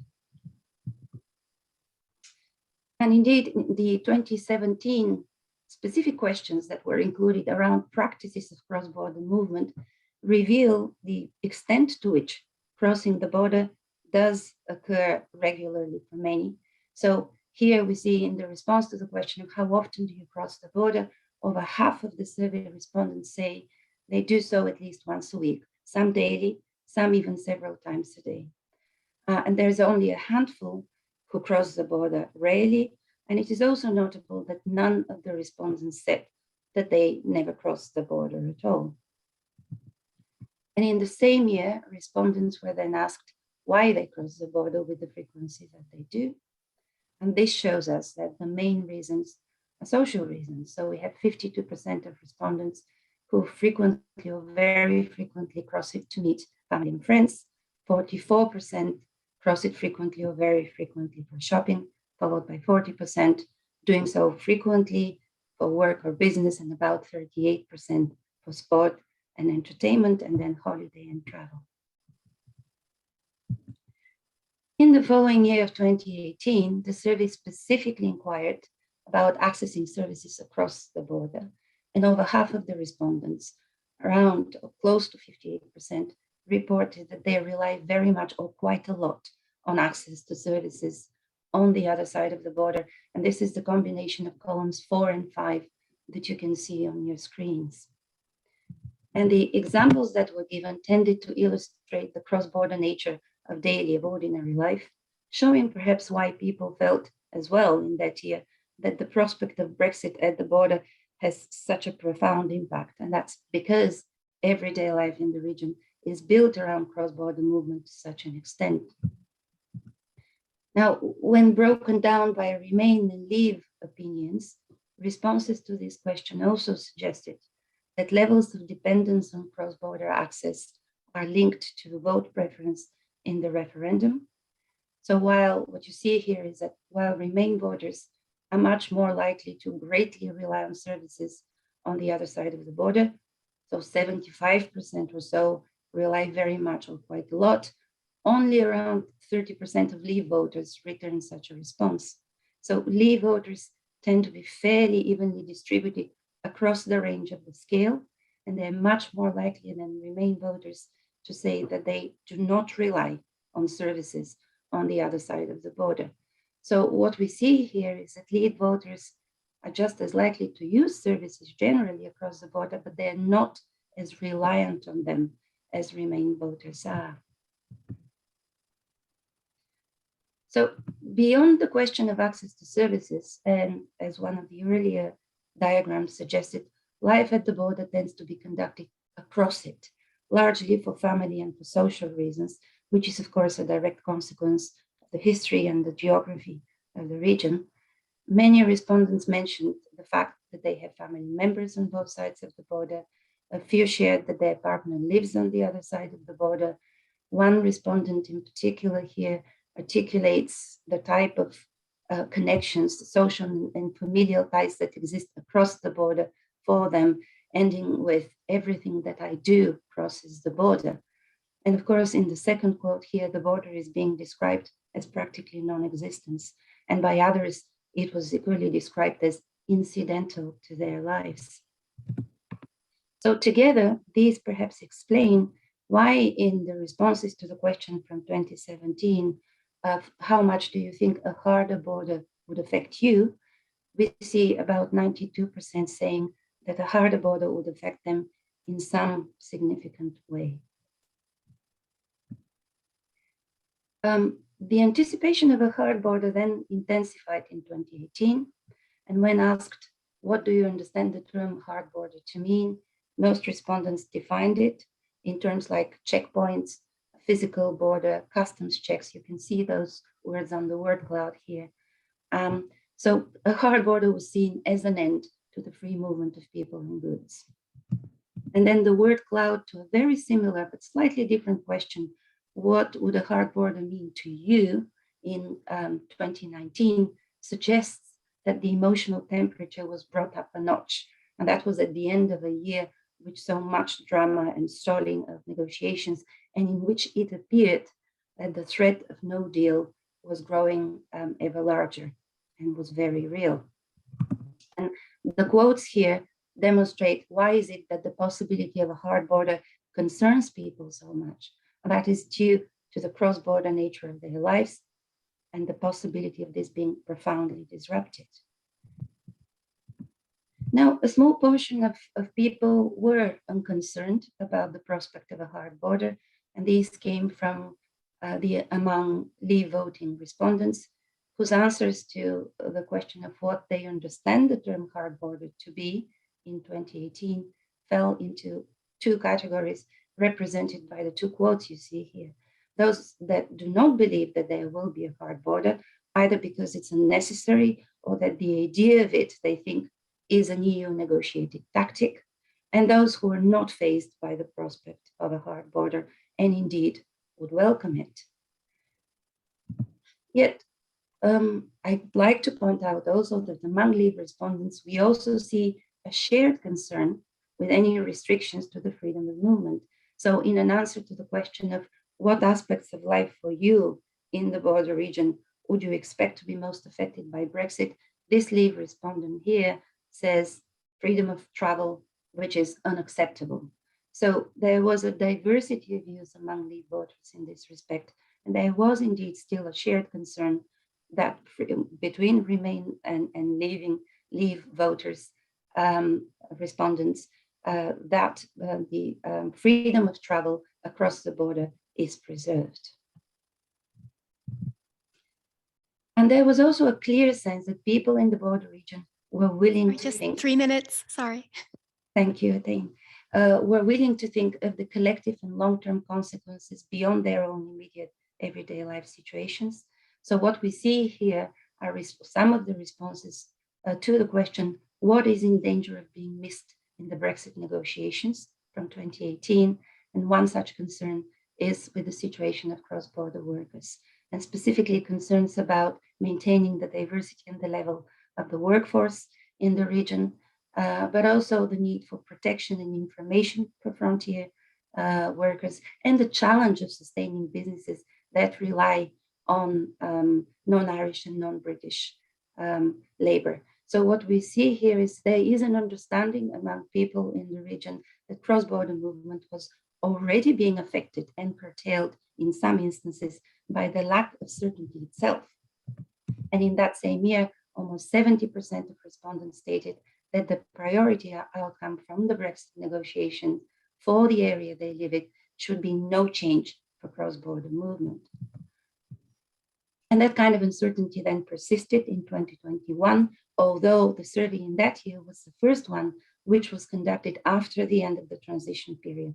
When post-Brexit arrangements were already in place, there was still significant uncertainty.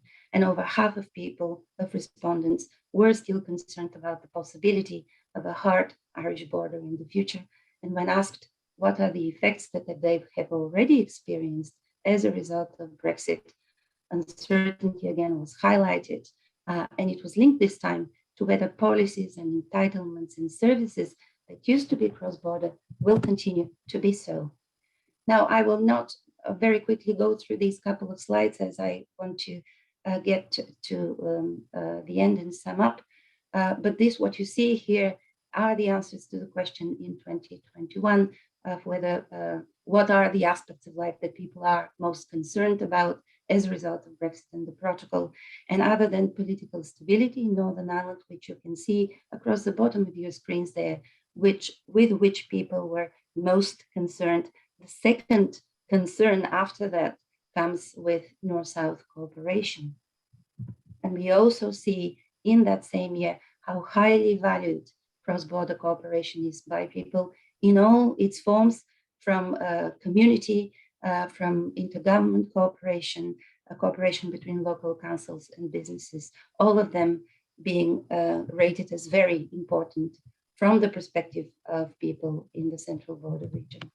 So finally, a few words about the impact of COVID-19 restrictions.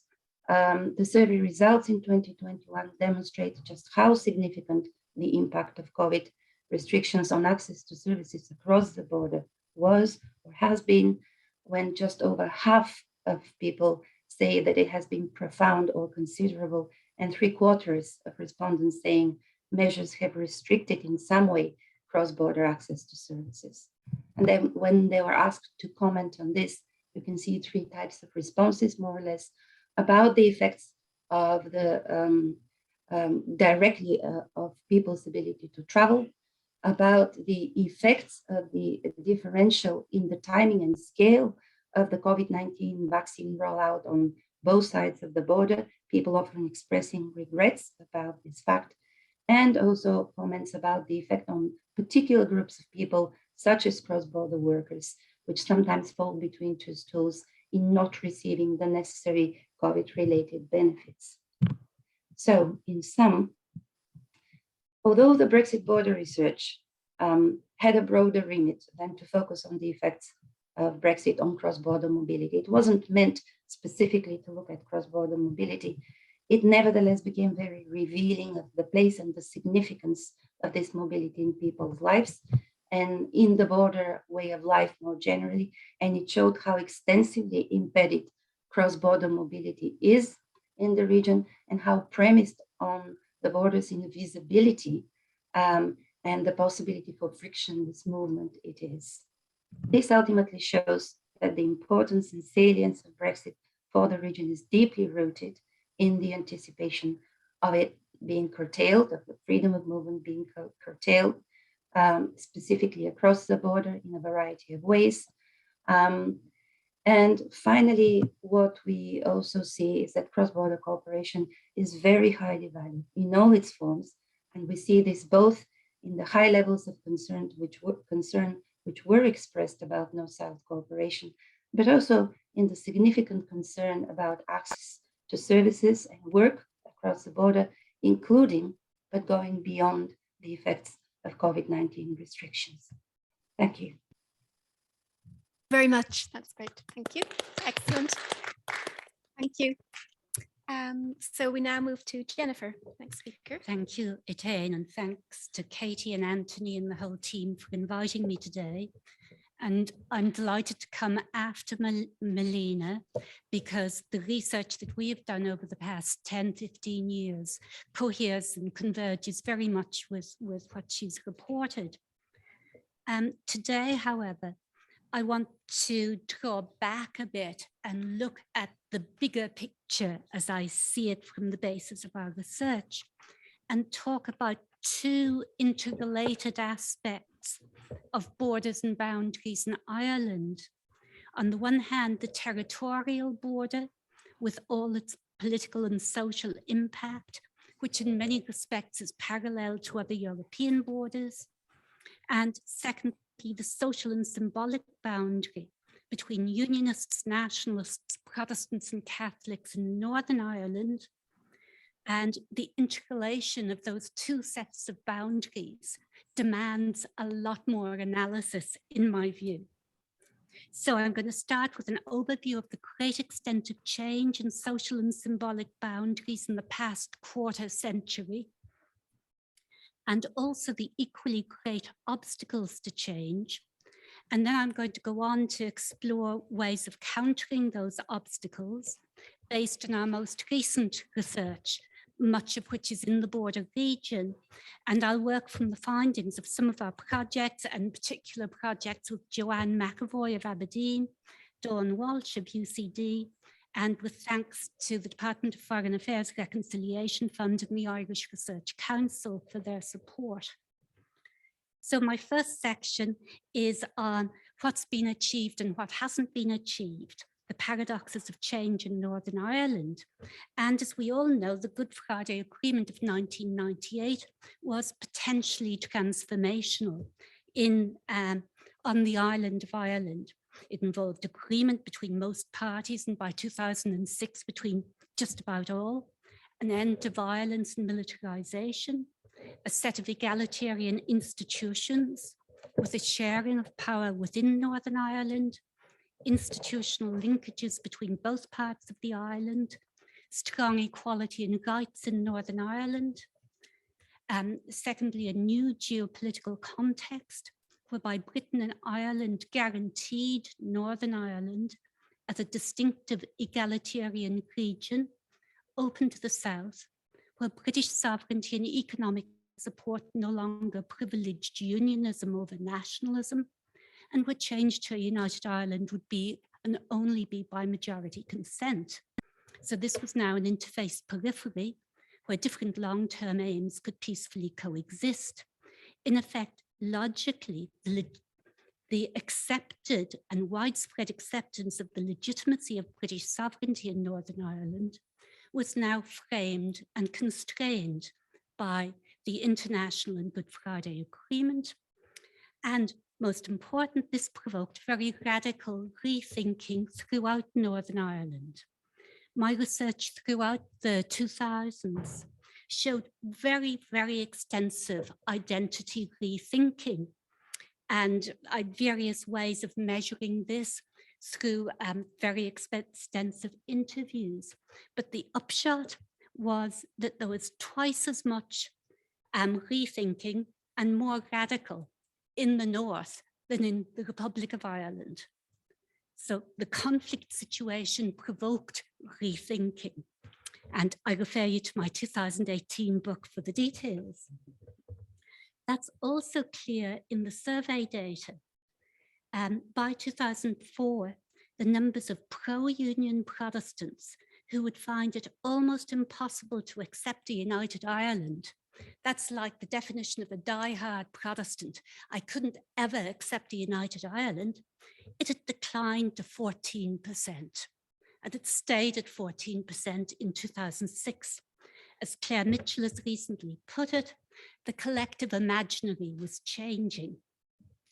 But the result was very paradoxical.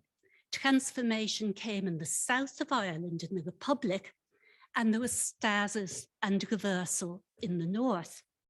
So the two referendums in the Republic of Ireland on marriage equality and abortion passed, symbolically redefining the Irish nation and state as plural, no longer Catholic. Now, I don't want to overstate this because the transformation was internal to the 26 counties, but it was nonetheless significant. In Northern Ireland, however, peace was maintained, but with political stalemate, breakdown of institutions of governance. Brexit now threatens to erode the compromise of the Good Friday Agreement itself. And that agreement has been increasingly questioned by some unionists and by some in London. Meanwhile, there's an argument by nationalist Republicans for a referendum on Irish unity, as provided for in the Good Friday Agreement. Communal division has hardened, so pro-union Protestants who find a united Ireland impossible to accept have increased threefold. Diehards among pro-union Protestants are now about 41%. And I recently read over interviews that we did with unionists in 1998-99. And the tone of discussion today is immensely, startlingly harsher, more negative, more aggressive, more assertive. So what's happened? It would be false to say this is because of sectarianism, because in fact, people in Northern Ireland were changing much, much more than people in the South. So what is it? I'd want to argue that it's a product of the impact of symbolic and social boundaries. When boundaries aren't touched, or at least no more than stretched, gradual change from one generation to another can be magnified and multiplied in each generation. That's what happened in the Republic of Ireland. So that by the 2000s, there was major generational change. Where important boundaries are hit all the time, as is the case in Northern Ireland, gradual change, even massive experiential change, doesn't have generational effect. Individually, it's hard to sustain, and collectively, almost impossible to mobilize. So I have three mechanisms by which gradual change isn't easily possible in divided societies. First, what you could call ethical group boundaries. Group boundaries in the 2000s, many people started, saw opportunities to change, were beginning to rethink. But to the extent they stayed in their communities, group boundaries were guarded not primarily by boundary police, but by internalized moral intuitions about key human issues. For example, the socializing of children or moral evil, and loads and loads of examples. Change happens, but slowly and with reversals. Second, lots of people try to distance themselves more radically from group boundaries and face down community ethics. But this leads to normative dissonance that's hard to overcome. And I've quasi-experimental evidence of this in a study I did of 60 people in Protestant Catholic marriages, 20 in Northern Ireland, 20 in the south of Ireland, and 20 in the Gard in France, where Protestant Catholic division is still relevant. And they were immensely similar to each other as individuals, you know, in values, openness, total lack of ethnic solidarity. These were free movers. And at time of interview, they didn't even have serious problems of physical safety, but they met with very different moral problems. Normative dissonance was something of interest and even excitement in our French couples. The couples explored and negotiated their different perspectives under a shared normative umbrella of Republican values or respect for minorities. In Northern Ireland, there was no such mutually acceptable umbrella. One typical example concerns the everyday upbringing of children.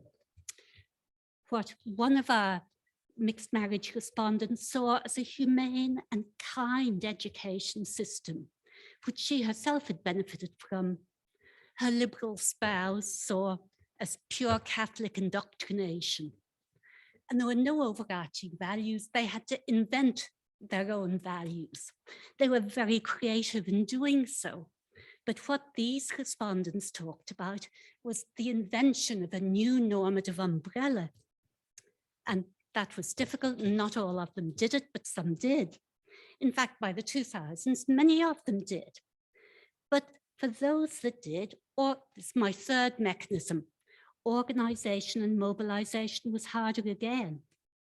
So a final study, we set out to compare how people thought in 2 different local areas of Northern Ireland. Interviewed about 40 people, 20 in each area, all of whom turned out to be precisely these moderates who distanced from unionism and nationalism. But they differed enormously one from another. In the west of Northern Ireland, they were reaching out for potential compromise with the DUP or Sinn Féin, or else they privatized from politics. In the urban east, they hardly encountered nationalists or Republicans. They became radicals confronting the DUP, or cosmopolitans adopting British norms. And there's no political party or political project that encompasses them all. They don't even have a shared political language and few linkages one with another. And it's all the more difficult given the role of social media, which favors sound bites and identity politics rather than complex arguments and experience. The upshot is that politics in Northern Ireland doesn't reflect the extent of experiential change. Northern Ireland population is presently divided in about half between self-professed unionists and nationalists on one hand, and those who distance themselves from the labels on the other hand. But voting hasn't reflected this. It's roughly 40 unionists, 40 nationalists, 20 other. And even if other do a wee bit better in the next election, you know, they're not going to do that much better. So that isn't even an effect of consociation. It's more fundamental in the way boundaries work in a divided society. Okay, so gradual change is happening, but the danger is there'll not be enough change before exogenous shocks make things difficult again, whether shocks like Brexit or maybe a referendum on a united Ireland. So it's with this in mind that I turn to the positive side of the talk. Our most recent project is on constitutional change to United Ireland and how the debates are experienced by those who are already disengaged from unionist and nationalist politics, by, for example, disengaged women, youth, and migrants. Are they disengaged because they don't care? Or is it because they care too much, but about issues not now being prioritized? And a lot of the people we talked to were people on the border, women on the border. I'll get straight to the results, which we find surprising, and 5 are important. First, these participants were disengaged from political parties, but not from constitutional discussion. There was widespread support for an inclusive process of discussion about North-South relations. Second, there were lots of reasons that they found it difficult to participate, but most of all was their desire to change the language of debate. They wanted to change it from what they called ideology to what they called organic experience, to focus on real issues, bread and butter issues, how best to foster gender rights and a vibrant democracy, not the set phrase of a united Ireland. They wanted to remove discursive triggers that provoke knee-jerk responses and begin, as I said, their words with experiential issues that arose organically in social practice, not ideological issues. The implication, particularly clear among the border women, was that these pre-conversations would lead organically into a constitutional conversation. For them, it was a way of short-circuiting, polarizing political meanings, countering identity politics with experiential politics, and thus, in fact, moving on to the big issues, the big constitutional issues. How many? 3? Okay, they wanted to talk locally, where people are, as in the United States, local democracy was an antidote to polarization. They wanted unbiased information, and their views converged in this. Okay, the conclusion. These people, and particularly we've been talking to border women, but not only to them, more participation changes the agenda and process of constitutional debate away from zero-sum identity politics to umbrella issues of common concern. Moreover, these sorts of North-South discussions start to counter the problems and obstacles to change that I was talking about to start with. First, the discussions allow a diversity of voices well beyond traditional nationalism and unionism. And by diversifying voices, particularly in the Republic of Ireland, it splits up what unionists see as a monolithic nationalist bloc. By focusing debate on contentious issues and how society should be organized on both sides of the border, the fractures in each bloc are themselves emphasized.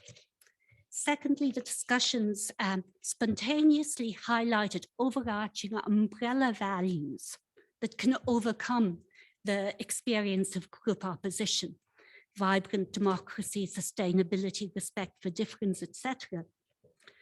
Third, this also potentially provides a project to unite the diverse sets of people who have distanced themselves from nationalisms and unionisms. There are clearly major challenges, but I'm not going to get through them in my remaining half second. Oh, that's terrible. I want to say yes. We have to do without the challenges. Okay, thank you very much, Jennifer. That's fascinating. Thank you. Kathy, thank you. And is it? Okay, there we go. First of all, thank you, Anthony, and thanks everybody. It's been so far an amazing learning opportunity to listen to everyone speak. I'm learning so much, and I must read that book because it sounds mostly very positive and very heartening. So I'm just going to talk about a practice, if you like. It's not really a policy, but it's something that developed from the ground up. So I'm just going to talk about that. And I think maybe it's a convenient way to end. Is Oliver still here? Well, Oliver asked a question earlier, and I was thinking, maybe I'm trying to give a little answer to that. You know, you asked the question about anything good or what might be positive. And maybe this is a little example of something that is an initiative, as I say, from the bottom up, but is indicative of something really positive coming out of the Good Friday Agreement. So what is it? It is, as it says there, a network actually of 31 colleges. Excuse that correction, it was an older slide, but some of the colleges actually in the south have been incorporated and amalgamated a bit. So we still have plenty, but they're the same people, but the number is actually different. So that's what it is. It's a network of colleges of education, university education departments, teaching councils, curriculum councils, education trade unions, and education centres on the island of Ireland, with a responsibility for and interest in teacher education in the broadest sense. So ultimately, of course, the Standing Conference on Teacher Education North and South is all about peace and ensuring the peace sustains, and we do not take a step backwards. But as an organisation dedicated to teacher education, it has been labelled not by those of us involved in its everyday action, but by others who come at it from perhaps a more independent perspective in the form of evaluations and so on, as one of the more effective cross-border initiatives on the island. So, and that is such a wonderful thing. So there are a few words maybe about its origins. It did start under the Good Friday Agreement, as we heard earlier. I just plumb very quickly down as far as the first initial conference in 2000. So that conference in 2000 was a very important one, because the purpose of that conference was to highlight the role of education, especially teacher education, in promoting and cementing the peace process, set up under the Ministerial Council, of course, but initiated by two significant people, one of whom, the first there, is no longer with us, sadly, Professor John Coolan and Professor Harry McMahon. They were the two founding fathers, if you like, who initiated that first conference and got the whole thing going. And very basically, the intention was to encourage discussion between teacher educational professionals across the island, and to identify areas of common concern, to open avenues for ongoing cooperation, research and development. And out of that conference then came the Standing Conference of Teacher Education North and South. Made possible, it must be added, and this is really crucial, by support from the state bodies, North and South. And that was what was novel and new about it, that it had official sanction from government agencies, both parts of the island. And then all the colleges contribute a fee based on the number of students, and that fee from all parts of the country fed into a pot, and we can use that money then to do good things with. And it might be worth saying for this international audience, although this international audience present today and online are very aware of such issues, but I will say it anyway. In Ireland, it's worth pointing out that for 80 years, since the foundation of the state and the republic, there was no real connection in education across the island. The focus in the republic from 1922 was all about cultural rejuvenation and cultural heritage and all of that, whereas the North, in terms of education, tended to look to Westminster, and it was very much like England, really, in terms of its orientation policy-wise. So to think that all that time, say Dublin, Belfast, 100 miles apart, no contact in terms of talking about policy issues in education and shaping what education should be like for young people, right up to the university system. So there was, as I say, little cross-border collaboration for all those years. And SCOTENS was established really to in that context of knowing that particular history. So I'm moving on to the next slide, which is, I'm not going to read them all out. If you can read it there, it just lists the key objectives of SCOTENS.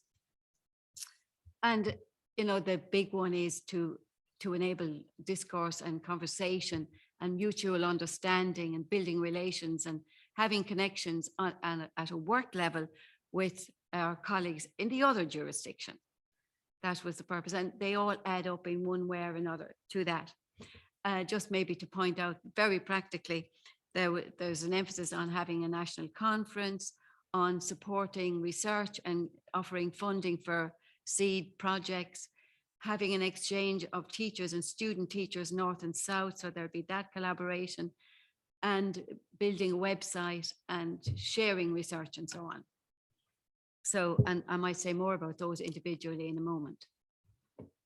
So the cross-border collaborations then, it would be wrong, of course, to give the impression that there was absolutely no all-island engagement and discussion around education matters. There was, for instance, the very well-respected Education Studies Association of Ireland, which spanned all the island, with conferences happening north and south, going way back to 1976, I think that was founded. But it would be made up primarily of academics in education and didn't so much involve other agencies and other groups, and crucially didn't have that state sanctioning and government endorsement that SCOTENS would have. But however, and I do remember 1998 being up here in this esteemed university at an ESAI conference and heading back on the train, all of us down to Dublin and further beyond that. And there was an incendiary device and we all had to just offload and get on a bus, and things like that were so common.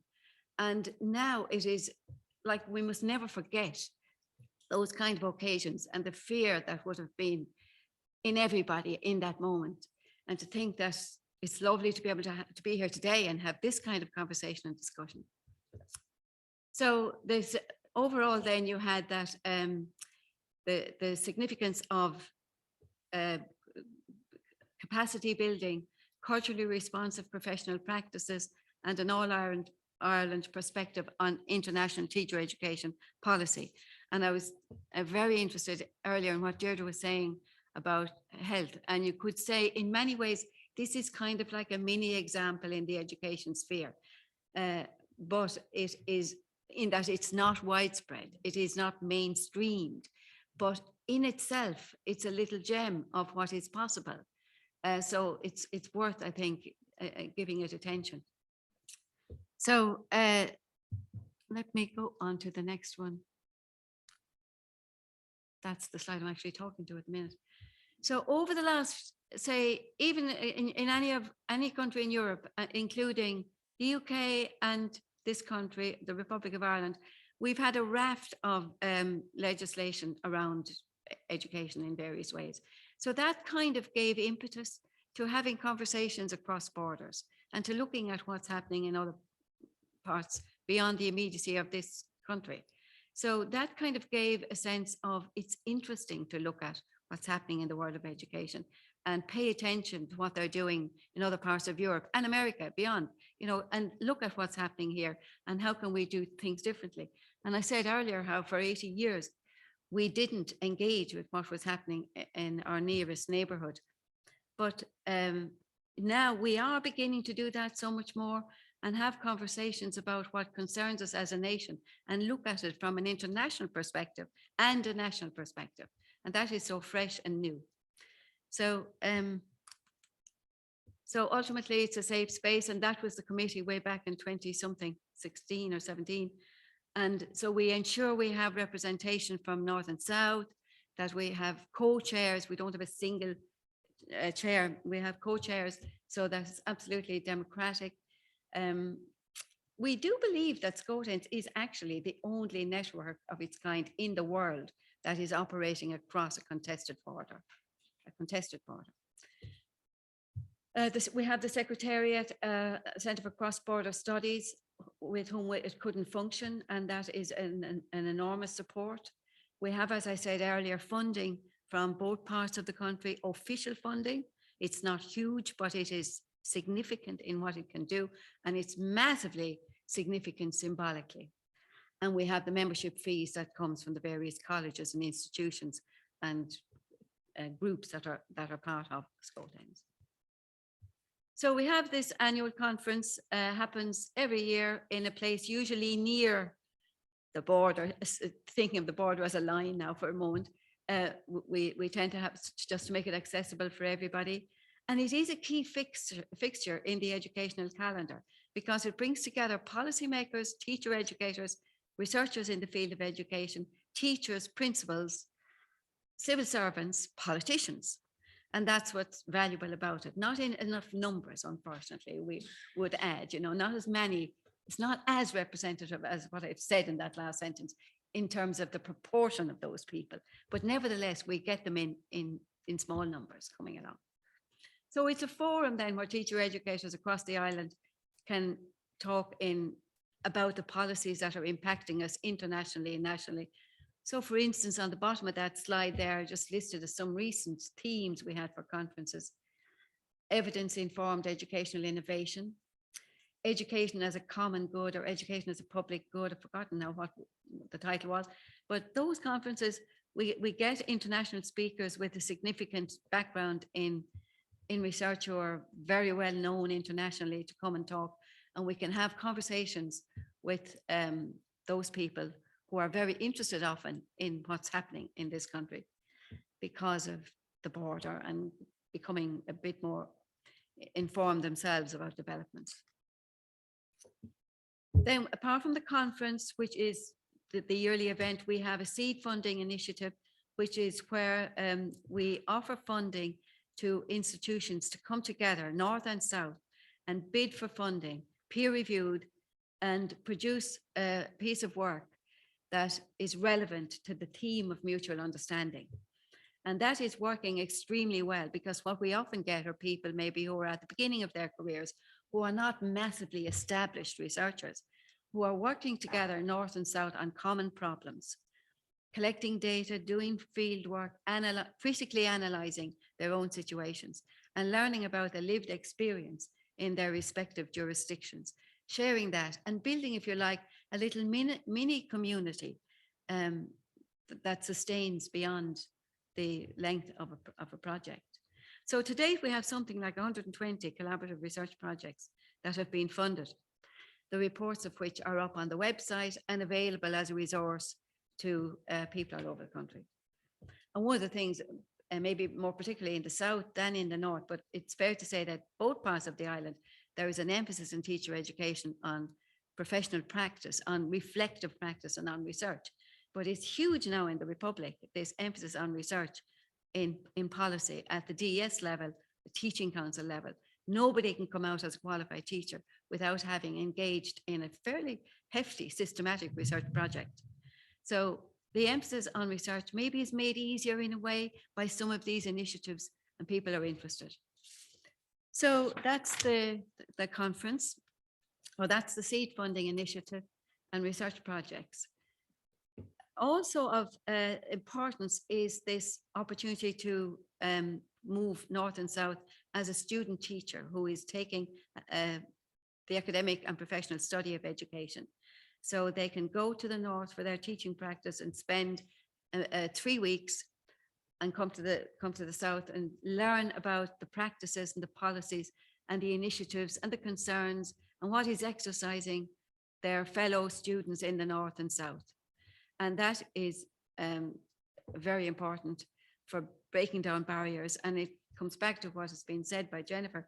In a way, it's the lived experience day to day, the organic nature of life, that is what is of interest and inspires people to move forward and break down barriers. And we did have an evaluation done by John Furlong at the University of Oxford with a group of others there as well, to look at SCOTEMs going back over some years to know what might be said about it. And that was one of the major significant features of it, the North-South Teacher Exchange Program, where you have very young people, like in university, only a few years, and they're going in North and South to hang out with their counterparts and learn about their practices in a school situation with children, where there is such a degree of segregation along religious grounds, and they come back and they talk differently about that experience. It's hugely significant for their growth and understanding.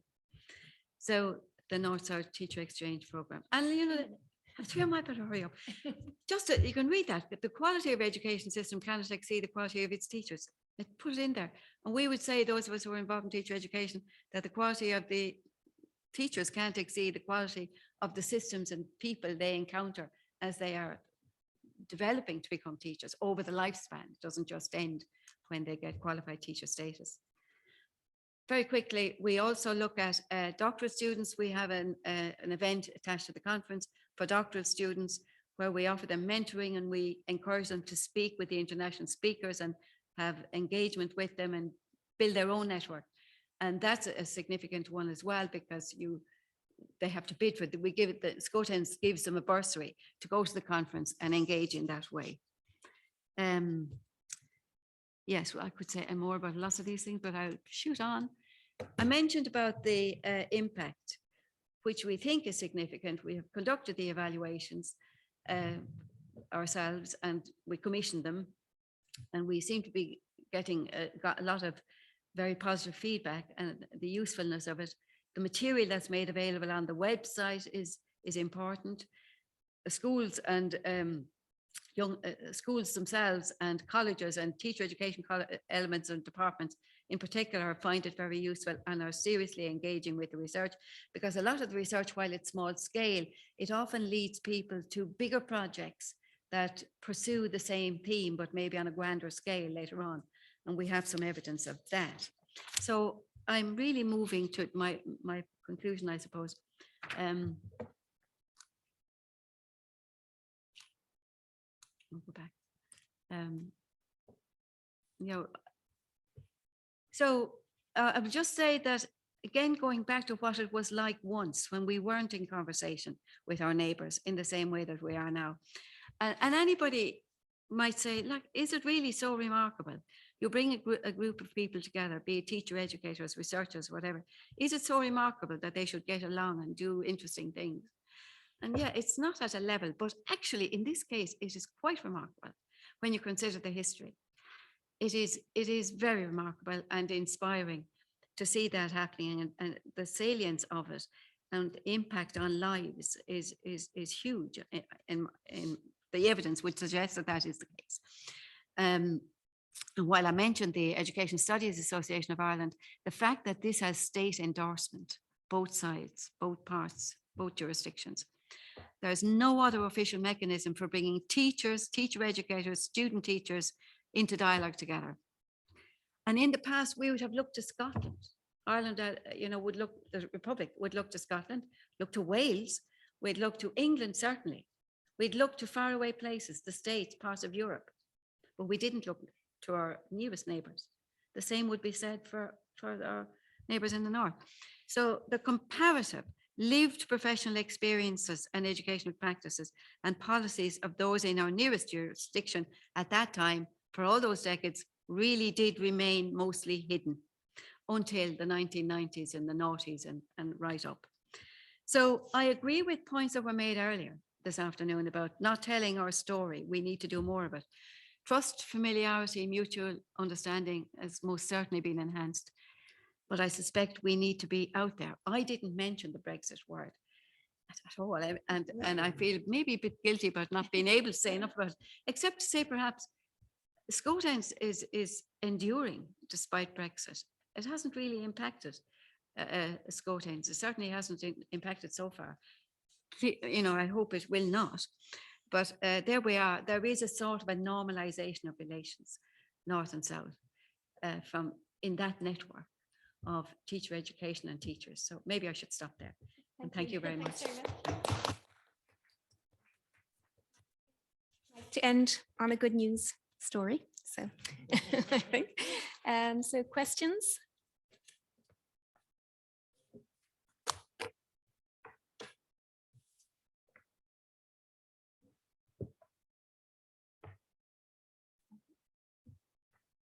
Thank you very much. It's great, as I'm not chairing now, I can ask questions. I mean, all fantastic interventions. and it's some of the important linkages, I think. Jennifer kind of talking about that kind of organic things that happen organically in terms of, and you, particularly towards the end of your paper, we were talking about your work or talking to women at the border or in the border region and what they're doing and the kind of movements that well, not the conversations that they're having and where that's leading to in terms of and the way that they're approaching it. And just SCOTEMs as well, in terms of what you were emphasizing, the kind of a bottom up kind of approach. It's something that kind of happens organically, naturally, but I'm not sure, Kathy, if perhaps people are aware, but you talked about the fact that one of the things about SCOTEMs is that it has that kind of, I wouldn't say approval necessarily, but it has the backing, the support of government departments, north and south. And it goes back to, what I'm trying to go is back to something earlier, and Kathy, again, you said it, is we don't tend to shout out about it. I often say North-South cooperation or cooperation here is almost like what's the thing from Oscar Wilde, that the sin that dare not speak its name. We don't talk about it. It kind of happens. But the fact that SCOTEMs gets that approval, that funding from the two departments now, there was a bit of an interruption, let's say, unfortunately, from the northern side once the institutions collapsed in 2017. Funding then collapsed, but it's been reinstated now. But one of the things that's important, so SCOTEMs is on the northern side is funded by the Department of Education in the north. Another network, Universities Ireland, also has funding from the two governments, north and south. And it just so happens the department in Northern Ireland that funds Universities Ireland is a department for the economy. Maybe some people here might not be aware, but the ministers in charge of both of those departments, the Department for Education and the Department for the Economy, are DUP ministers. And it kind of just almost emphasizes that the fact that somehow something that grows organically can gain that support, can gain that, I'm not saying approval, but gain that support from government departments north and south. But do you think that that type of cooperation, that type of initiative does get the attention it deserves? Does it speak of itself in the way that it should speak of itself? Kathy? I think that it does not get the attention it deserves, I suppose, truth is. But, and you're right to use the word agreement, you know, like I was, endorsement sounds maybe too positive sometimes. Tolerate it, maybe, but tolerate it is okay. We'll accept it. But it's about how you sell it to people who might, because you mentioned about we didn't have the funding from the north for a couple of years. And it was interesting, the relationship between politicians and civil servants, that civil servants couldn't make a decision to give us the small amount of funding because the politicians weren't there to agree it.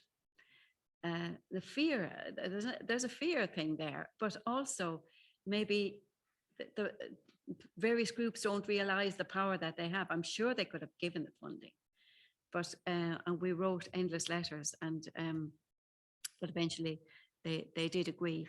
It's a fragile situation financially, and while if like I'm not going into the figures, but the sums are so little, but it is symbolically terribly important that we can say such things, that I can say them here about the endorsement, about the willingness, because the minute one part pulls out, well, I think we're in trouble, because it just breaks the whole thing.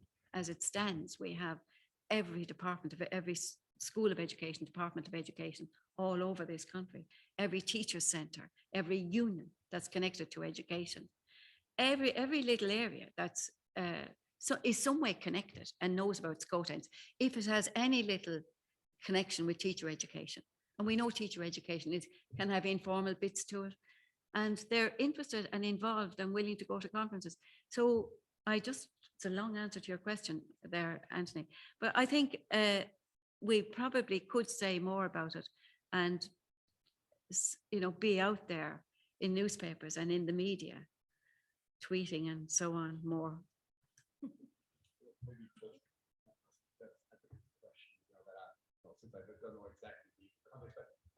Could it be that once you have a contested border, that being beyond the radar of the public, right, not being out of the media is actually quite a resource, right? Because then it doesn't become politicized.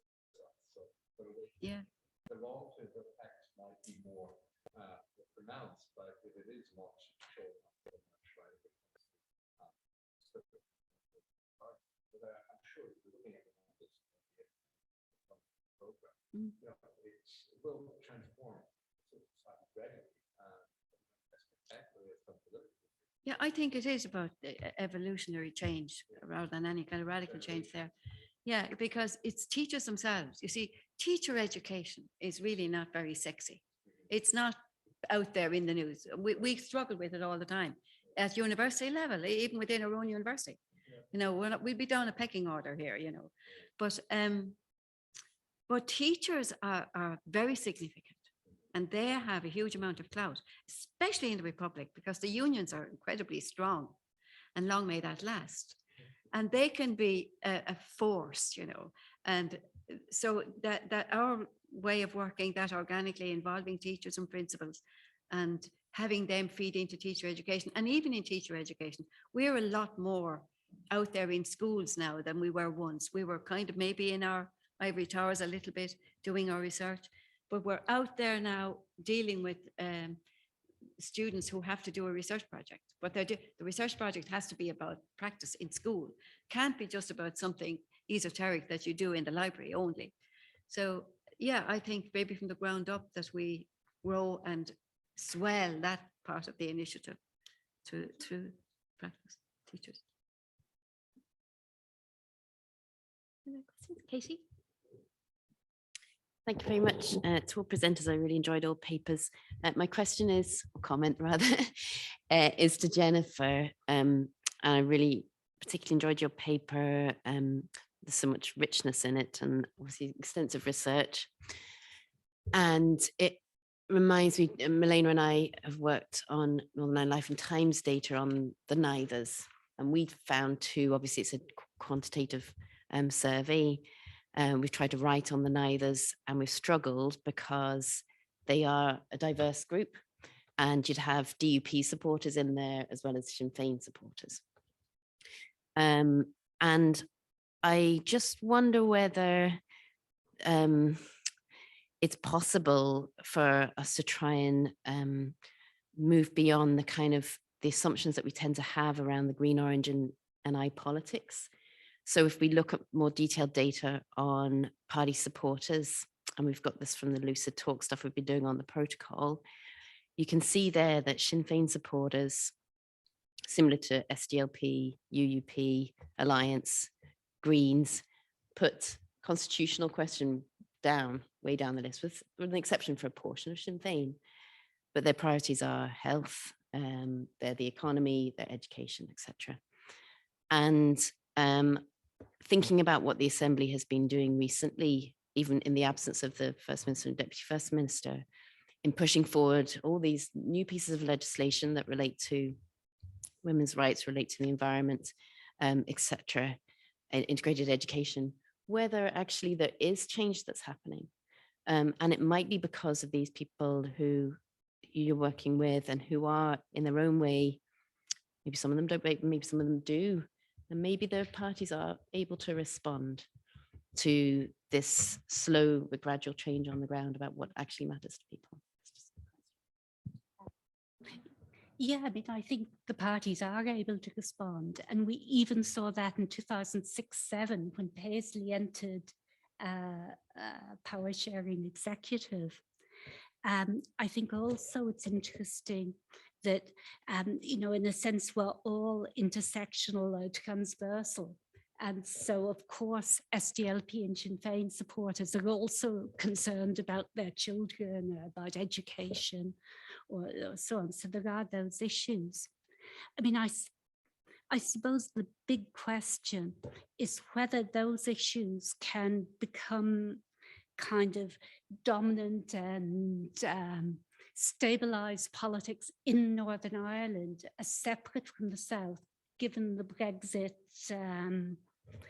circumstances, or whether a North-South dynamic is also necessary to keep discussion going. And I'm inclined to say that we can't close off the North-South dynamic, and in fact, the North-South constitutional discussion as part of what stimulates people to think about how each society is organized. And while I think before Brexit, one could imagine what you're saying working within Northern Ireland, you know, very slow North-South movement. Post-Brexit, I think the North-South has been highlighted, and so has, you know, it doesn't mean that there's any definitive way or predetermined way it's going to go, but it does mean that one has to keep addressing it. Jonathan? Thank you very much. My question is for Milena, principally, if she's still there. Yay, excellent. So, well, first of all, I mean, it strikes me that the quotidianness or ordinariness of border traversal is, I think, an interesting question to apply across the islands more generally. So I think it's, you know, there's something in what you're saying, and it, you know, familiar with this work that I think is really excellent, that points to that kind of ordinariness or banality, or whatever the word is that you want to use, of crossing the border, and that being the kind of extraordinary thing that needs protecting. And I wonder to what extent that's been done, you know, people I talk to in North Wales who talk about Dublin being their kind of cultural epicenter, you know, who would have taken day trips to go to Dublin to go shopping, or to the, you know, explore the sights and sounds of a European capital city, that's, you know, an important part of their life. So there's probably work to do there, I think, replicating what you've done across the piece. But I suppose the counterpoint to that is, obviously for a lot of people, crossing the border is not ordinary or easy, and there's lots of really great work that's been done here that shows that.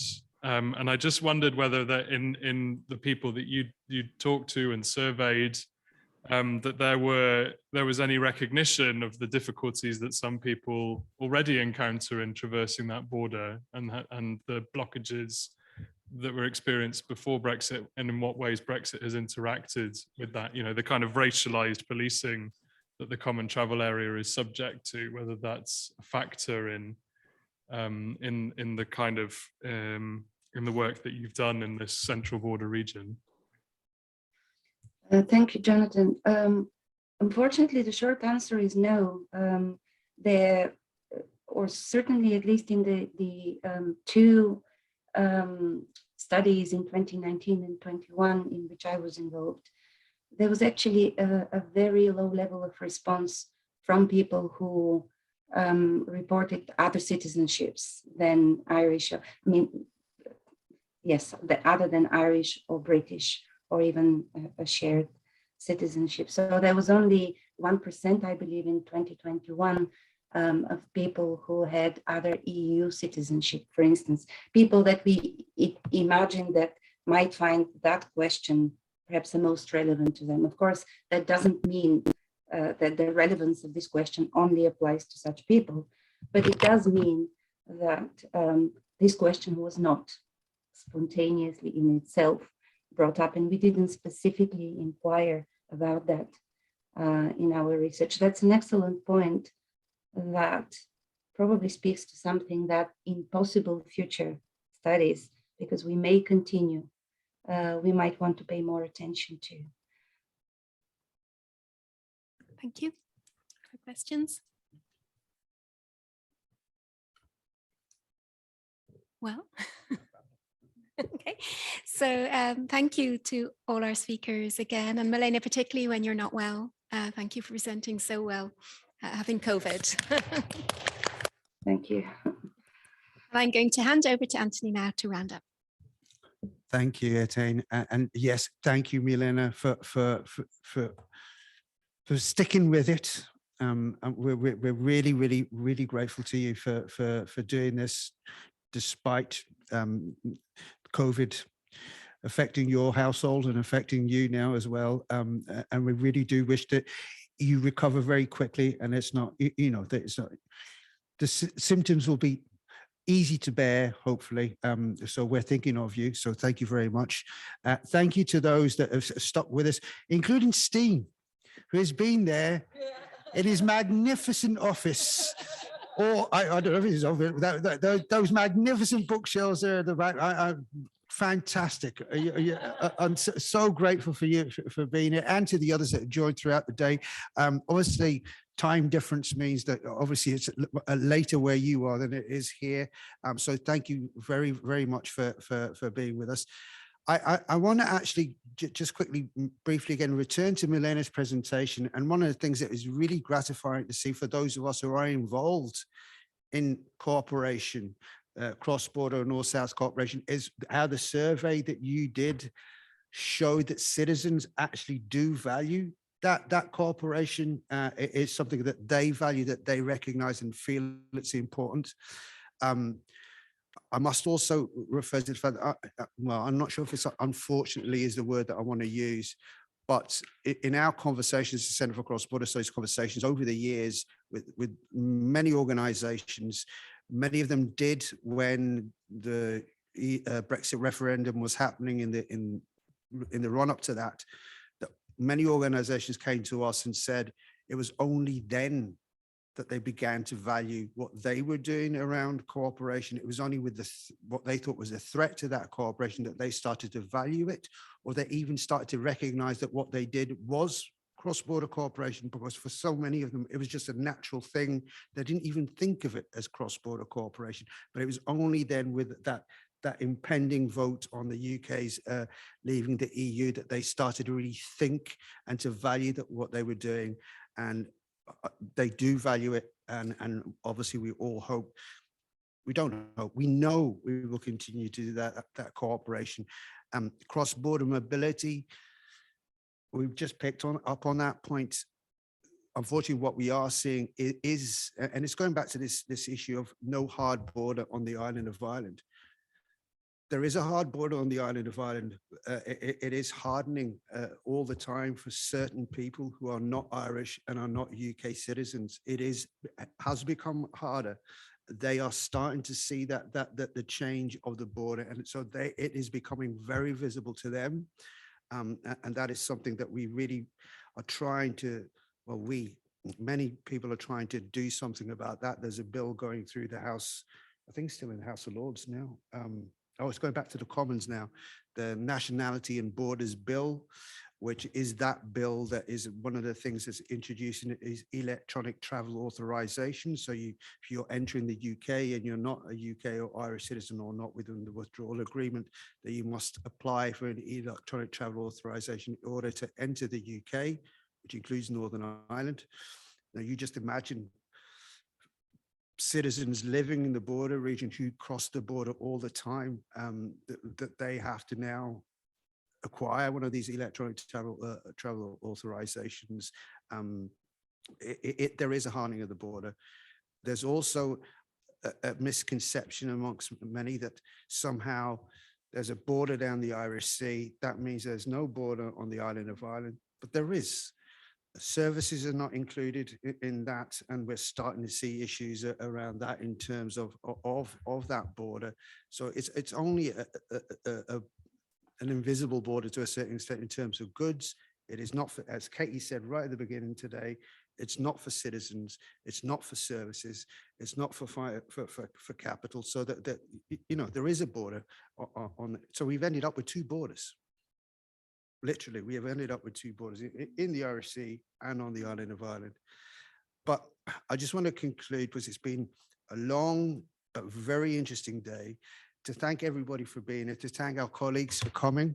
So glad that you're here today. Thank you to all our contributors, and I hope that I know that I'll be seeing all of you for dinner. Sorry, Steen. Sorry, Milena. Sorry, Laura. But the ones here gathered will be going for dinner at 7:30 in Molly's Yard. So thank you. That's it for today. Well done, everybody. Thank you.